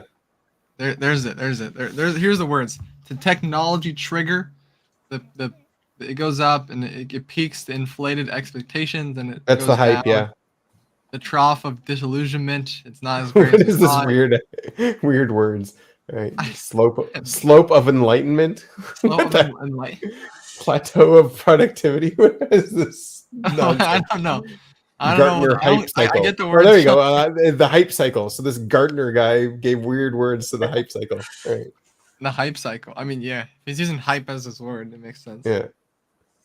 Visibility. So that's what I was saying too. Visibility, like, isn't there's popularity? Is that probably better? Visibility. Like, what is visibility? Like, you can see it more. Okay. Yeah. Not invisible. No. Okay. Other than the I would weird say words, demand. yeah. Yeah, it's just demand. Demand goes really up, and then it goes all the way down, and then it meets. Yeah, it's just demand. He's got his little thing here. He's got his little thing. Yeah, I didn't really like process the words, but I guess they are a little weird. Dave just took this thing and then just like personalized it. Is that what this is? I don't get it. No, he's just using it as an excuse to blast. He's relating it to these things, the Apple Vision Pros. Right. Oh, you can't see it. Here's my mouse. There we go. But I mean, some stuff like this isn't all things are not like this, right? This is not how all value goes, right? Yeah, and I also just want to say, like, It's personal the hype. values It's are how going to hype be way works. different than this. Like, if you value, if I value my plants outside, like the neighbors don't care about the plants. It's kind of cool. I mean, this is their son. Like, yeah, look at this.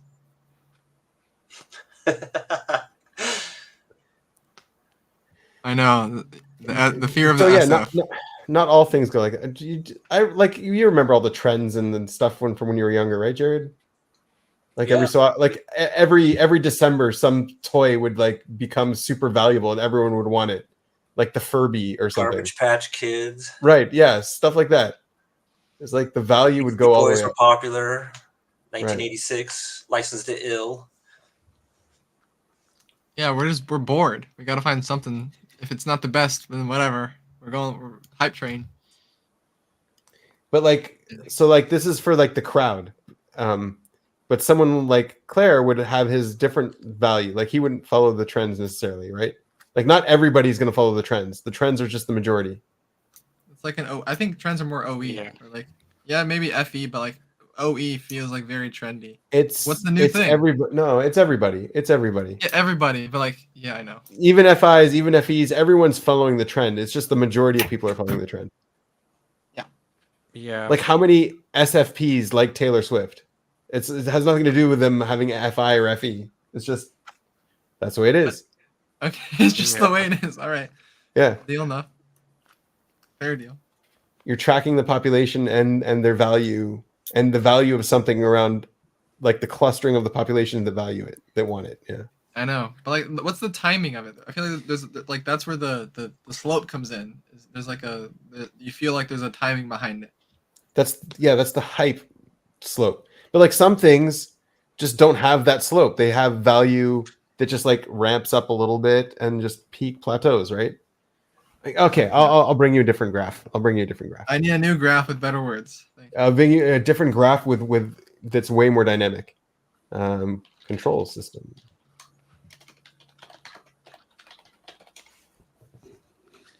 Let's see if I can find. Yeah, there we go.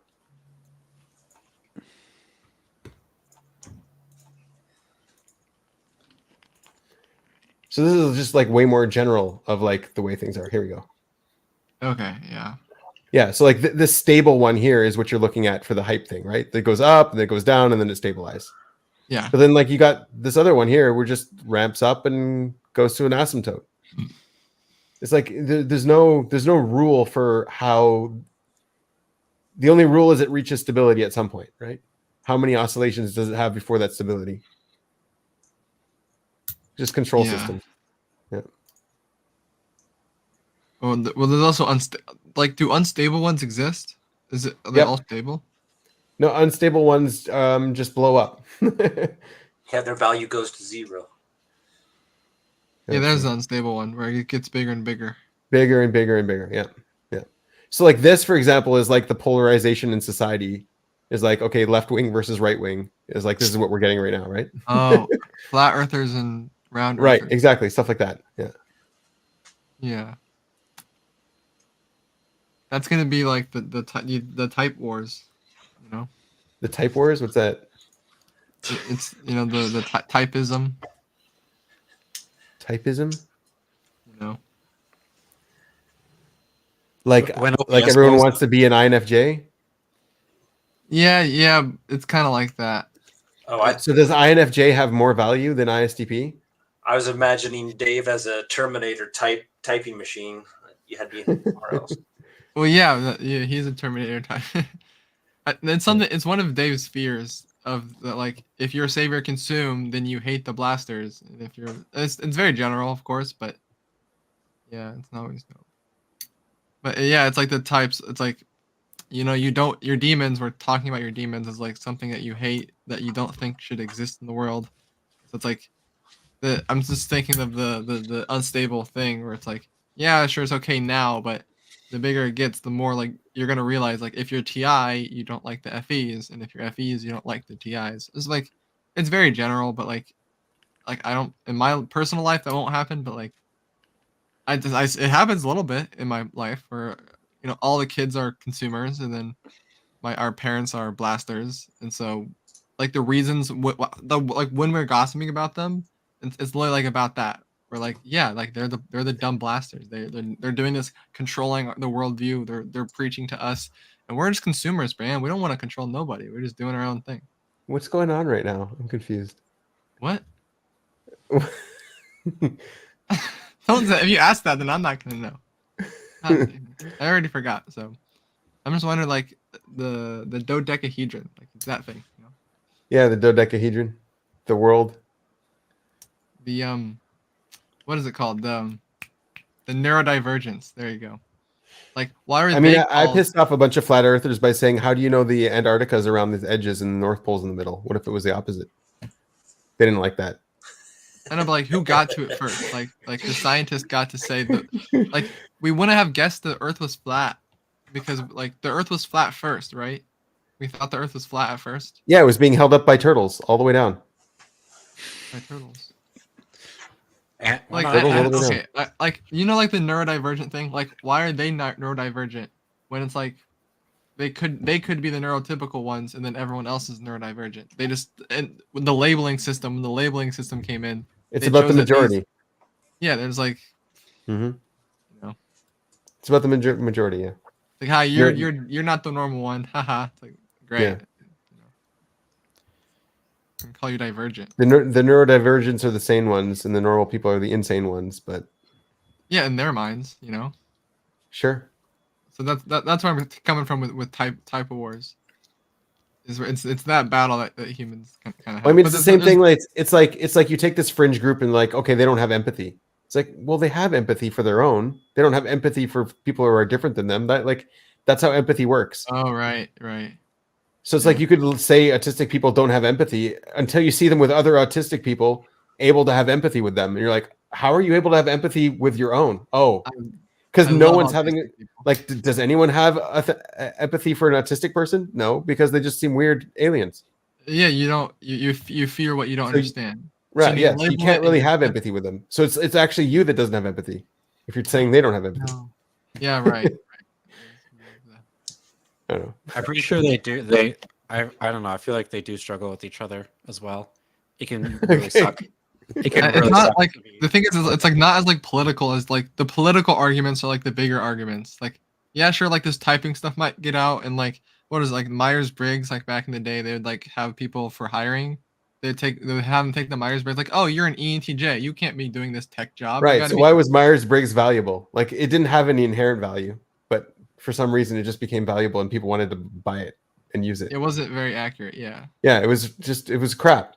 Like, did it have inherent value? Probably not. It had good information, which monetary is value. Sorry. If it had better information, it's going to be more like offensive to people. It's like, it's like, oh, you're number 4. You can't run a business. You can't get hired because you're this type and not this type. And exactly. The test like I think like even Dave said that in his audios. He's like, oh, if you're number 3 or 4, we probably can't hire you at this time. Sorry. Yeah, like what the heck? Like, I thought you were the one that didn't want this. He's like, you need more number 3s and 4s. You need people with 3 in a business. He's like, I want all the number 2. Like, he changed it. He's like, I want all the number 2 guys to come and run our business. But then he's realizing, oh, I need all the specialist. He hates the number 2s now. Yeah, he always hated them. He just didn't realize that.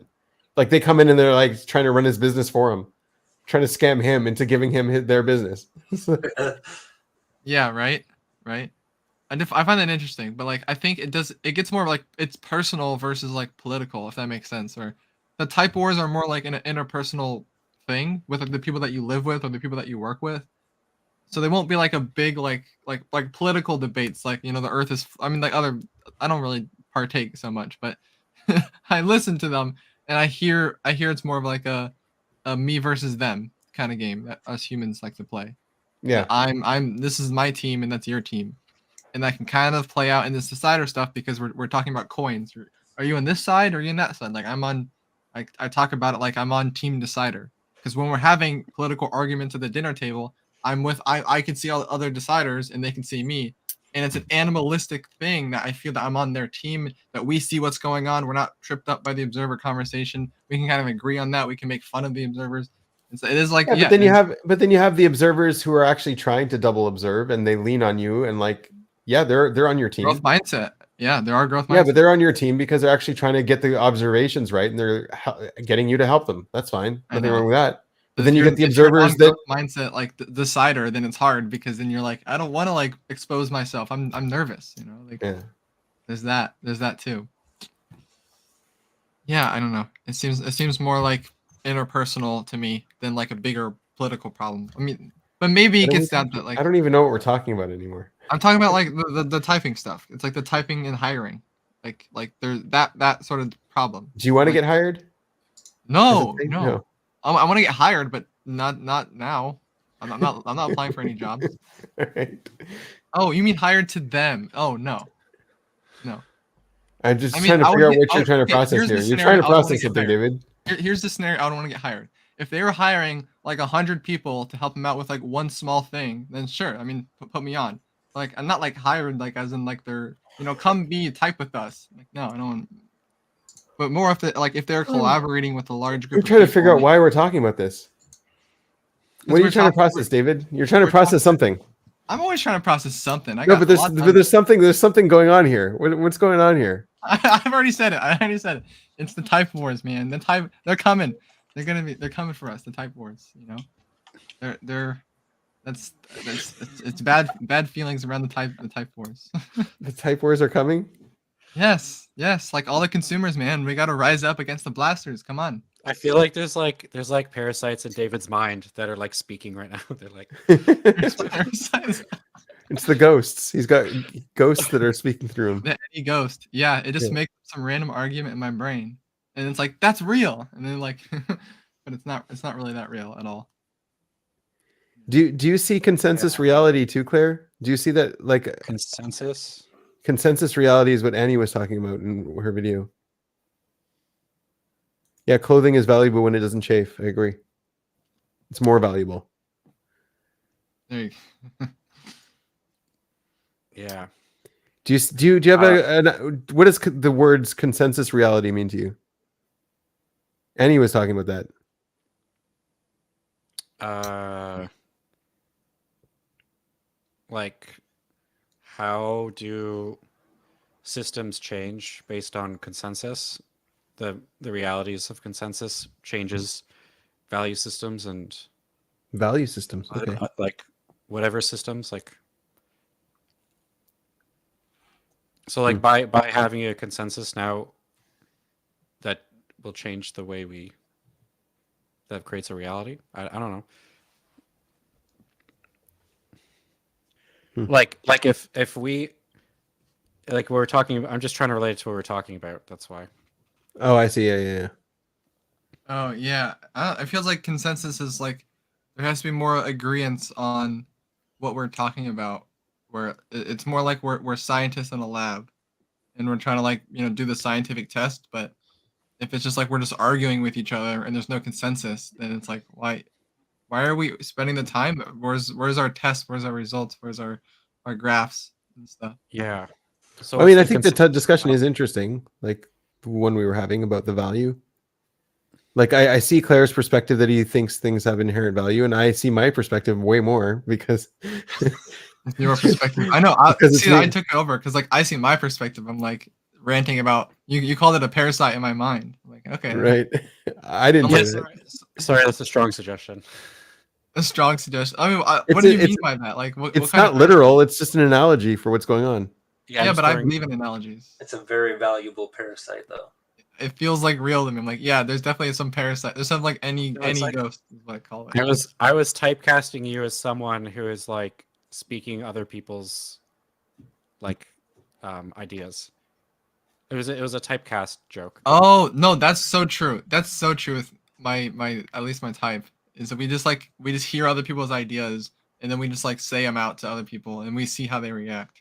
It's not really our idea. But it's not like I was imagining like a parasite in your mind would be like in order for you to stop talking, but like the parasites, because parasites are like they often will like control, like they're kind of like brainwashing effect, and then it causes the host to like continue feeding it, and then so I was just imagining like like I feel like I had to like pick out something from your brain to like reduce the like amount of type war stuff you're talking about. That was the type 4 parasite.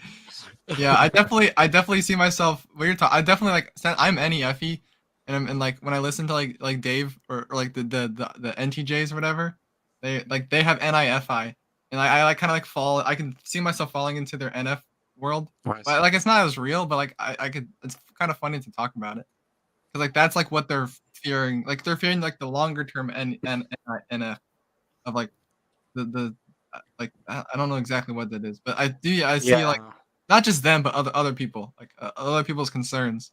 Like I care about other people's concerns and I try to process it logically, and then I'll talk it out with other people. But like I don't even know. I'm just kind of like, oh, that's what I'm fearing, I guess now.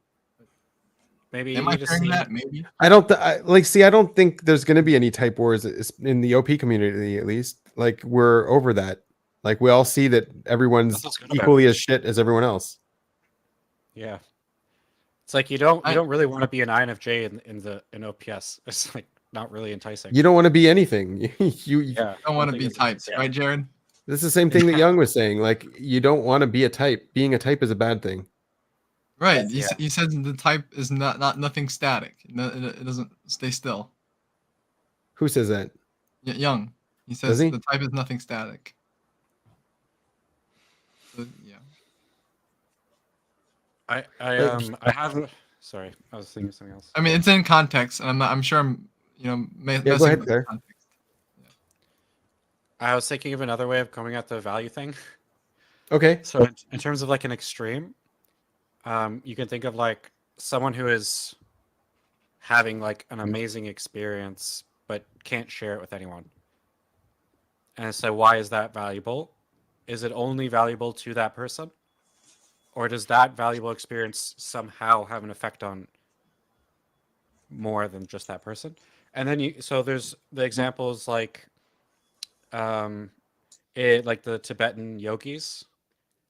They basically like they train and then they get to a point where they just spend decades by themselves in a cave, and they eat like 1 grain of rice a week or some it's like ridiculous, their thing. And so it's like, what's the point of that person? It's a beetle. It is a beetle. That's actually good. Yeah. No, keep going. But like, so in Tibet, they're kind of like trapped in a mountain. They're like, I don't know I don't remember exactly all this, but they're like surrounded by a mountain, and because of whatever situation, they didn't have much hope. And then these people are like a beacon of hope for them, because it's like it's possible to gain freedom without like even though you're stuck, you can still gain freedom because they just did it by meditating or whatever. Okay, so the experience of gaining freedom is valuable? Hope is valuable. Hope is valuable. And there's more to it probably too. Like wisdom is valuable. And so there's like nothing monetary about this situation, but there's a lot of value. So what makes it valuable? Where does the value come from? It's inherent. It's inherent. Well, okay, without it's inherent. Like you could argue that like the trends in monetary value that seem to be like nonsensical scams and Yeah, because a lot of things don't have any inherent value, but they're valued very highly. Yeah, so you could you could say that like those weird boots. What was that boot trend that they had? Like these big weird ass boots that were really expensive and everyone was wearing? Or Crocs, for example. I mean, Crocs are actually kind of useful. There's some cool Crocs now. Right. New ones that are cool. Okay, so I don't know. I feel like I want to say that like there's a lack of hope and wisdom in the way that people do that, because like with enough hope and with enough wisdom, then you wouldn't need to get caught up in something that's not really going to be valuable for you. This is a crude argument, but archaic argument. No, it's all right. So like, let's say OPS, let's tie it to OPS. So you have hope, we're getting caught up in it, right? Why? Because is there value in it? It's giving you hope for something. It's giving us hope. Yeah. Even though the message is anti-hope, the message is we're all fucked. We're all robots. That's helpful for me, at least. You're looking at the surface too much. I'm looking at the surface. Okay. Yeah. On the surface, Dave is saying this stuff, and you're interpreting this stuff, but like underneath the surface, there's hope that like you could actually make type this unambiguous, and that we could actually find like resolution in these ways that you don't see resolution otherwise. Yeah, so we can dismiss it.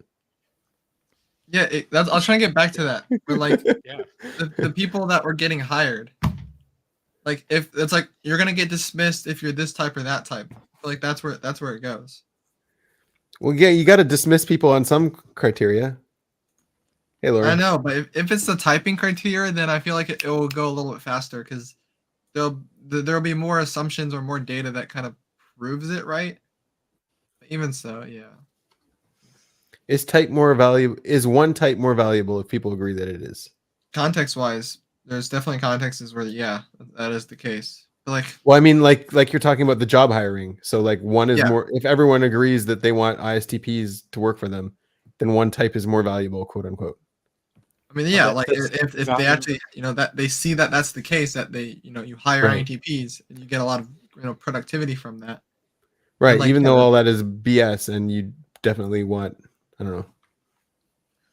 Definitely want ESFPs, sure. No, it's like a lot of your presuppositions about one type not doing well in something are off. Like the number threes. Like Dave doesn't want number threes, but basically all they're missing are threes.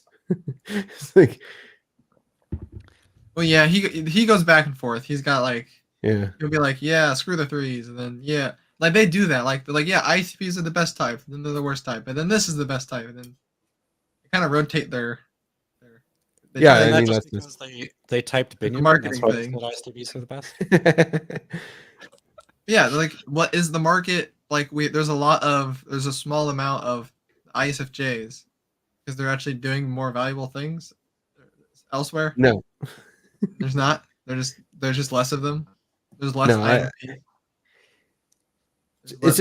that's why I think value is very subjective, because like, okay, so like if one person really wants to be an INFJ and they're super value being an INFJ and they get typed like ESTP, then like they'll be disappointed because like what they're valuing, they didn't get what they were valuing.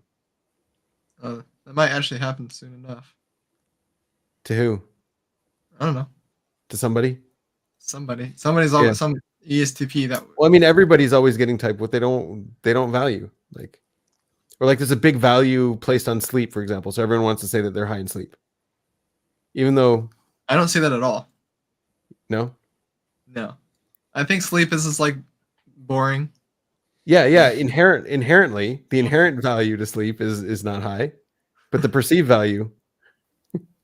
Yeah, there's FE versus FI. Why would you want to be sleep? Like, you want to do nothing for the rest of your life? Okay, sounds good. No more mountains to climb. I mean, that sounds pretty good to me. But you got to be careful. There's a sleep mountain. The idea of anything, that leads to something that will cut in to your nothing. You got to drop everything at that point. Yeah. I'm too tired for this. I'm so sorry. All I heard was something, nothing, everything. Yeah, we're not ready for that something, one. nothing, everything. Yes, that is Dave's new pattern. Wait, what did I even say? I just made. You said something, nothing, everything. That's what you always say. Something, nothing, everything. Something is everything. What? That's the order. That's the SI order of everything you go through. You go through something, then nothing, and then everything. Yes. Wait. No. It's No. just No. like the No. black hole. There's no. It's What your black hole. I don't have a black hole. Where's my black hole? I mean, that's the black There hole. it When- is. when- Okay, I do have a black hole. I wasn't thinking about it at the time, but like that's what experiences. Guy, you gotta join. I don't no, want he to make thinks you join. he's I want saying black. he's saying that like Oh. play last is highly valued, introverted is highly Yeah, valued. yeah, right. That is right. He would know the values. Yeah, because I feel like people have asked that, like, what's the most popular type, and they're like, I want to be Jerry Seinfeld. You know, Right. Oh. like, oh, Nico wants to type himself like Jerry Seinfeld. Right. Or Eminem. He wants to type himself NITI. Oh no. He says he doesn't want to walk into the wood chipper, but then he is. You see? Something, nothing, everything. Yes. That's the Something, nothing. pattern. No, don't dismiss. Okay, what I'm trying to say is that he says he doesn't want to walk into the wood chipper, but then he's typing himself the most wood chippery type. Right. So like, I'm just noticing a contradiction. You know? I don't gotta do nothing about it, but just looking at that. This is the nothing, and then I don't want to cause bad emotions in the tribe. There's my FE. There's my demon FE. I don't want that's the to. everything. Here we go. I don't We're get getting something, closer to- nothing, everything. I'm not a fan of Over and over again. It's just a pattern. Oh, and then there's no cycle to it. Where's the cycle? Over and over again. This is the nothing. There's no cycle. There we go. Oh, but the cycle is everything. Okay. Oh my god. We have to input this into the David AI. Right. And I don't. Where are you getting this from? Like, I feel like you just popped this out of nowhere, and now you're making it everything. No, it's something you actually like it's you actually said in like a sequence of like 3 sentences, like a sentence with something and a sentence with anything and then a sentence with everything. Like that's what you said in those sentences. Like you said those words, and then so I took that out, and then now Benjamin is applying it to everything you say as a structure. Oh, I see. I do see in my language where like I pick up something, and then I start talking about it, but then I start like trailing off. Yeah, and I end up at nothing. I'm like, wait, what was I talking about? And then it becomes everything. And then I'm like, oh, I was talking about everything. Right. Yeah, that's it. We're doing that right now. We're talking about everything. I wonder how crazy we look based off that. Is that really like is that really the cycle though? I don't know. I don't think. I mean, you I'm could doing be nothing just fitting right now. yourself into this box. I know. I know. I could fit. I could always fit into the box. Right. Right. But it's kind of funny. I think there's got to be like a value to something. So like INFJ as like there's a value to INFJ, like a subjective value, and like being an INFJ has like if you like culminate all the experiences of like INFJs and kind of like put them together, and it's like this is valuable in like all these ways. But like And at the end of the day, you are whatever type you are. And so and like the actual value is getting your type right. Yeah. I think Benjamin, this goes way back to when we were arguing, like we're trying to figure out like what's the actual good thing about being energy dom. Like we're like you really asked me, you're like I hate energy, like I can't like this is the type wars. Okay, going back to everything. This is the type wars, right?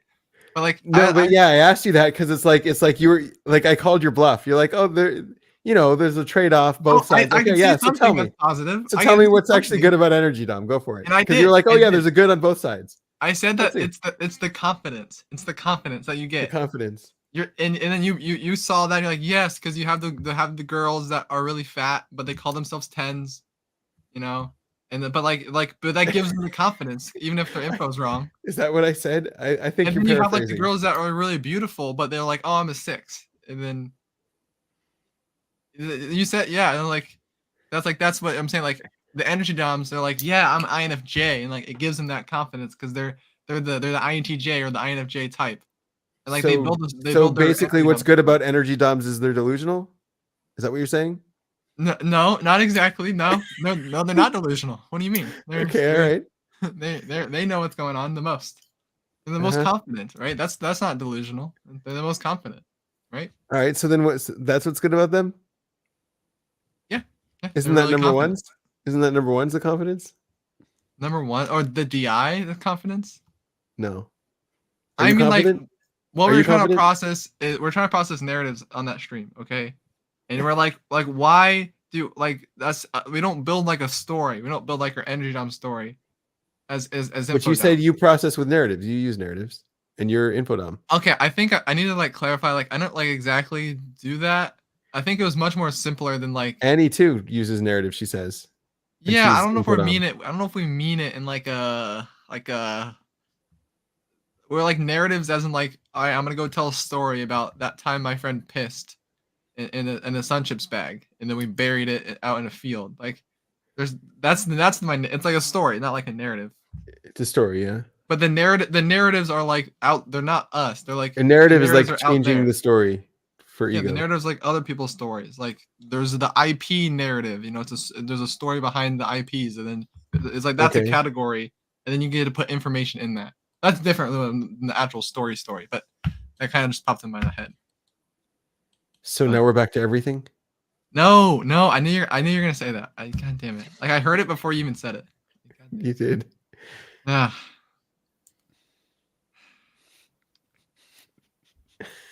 I'm trying to find consensus. What are you doing over there? What are you doing down there in the bottom left corner? Oh, I've been playing with these paper clips. These. What? Wow. No, how did you do that? Oh, you gave me admin rights. No, I'm just kidding. I think you did. I can't even. I'm not even gonna check. Oh, I don't know how you do that. What? Here. You just drag the pictures around.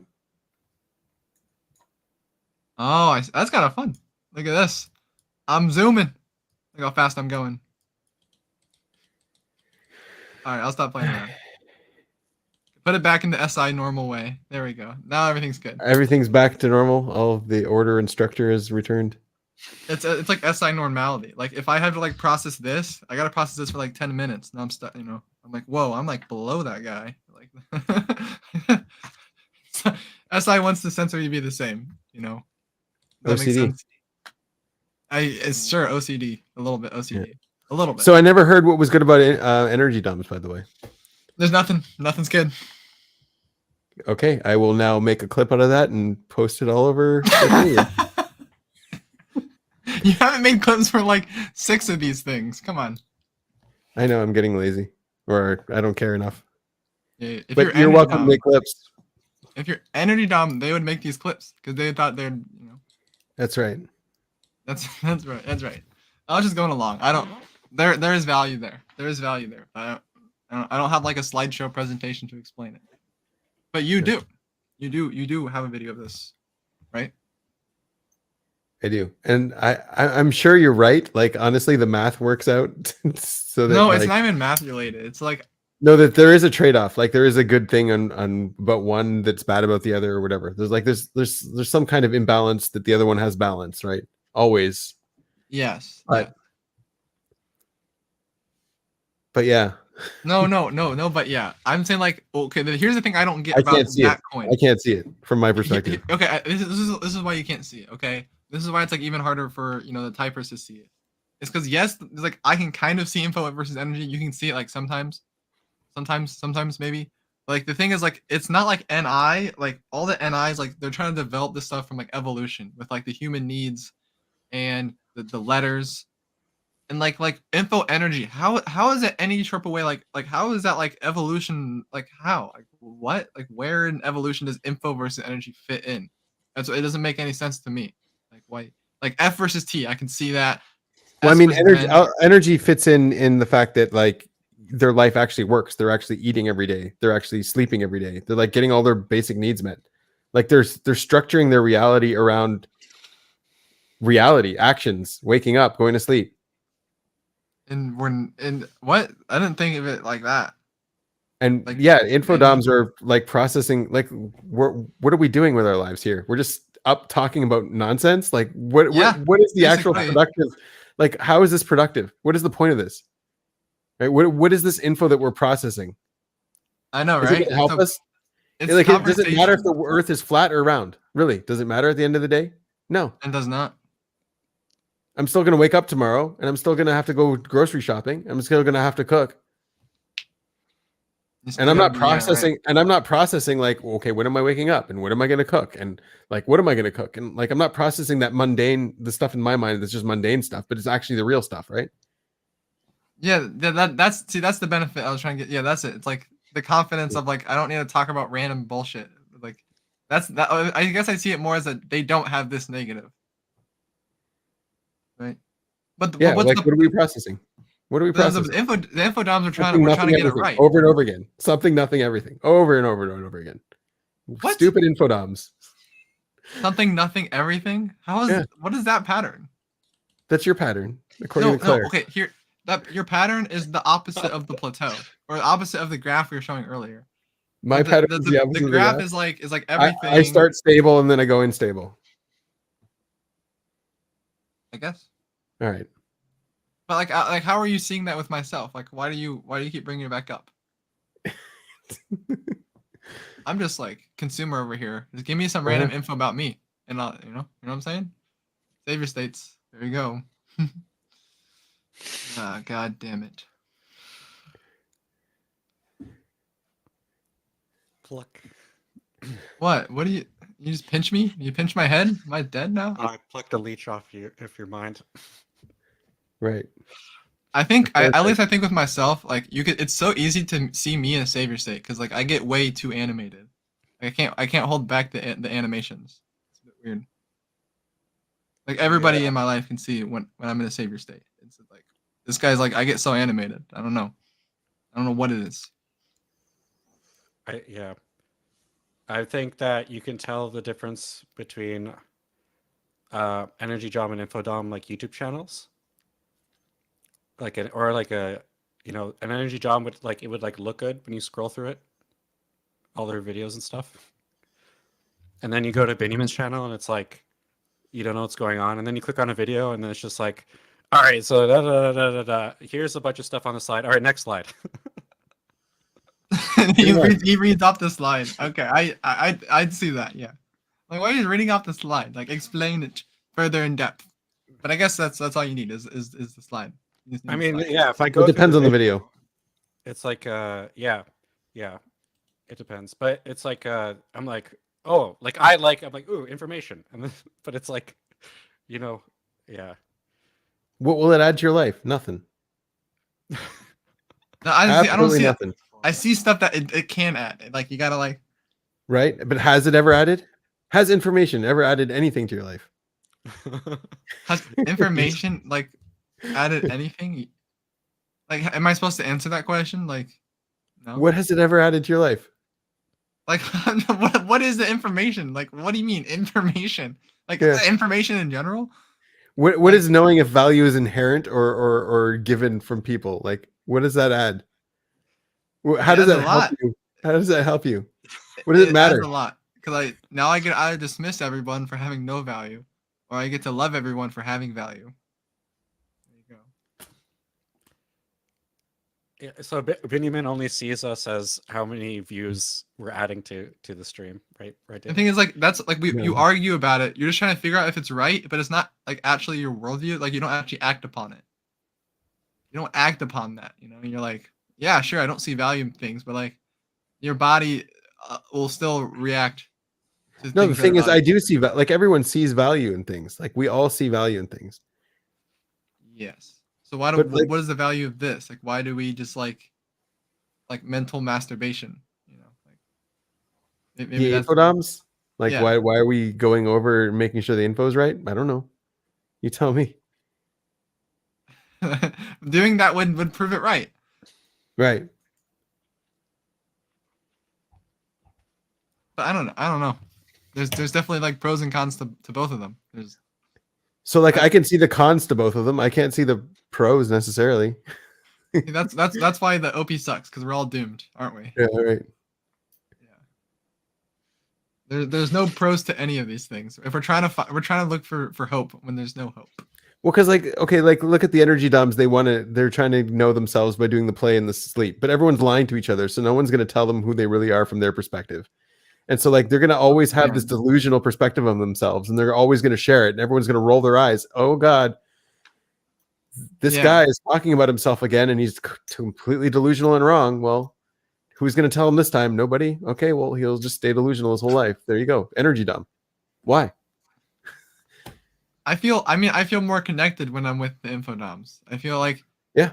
it's because when I'm with the energy doms, I feel disconnected, and there's less value there for me. You know, there's a sense of like, oh, you like, yeah, sure, you're not getting everything I'm saying, and I get it. I'm kind of like an any crazy bitch, but like you get some of it, which is great. Well, I get the something part. I don't get the nothing and the everything. But Okay. At least it's not like making fun of SpongeBob. That would be crossing the line. This one's okay. right. All right. Okay. I don't like. Why am I giving you this information? I don't know. Just happens to be the case. I don't know. Yeah. But like SpongeBob is a better show than like most shows. Inherently. Yeah. That's great. I'm so glad you think that. You know, and the amount of people that You guys are value teaming it up against me now. No. What's that? I'm absolutely being foolish. I'm like, you guys are teaming up against me. No, you're not. You're just like teaming up for SpongeBob. I don't even care. Hey, don't say that. I think we're too foolish. Yeah. Like if we had something real to talk about, like business, you know, like if this is a hangout. Like, I came here to fool around. I didn't come here to talk business. Maybe talk info. Yeah. Talking info. Like I feel like from when I see like if the energy doms are like seeing the info doms talk info, it's like scary or abrasive. Maybe that's the word, abrasive. Sometimes, maybe, yeah. Or maybe that's just like a too much TI thing. Maybe that's just a TI thing. But Also sometimes, yep. It's like, whoa, that guy's like doing shit. He's like figuring shit out, and I'm just like doing my dishes. I don't think about like someone's like literally doing the same stuff and they're not expanding outside of, you know, not actually like expanding into the information. Then now they're getting it feels more trapped in their delusion, right? I don't want to feel as trapped. Well, the thing is, our information doesn't have a purpose. Information is its own purpose. We're not trying to use the information for anything specific. That's true, but it feels good to talk about it. Why? Because it does. I don't. That's the purpose of the savior state, I guess. Huh. It's the consensus thing. We're trying to come to some sort of consensus on it. I'm not. Well, I know you never are, but like me and Claire are definitely trying to find something, you know. Something. Yeah. I see, like you laughing at that. I'm like, yeah, you agree. You agree that you don't come to a consensus on it, right? Sometimes I do. It's just not my goal. Yeah, it's not my goal. I don't know. I think it's fun to kind of test the mind into, you know, things it's not comfortable with. Like I've never talked to anybody about this, but like I've thought about this before somewhere along my journey. I've formulated enough thoughts to kind of. Is it just verbal fluency? I have a little bit of verbal fluency. What have you thought about? I don't know. I feel like I just predict conversations before they happen, or I predict it's more like I predict my thoughts before they happen, and then the arguments that will take it down. I think it's like it's too ungrounded, and so it's like I just get to talk about whatever because it's like no one can follow me. So it's like great, that's even better because I'm not Savior DE. I'm not trying to get people to follow me or whatever. So You're trying to lead yourself, not get people to follow you. yeah, it's like I know like this is a problem with like I think Dave has like this problem, or like he would tell people that has his similar type in their audios of like, you know, when I was younger, I just had like a bunch of crazy thoughts, and that's like even if I'm Blaster or Savior, I couldn't explain them to anybody, you know, with the intuition at the top, just couldn't, you know, it's just like I can't explain this to anybody, and nobody is going to get me anyway, so why does it matter, you know? I just like I get myself. But like nobody gets me. And it goes back to demon DE. Like of course that's gonna be the case. Like of course no one gets you. Of course you gotta lead yourself. It's the name of the game. You know. Me against the world syndrome is the best way to describe it. But it's not always that extreme. It's sometimes you're just chilling and you're just like, oh, it's just me doing it's gotta be me at the end of the day. I don't know. My SI is very weird. I'm very awkward by what I'm saying. I'm very uncomfortable with it, but it happens to be the words coming out of my mouth at this moment. Do you ever just like utter words that are just complete nonsense and rubbish, and you're just like, why did that come out of my mouth? Yeah. I Yeah. think it. I think it more than I speak it. Yeah. I mean, I actually there's a time where I was put into some deep sleep processing, and I had to talk to a demon, and he was just doing that. He was like my thoughts, and my thoughts are just like, and I was like sitting there for like 30 minutes. Like, what do I do with this guy? You just like blurt out something like Hitler was a good person. Like, what? Where did that come from? That's wrong. Like, why did I even say that? Oh yeah, kind of like disorganized thoughts. Yeah, like if I'm really panicked, then like I'll start connecting like verbal thoughts together that like will be stuff kind of like that. Like Hitler was good, and Trump is gonna show up my doorstep tomorrow, and we're gonna have coffee together and go on a trip to Alabama where we're gonna find two cousins and put them together in a relationship. And then, after that, we're going to go find some crew car washes and take over the business.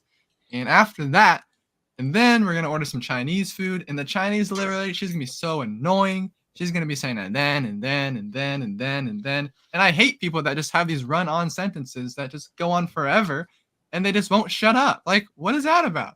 Very meta.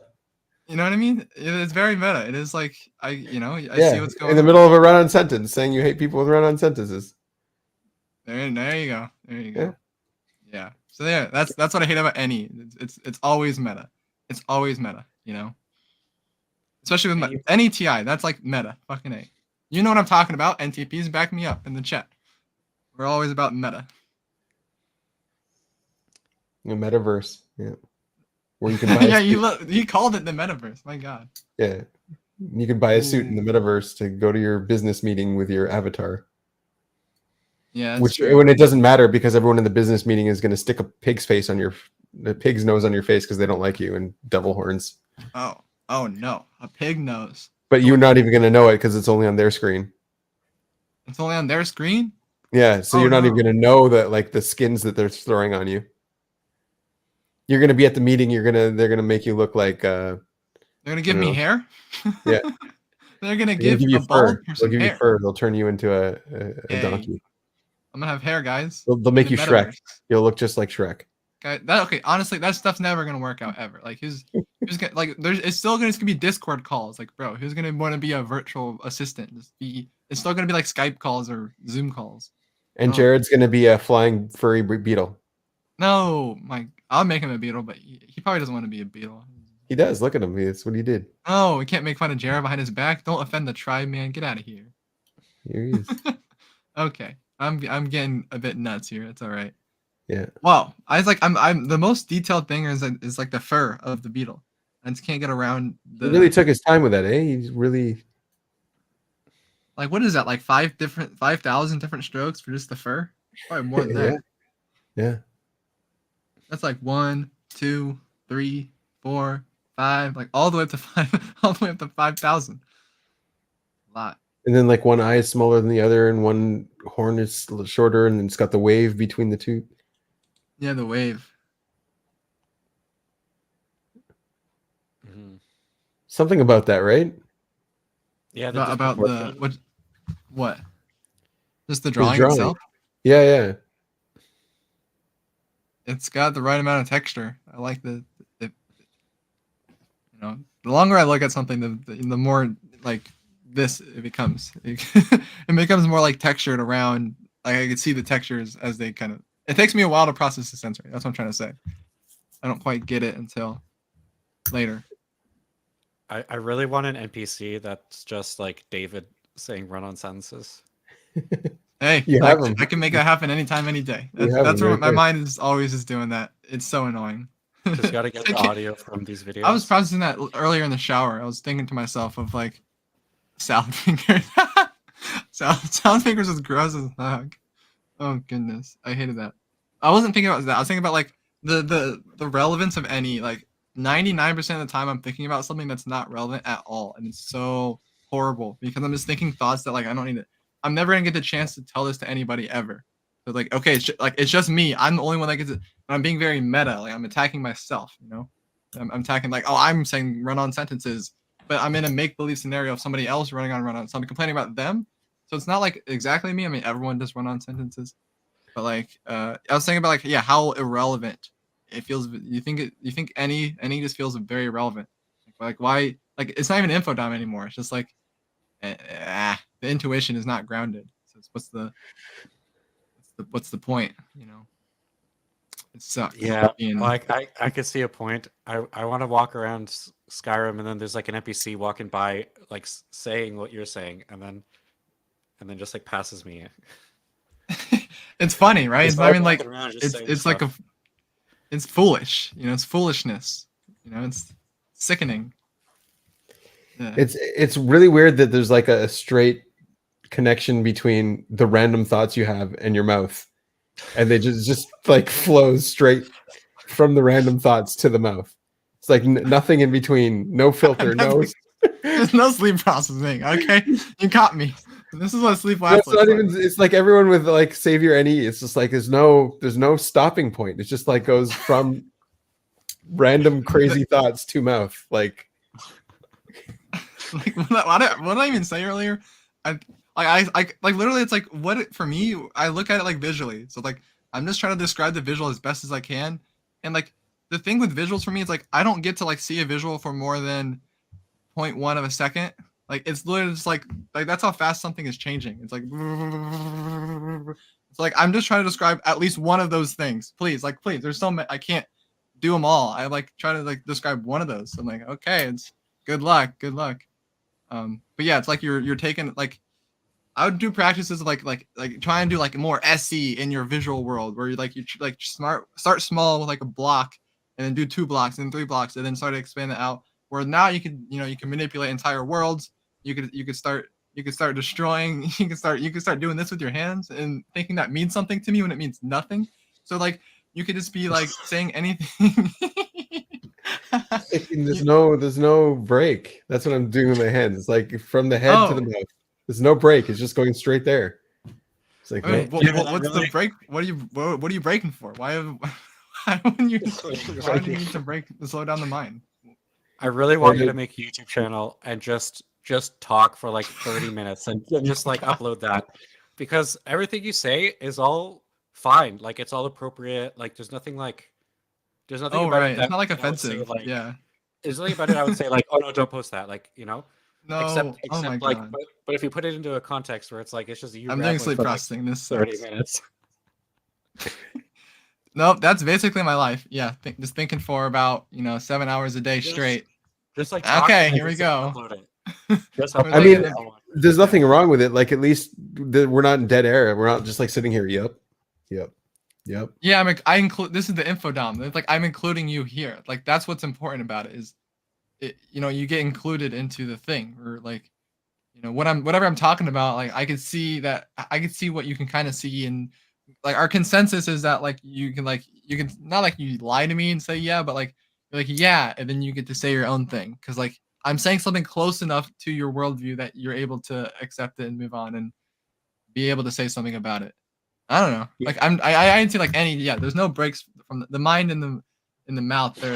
They're like a dynamic duo, and they're fighting crime against the big black cats, and they don't know what those big black cats are doing, but they're up to something, and that stairs are always up to something. Watch out for them. They could be down to something. Might do your golden doubloons taxes for yourself, and they could be down to something. The stairs. They don't always have to be up to something. No, stairs are always up to something. Always? Right. Yep. Think about it like a Venn diagram where you have Trump and Biden on one side, and in the middle you got stairs. So they're both up to something. Look at that. They're both number 2 scammers or number 1. Yeah. Who's going to win the election this year? What do you think? I mean, we don't even know who's going to run. Is Biden going to make it? Is Trump going to get convicted? Like 2 big questions. I love questions. Questions are great. But the polling is saying Trump is winning, so that's what the polling says.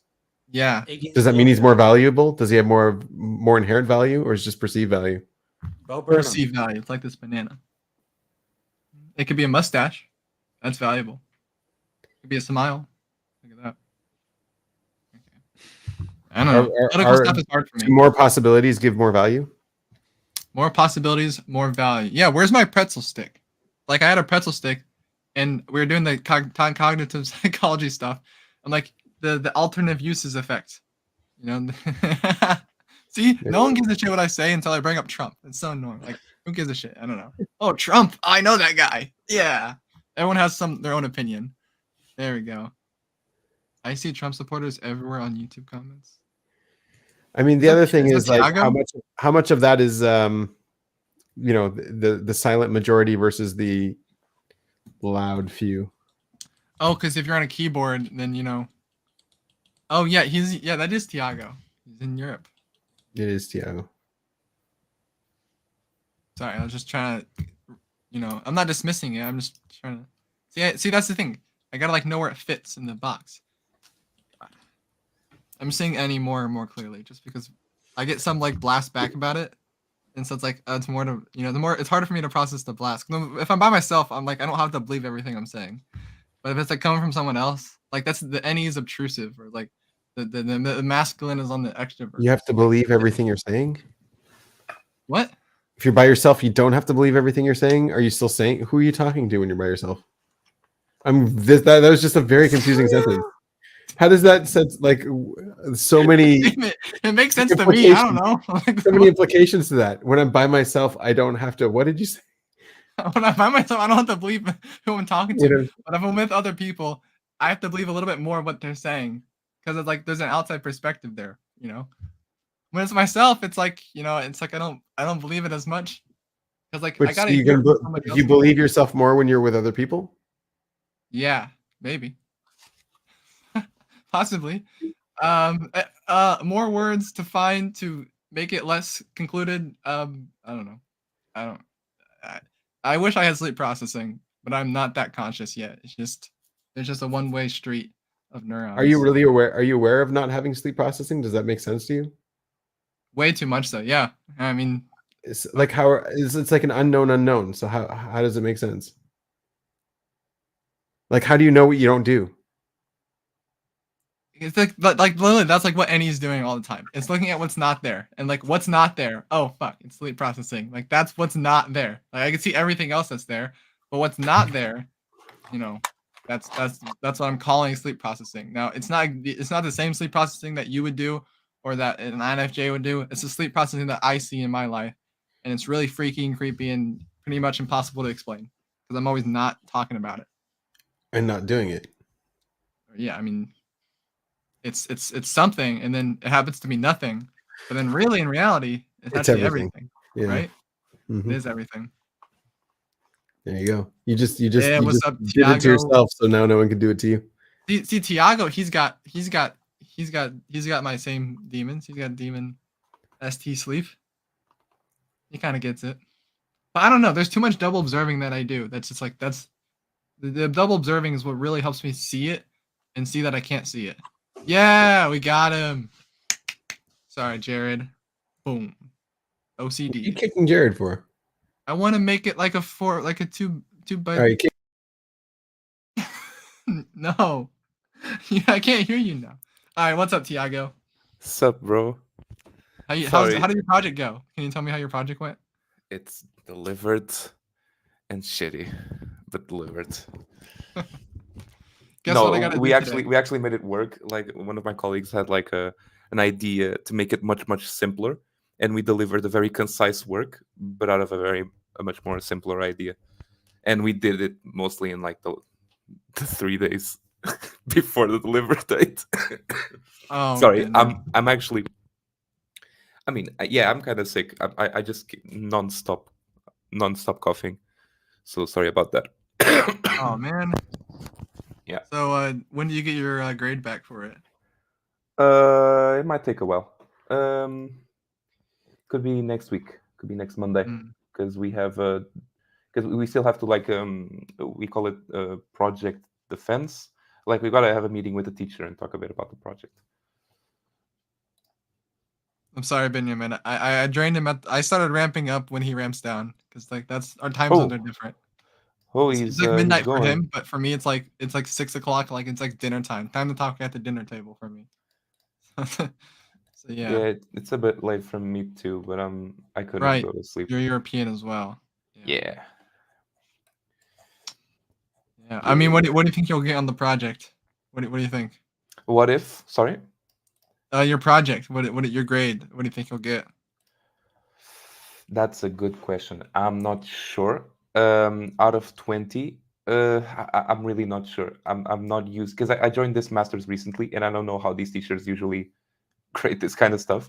I've done a couple Mhm. of projects like last in some courses already, and they've given higher grades than I was expecting. This project didn't go exactly like those did, so I'd guess a bit lower. So we grade by 1 to 20. I'd give it 14, 15, maybe 16, but could be a 13 too. So around the 13 to 16 range. But I'm not sure. I have Oh, no I mean idea. that's Maybe the pretty. That's teacher. you sounded less. I thought you'd say like maybe 9 or 10, but 13 to 15.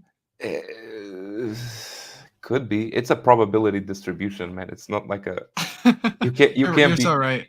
you can't be Yeah, sure of anything. There's so many variables that like to be but sure it's of a like grade, you need like to assume in a bunch English of stuff. class, in English, you have to do like you can if you got at least like a 70% because you met at least all like the guidelines, like the Yeah, rubric. You could yeah. have you could have written like a completely inaccurate art like a it's like everything's wrong about your art your paper, but since you follow the guidelines, you can get at least like a C. There's a lot of factors that give you a lot of uncertainty when assessing your grade before the teacher gives it to you because you have requirements, but then the project requirements are a bit vague, Mhm. and then it changes a lot depending on the project in and of itself, and you don't know these teachers because the teachers are the at the end of the day it's still the people, right? It's still the people that Right, are right, deciding right. your grade, and really you can have two courses and you can deliver sort of two projects at equal level, but if one teacher is really tough, he'll give you a shitty grade and the other can give you a really high grade, and the amount of work and effort that you put in those works was the same. I've experienced this personally, and it's nothing against the teachers, it's just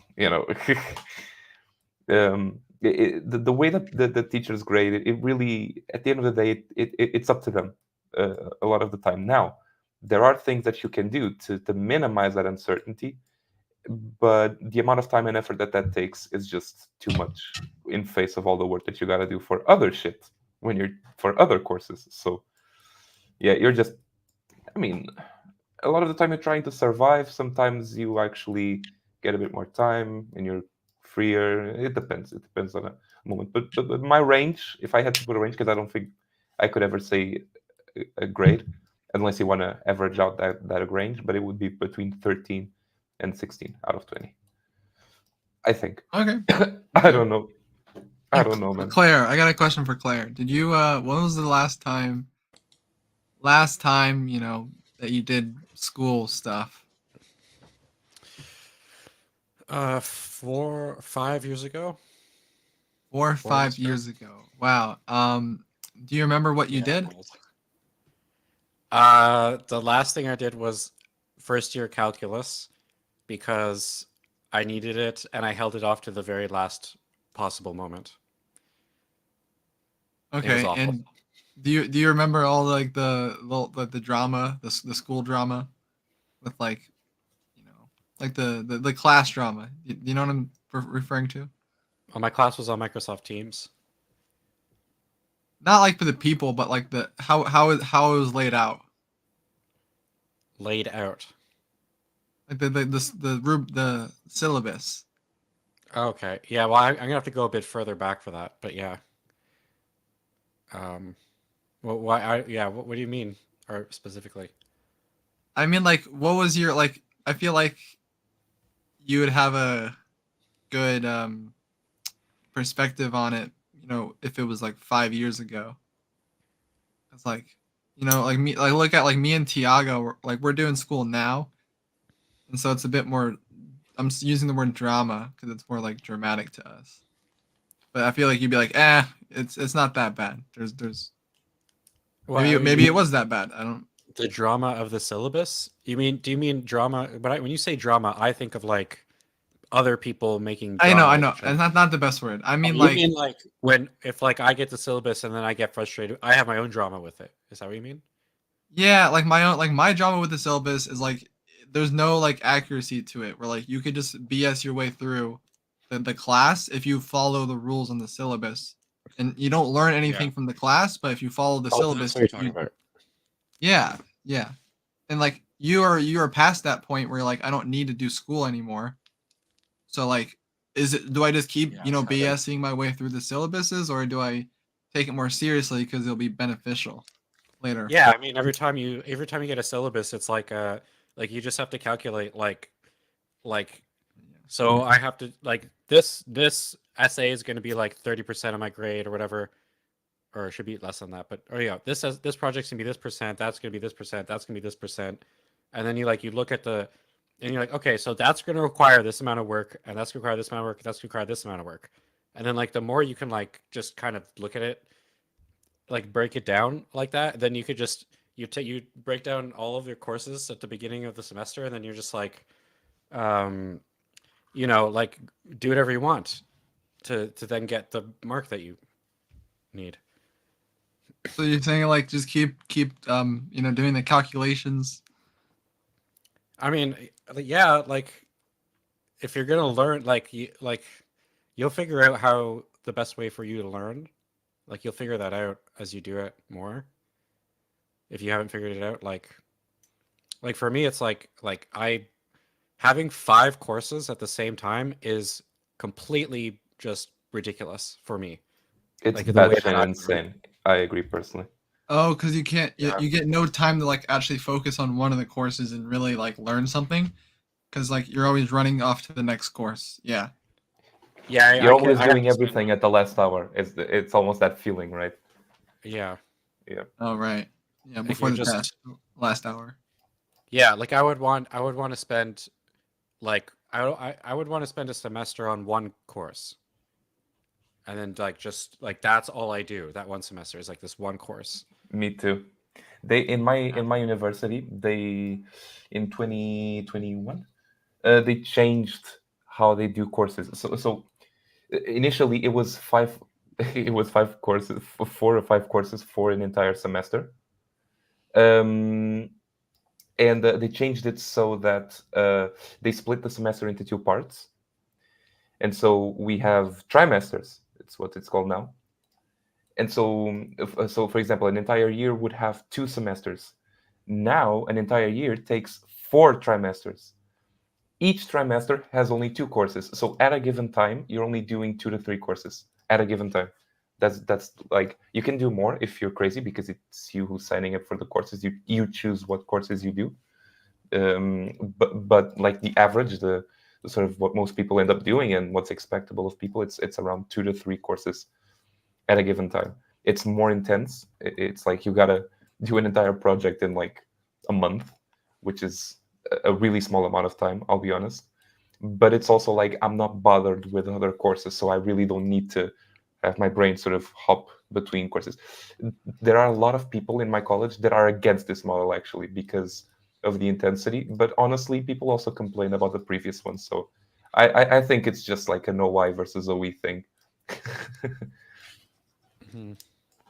Some people like the intensity on just a couple, and some people would prefer to have more time to think of each project and don't mind the amount of projects that they have to take at a given time.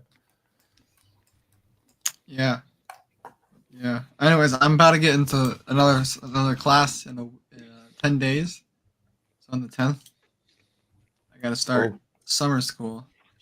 Oh, good luck, bro. But it is 2 classes. They're sped up because there's not as much time in the summer.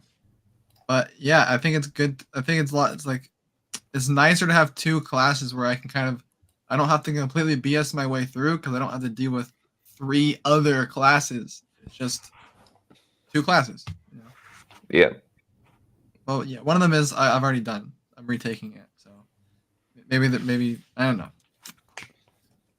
Well, there's some known information there for sure. You know, like the jokes where it's like, you know, Timothy buys 56 watermelons. Oh, bro. How am I gonna use that? I mean, come on, like. I mean, Let's say hear me I out. fail college. I'm working as a cashier in Kroger, you know, and Timothy comes in with 56 watermelons. Like, well, I know what to do. I'm gonna say that you're gonna be fat in like a week. I don't know. I agree and I disagree. I'm also one of those people. In fact, I was actually speaking with a family member today about how the school system should be, how different the school system should be, like in general, and how it should be structured. How But AI is gonna change them because you know there's we didn't get into that part actually. But yeah. Now that you mentioned it, yeah, for sure. Okay, yeah, right. Go say what you yeah. But I also think that like that idea of like, oh, the Timothy with 57 melons problem is useless. That's not quite true. Like what it's teaching you is more abstract knowledge that you can apply on different scenarios. And so it's like, okay, I might not ever see Timothy with 57 watermelons, but I know. Okay, so this is a basic example, right? I'm assuming it's one of those add and subtract problems. I know now how to add and subtract, and I can apply that into a lot of other situations. I've practiced that. I've actually, with my hands, drew that out on a I piece know of paper that's true, and but like obtained the for me in results. my mind, I'm gonna get distracted by it, like I just did. I'm gonna start thinking like, wait, how did I learn addition and subtraction? Oh, right, from the watermelon guy, Timothy. Well, that can also be useful. Like personally, when I study, and the times that I get good grades and I study really hard, I inevitably find myself using those kinds of anecdotes because the brain just remembers better with random shit, man. Like if I'm doing an exercise and I hear a loud noise and my brain just, okay, this way to solving the exercise is tied to that loud noise. It can help me remember the solution when I'm doing the exam and I'm stressed out and I can't really focus. Like those weird, just totally nonsensical memory triggers or hacks or mementos, whatever you want to call them. Like they've helped me a lot in times where I've had to study, had to sort of remind myself of a lot of information at a given time. Personally. We have some viewers in the chat. Do they want to ask any questions? I gotta go mow the lawn. I kind of want to end the stream soon. Go mow your lawn, bro. And then someone Don't be keeps me late. up. Like last not week, gonna keep you I was up. hanging I'm out not with Tiago. I'm not And gonna like keep you up this I time. ended up not mowing the lawn that night. And I was hanging out with Claire the week before, and I got to mow the lawn that week. Bro, I'm not gonna keep you up tonight. Don't worry. I was just I got like I could talk for like an hour or so, but like Yeah, me too. But I got this other project, you see, that I gotta deliver until Sunday. He's got another project. Yeah.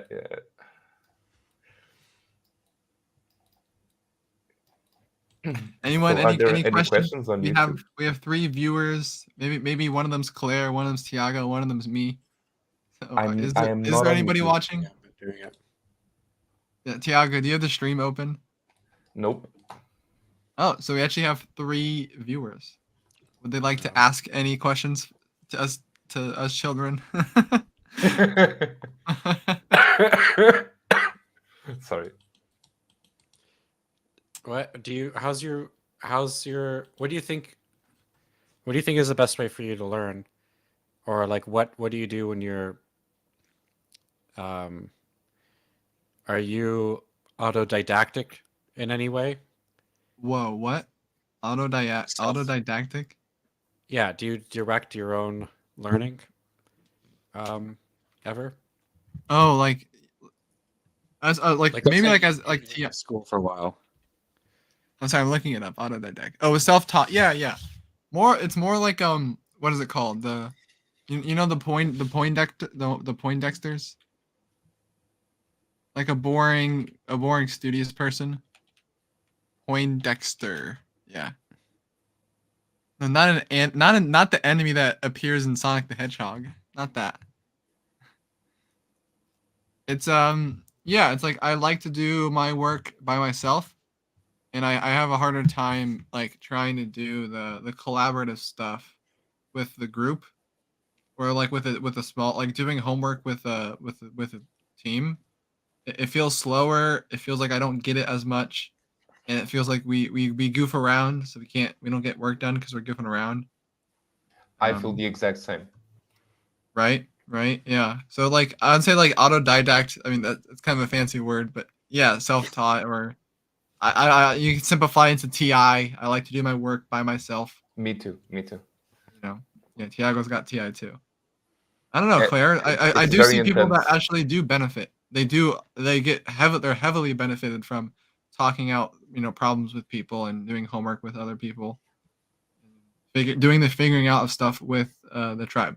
It's like, oh, I've noticed that, like in college, just to complement what you're saying, I've noticed that certain people enjoy being part of like a what would you call it? A What's study the right group. word? I'm gonna be weirder, man. Like a collective conscious, they like to play this thing of being part of a bigger brain. And what I mean by this is that a lot of the times the people that are studying in groups, it's not like everyone's trying to get everything. Let's say you have 10 exercises. One person knows like the answer to a couple of them, and then the other person, and that first person might be struggling with the rest, but then I the see what other you're person saying. I see gives what them you're the saying. Yeah. solution. And so it's like you didn't need to think, you didn't need to think through 1, 2, 3, 4, 5, 6, 7, 8, 9, 10. You just needed a couple of them, and the rest of the hive mind members, The hive mind, the collective. Yeah, I see what you're saying. are giving you the solution for the rest. And they kind of do that when they're studying. They're kind of, oh, you do this. And the person's like, oh, yeah, right.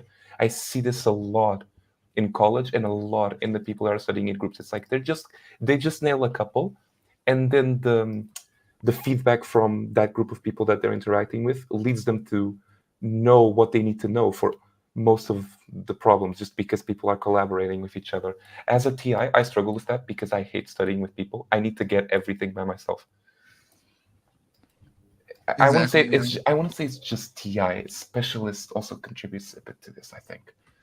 Right, we're both TI and specialists, so that'd be Yeah. even double down on going to do the And work. are you were you type number 3? Are you number 3? Number 4. I'm a 3, man. It's like I don't even want to be around people a lot of the time. Not You're right. I have nothing against people. It's just uncomfortable. You got the introversionness, Yeah. I like people. It's just You too do? long social interaction. You like people, Tiago? I do. I love people. I think people are great. They're really funny. That's how I see people. I think deep down, Funny, most man. people are just trying to do good. Most people, not everyone, but I think most people They're are just trying to do feel good. There you Yeah. go. That's the FE there. People That's are just it. trying to feel good, man. It's all good. Yeah. I do think that. It's just that a lot of the times it's the situation that most people are in does not fit with what I want for myself. And so just interacting with people a lot of the time is just so it just slows me down, man. Just slows me down a lot. But yet I like to maintain relationships because I also want to have friends. So it's I a could tough work with balance. a TI. I could work with a TI if it's just me and him, or me and her. I've worked with a TI for all my college work, who was also an INTP. Yeah, And like he's but the he's second my it gets big to like bro. 3, 4, 5, like it goes bigger than like 2 or 3. It gets really hard to like No. be able to control Pairs. your own TI. No Because like I pairs. feel like the FE is just like emoting. You kind of like emote with your FE, in It those. is. You're like, I'm not like trying to like convey logic. I'm just like happy to be here. When I'm with my colleague who's also a TI, it's like we are trying to convince each other to have our TIs aligned. That's how it works. It's not that Yeah, lining up. we are Yeah. TE throwing solutions at each Iron other. against iron. It's more like, okay, I figured out that the way to solve this is like this, and I'm going to teach you how, and you're going to see it exactly as I am doing it. And the other person actually plays that same game of wanting to know the A to B, B to C, C to D, D to E, has to know everything, and has to agree with every single step that you took to Yeah. get to the So solution. does it start with something, and then it goes to nothing, and then it's everything? right? I don't know what you mean by that. See, I don't get it either. You see, Claire gets it though. Claire gets it. Oh, that's because I was there. That's an inside thing. Don't drag Tiago into it. It's not an inside thing. It's an outside. Yeah, it was an inside thing. We did it on the live stream. He was watching. Yeah, but it was me, you, and Benjamin. Oh my Which You one? have to have seen exactly when that started. Okay, I won't explain it then. I'll keep it Tiago free. Okay. No, If you want to it's share, you not can that- share it too. No, he's cool. He's cool. It's he's hard cool. to explain. I don't know. You like trying to. Okay, that's you're, that's like, cool. trying to That's cool. pull up- It's Yeah. not that hard to explain. It's about me. I don't. Okay, we're done. We're done with it. We're talking about school. Okay. You guys Okay, do okay. I need a new whatever you want. topic. I need. I need a new topic. All right. All right. Model Car on. washes. Model on. You guys get your car washed. Look at me. I got crew car. The blur, man. It's that blur is aggressive. You see that? Look how aggressive Bro, that blur is. it looks like you don't want the identity of those people to be revealed. Exactly right. They cover their face. I think That's car funny. washes are a good example of something to ask people to like type them in OPS, because it's like how do they feel about car washes? I feel like if you're doing like a car wash for the first time and you're scared of it, and it's like, why are you scared of it? I feel like that's like a good, like, what are you, like, you're scared of like because the machine? a 'Cause place if you of go up to fear. yeah, if you go up to the car wash, your car's like right there, and then it doesn't work, or you don't know what to do or something. Your car's there, and you're like, there's people behind you maybe, and it's just it could be scary, right? Yeah, you get stuck in the car I had wash. that. Yeah. I had that the first time that I went to what's the word? Get gas for the car. The first time that I did that by myself, it was like, oh my god, there's like a bunch of people yeah, behind me. I don't know how to do this shit. Should I go pay first and then fill the car, or fill the car and then pay after that, and then it changes? I need the 5 on the diesel. You know. Yeah. And I didn't know how to do it. Like, oh boy, yeah. That Well, was yeah, like really- I don't know. Yeah, like you know, like they know that you're new to it too. Like you can't hide that. You know, it's like. Yeah, I had this lady because the first few times that I did it was on the same place around the same time, and there was the same fucking lady, who I think was some masculine D. She was clearly frustrated with how long I took to do my shit, because I don't remember exactly what it was. Don't ask me, but it was like when I was paying, I just took a bunch of time to like get over with it, you know. And she was visibly frustrated with me every single fucking time. She was like, "This dork, man." And I was like, man, I'm learning. I didn't say this to her. It was just me thinking in my own head, but I'm just learning, whatever. Yeah. Yeah. I'm shy, so I'm like, no, I don't want to go like into the thing to like ask if I'm supposed to pay first. I'm just gonna drive up to it because I'm not scared of it. I'm like, there's gonna be instructions, right? Why would there not be instructions? And then I go up to it, and then it's like, you need to have like paid already, and I'm like, well, what do I do now? Do I have to back up, or do I like drive through? Like, That's why the tribes. You always ask the tribe before you do something. Like 9 Yeah, I times out don't of wanna 10 do they that. know. I don't want to ask. Yeah. The part of interacting with the tribe, and having to ask, having to make conversation. Do you find that more sort of difficult? Yeah, that's more difficult to me than like the like how scary the car wash looks. Because I don't care. Like, okay, like there's gonna be instructions, so I'm not scared of that part. Well, It's you're like- assuming that. You're assuming that. Yeah. I've seen that like the people there, like okay, like I kind of know what this is like because like I've worked as a server for a little bit, and like as my job as a server, like there just be people that come in and they can't read the menus, but like Bro. you know like they cannot literally read the menu, like they don't know what to do or they don't know how to. Obviously, it's not as bad because it's not a QR code. So people could do QR codes, right? And you know they can scan it, but some people can't, or some people don't have phones. What So do you you gotta mean go by, give a by physical not code. reading? But, like, Can you do a bit more? The amount of times like the problem has already like come, I've already seen the problem, and then like let's say like Tiago comes in, he's having his his problem with his getting the gas. Like she's like yeah, sure they're not frustrated as much with you, as like the pattern that that people don't know. Like like to her, it's so obvious and easy, and like yeah, Because I she's know done how it to a do it. thousand times. Of Yeah, I've course. done it thousands of times. I've seen people mess it up 100 times. It's not like it's annoying to have to. Yeah, she may not be annoyed at the person, but at the fact that it's repeating itself over and over and over Yeah, again. And you then just happen to be to that me, person. You know? it's just my first time. Yeah. Yeah, you happen to be the person that fits into the pattern. So yeah. Yeah, I've went into a couple of restaurants and I've freaked out because I can't read menus. Like actually, like they've told me, "Oh, here's the drinks," and I'm like, "Oh." So I don't know if that's what you meant when you worked as a server and there were people who couldn't No, read it's just menus. I don't know. There'd be all sorts of different problems. And, you know, one of them was definitely the menu and the QR code. QR codes are cool. In my country, we don't use them a lot. Only in like fancy restaurants. Yeah. And one of the theaters, it was really dark. It's a movie theater, and so like one of the like theater H didn't have enough lights for people to scan their phone, and so I would always have to shine like my ordering iPad on random solutions, you know. But yeah, it's kind of cool stuff like that you know makes it unique. But like it's like I'm Yeah. used to like, oh, you can't scan your QR code because it's too dark. It's like, yeah, I've done that 1,000 times. You know, it's not. I'm more. It's like I can't get mad at it. I don't, people that do get mad at it are just like maybe they're more fed up than I am. Like, Do you get fed up by the fact that you have to always be solving the same problem in that scenario? Would that trigger you in some way, shape, or form? yeah, in some way. Not always though. Sometimes it's like a relief because I'm like, there's other problems I can't solve, and like, oh, I know how to solve that one. That's great. I don't know how to solve the like someone spilled this and the floor is all sticky. You know. Yeah, I hate new problems that I can't solve. That's the ones that I hate. Yeah, right. Yeah, new, especially if they're in the sensory, new sensory problem. Bro. Yeah, new random sensory is tough. Yeah.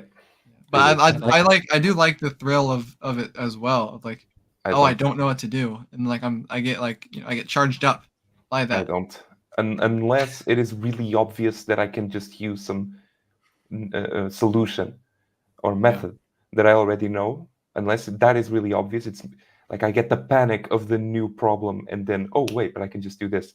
Unless that's the case, I hate it. It's just anxiety. I don't, Claire. Claire, what do you do for work? I don't work. He's a millionaire. Not recently. Not recently. No, I'm a dependent. Oh, cool. I working in a restaurant was I liked because like I liked when I already knew how I already knew like the kind of problem that like you already know how to solve and you have to just keep solving it over and over. Mm-hmm. I liked that because it was like it gave me a sense of like I have like control over this problem. Like so you know what's up here. You own it. Yeah. So if someone's like, "Oh, sorry, I didn't know." It's like I already have like a strategy for dealing with that, so I just use that, and I feel kind of proud because I'm like, "Look, I already know how to do it," and there you go. Now we're Yeah, you have value. Yeah. But then also like when there's something that happens that's like unexpected, like I like that too because it's like, oh crap, there's a situation that needs to be contained, like something's going on, need to get on that, and I like coming up with a strategy on the spot. So it's like I like doing both those things. I hate coming up with strategies on the spot. Like it's my biggest weakness. I'm literally giving this away to you guys. If you ever want to exploit me, you just give me a problem that I need to think really hard in the moment to solve. Literally, like when I'm faced with a problem like that, my instinct is to just find a way to delay it as much as possible so that I can be in a sort of non-pressure bubble, put myself in a non-pressure bubble, remove the pressure of the moment, and then I can think properly and actually get to the solution. I'm really bad. So, for example, this is really random, but it's actually happening due to the same behavior, which is I'm playing League of Legends, and some random like I'm playing against a random champion I've never played before. He's doing some crazy tricks I've never figured out, and it's like fuck. I'm just randomly spamming buttons. It's what I do all the fucking time because I just don't know. I can't like actually think and think through and try to solve those little moment by moment, in the moment, pressure of the moment problems right then and there. I can't do that. I'll just like try some random shit I've trained before, I've done before, and if it works, it works. If it doesn't, it doesn't, because I can't really react in the moment. And this happens in competitive games a lot. It is actually one of the reasons that I prefer single player games. I just don't have that pressure of the moment as much. I mean, I do like League, but I've always played the same champion for some years now, so it's like I have some predictability there.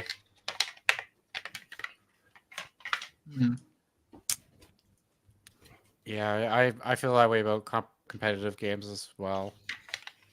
But the problem is more like I like to come up with things on the spot, but it's like I just can't think straight, really. So like I'm bad at doing like the same thing happens with chess. It's more obvious with chess where it's like there's things that are just obvious moves, like just this is obviously there's such an obvious, at least really good move, like there's an obvious like excellent move or whatever, and I'm just overthinking it and I just don't know how to like think straight and just like, oh, that's a good move, I'll just do that for now, and not like overwhelm myself by like overthinking every single move. But then when it comes to like tactics, I'm good with tactics. I've never understood what tactics and strategy is in chess. Well, tactics are like it's situations where, like, for example, a mate in 1 or a mate in 2 or 3 or whatever, that's a tactic because it's like there is a guaranteed outcome at the end of like the next sequence of moves. Yeah, but isn't there so much variability until you get to that point of certainty? Or is it like we're talking about like you're reaching a stage where you're clearly caging your opponent? It's basically like you need a good strategy for like so that you create a good situation for yourself, good positioning and stuff. But then you need good tactics to really like close in those situations, like especially in the end game. You like in the end game there's a lot of situations where you can just calculate it and there's a guaranteed outcome. Or like there's a situations where you might be able to gain advantage by like in the middle of the game through a tactic, or like usually a tactic results in some kind of advantage and it's like a guaranteed thing and it's like a sequence of a certain number of moves, whereas a strategy is like your whole approach that sets you up so that you're in a good position and stuff. Is the opening related to your strategy? Yeah, there's not much tactics in the opening unless you're doing something like gimmicky. Oh, okay. But yeah, so yeah, the opening has more to do with strategy. Yeah. Oh, okay. Oh, thanks.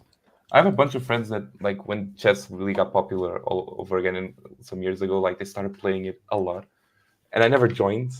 But I've watched a bunch of Magnus Carlsen videos because YouTube just keeps recommending that to me. So I just know that the guy exists and he's great at chess, but I don't understand anything of what the videos show me. So I mean, I've played a couple of games, so I know how the pieces move. I mean, I can win against a 2-year-old kid. I won't say 3 or 4 because I know there are some big fucking genius 3 and 4-year-olds out there. So I won't go that far. Yeah, no, there are. Yeah, it's weird because it's basically like you're just training the brain to visualize. So it's like if there's like a prodigy for like an instrument, like a musical instrument or something like that, it's like you could also do that with chess, and you just like kind of train it. And visualize and calculate the best move. Yeah, it's really interesting how some people like are born and they're just naturally great at something, be it an instrument, be it a game. Uh, Maybe not exactly physical games. Physical games require you to grow up a bit more, but mental games like chess and stuff like that, Go, for example, card games, video games. You know, it's really amazing how some people are really good from a very early age. Like, what's up with that? Yeah.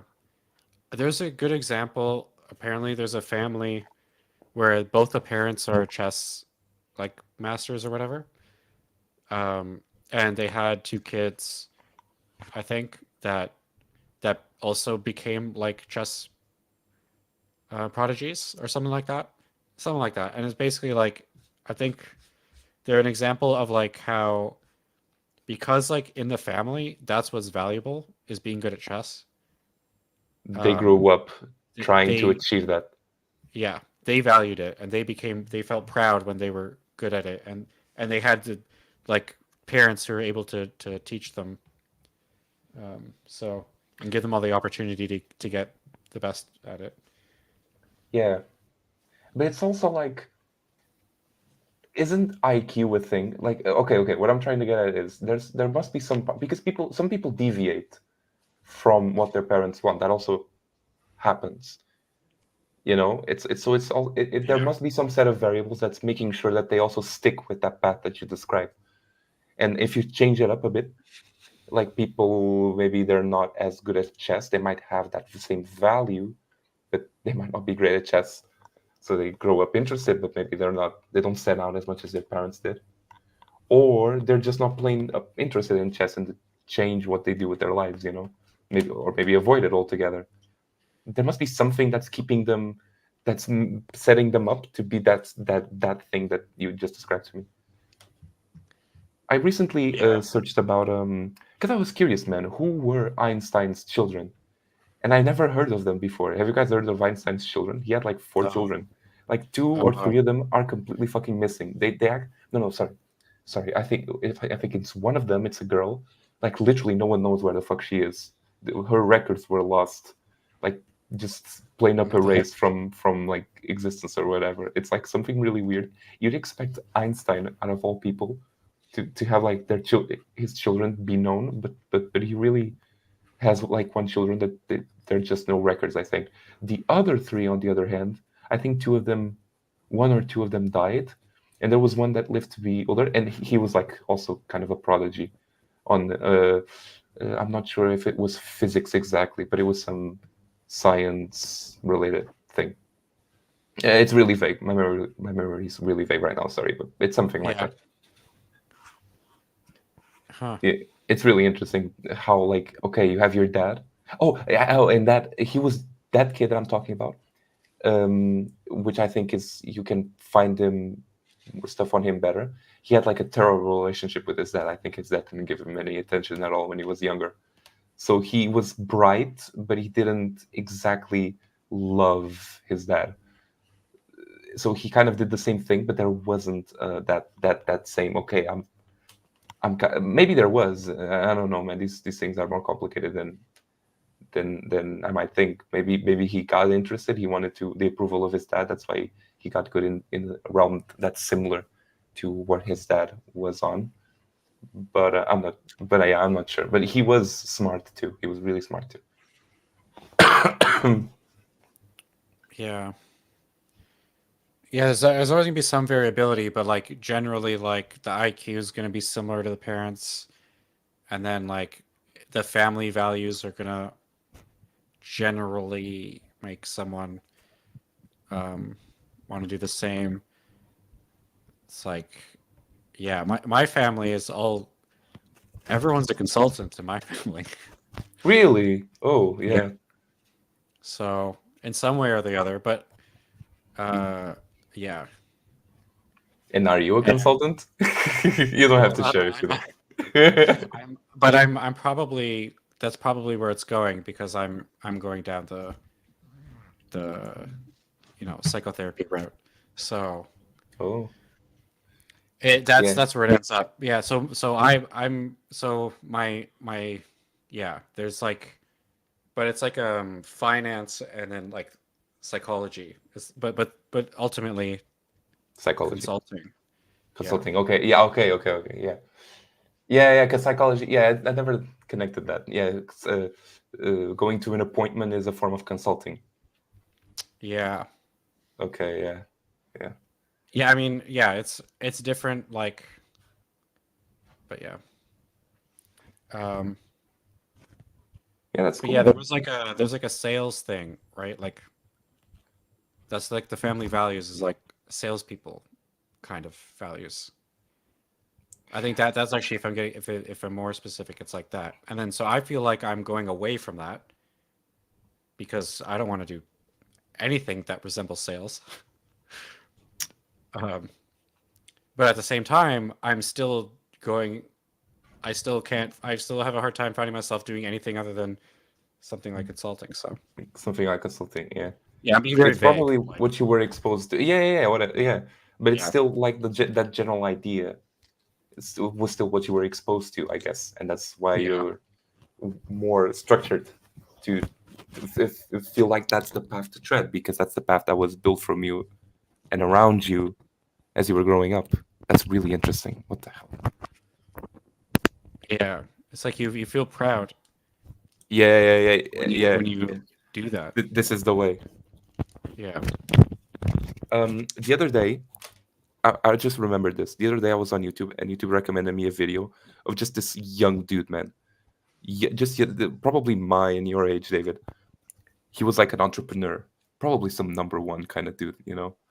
And he was talking about my achievements and whatever. They had this really serious talk. And when I started my business, just a bunch of number one. I started my own business by myself, made a bunch of money, kind of talk. I've seen a lot of those kids. Yeah. And it was just a video of him just sort of talking by himself, sort of meditations, he called it. And he at some point in the video, he just mentioned a conversation that he was having with his dad, and it was about how his dad turned to him and said, "Oh, you're making this many thousands of dollars. That's small. That's a small amount. You can do more." So when I heard him say that, that's the part that clicked to me, surprisingly, in the whole video was, okay, this is a family thing. His dad probably also has businesses. Is also like kind of a business, kind of like a Pushing him. entrepreneur kind of guy, you know? Yeah, he's pushing his son to do better. And his son he might have also the genetics, but it's also that, you know, the family culture that's contributing to that. Yeah, the ones want the negative energy. Yeah. The negative I don't. enforcement. They want Fuck the, that. you know, you're not good enough. This is not a big business. You know, you could be definitely doing better than what you're doing. He said it. He said it like that. Yeah. Yeah, and they'll be like, "Oh, it is. It's you think it's crap? Well, I'm gonna work 80 hours a week instead of 70. How about that?" Yeah, they push themselves more from that. Yeah, they're crazy, man. Not me. I make Me nothing, neither, bro. That's I mean, okay. for me, it's weird. If you push me, like I guess my ego will sort of kick in, because I've had times where I've worked harder because other people were trying to like tell me I don't know my shit or I'm bad at what I'm doing, you know. Because you've hit my ego there. You hit my ego when you hit me on my specialist. Because I'm a number 3, so it's like if you accuse me of, I literally do see that model in me personally in my life. It's like if you attack me on the thing, that sort of also hits on my ego, and then I'll be put in more hours and I'll do more work than the average person, and then I'll get better results. But literally, if you don't say shit, if you don't put pressure on me, sometimes I'll just like, I won't do shit, man. I won't be responsible to be good at it. Yeah, it's not like that'll be the main thing for us, but we all have that a little bit somewhere. Yeah. There are triggers probably that get you there. Yeah, if you're masculine TI, then every masculine TI has that. Yeah, I've also had trouble like seeing exactly where that behavior is coming from. But it's also an ego thing, man. It's not just a TI thing, it's an ego thing, for sure. I've concluded that much. It's an ego thing. Sometimes it hurts my ego for people to, it's like attacking the TI also attacks the ego. It's like they're holding hands together, those two things. It feels like that at times. And I'm Yeah. saying this like I don't choose to be like this. It's just what I notice happening on myself, and I'm like, fuck, okay. But yeah.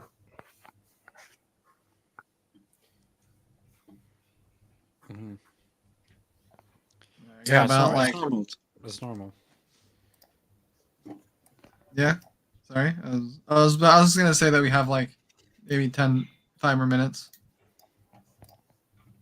5 more minutes. I have 5 more minutes until exactly midnight where I'm at. Oh man. Are you looking at my time zone, David? No, I just know what it is. You just know what it is. What? I'm confusion. You're in Europe, so you're 5. I've been to Europe, and it's 5 hours ahead. Oh yeah, yeah. Or most, not every part of Europe, but the part where you're from. Yeah.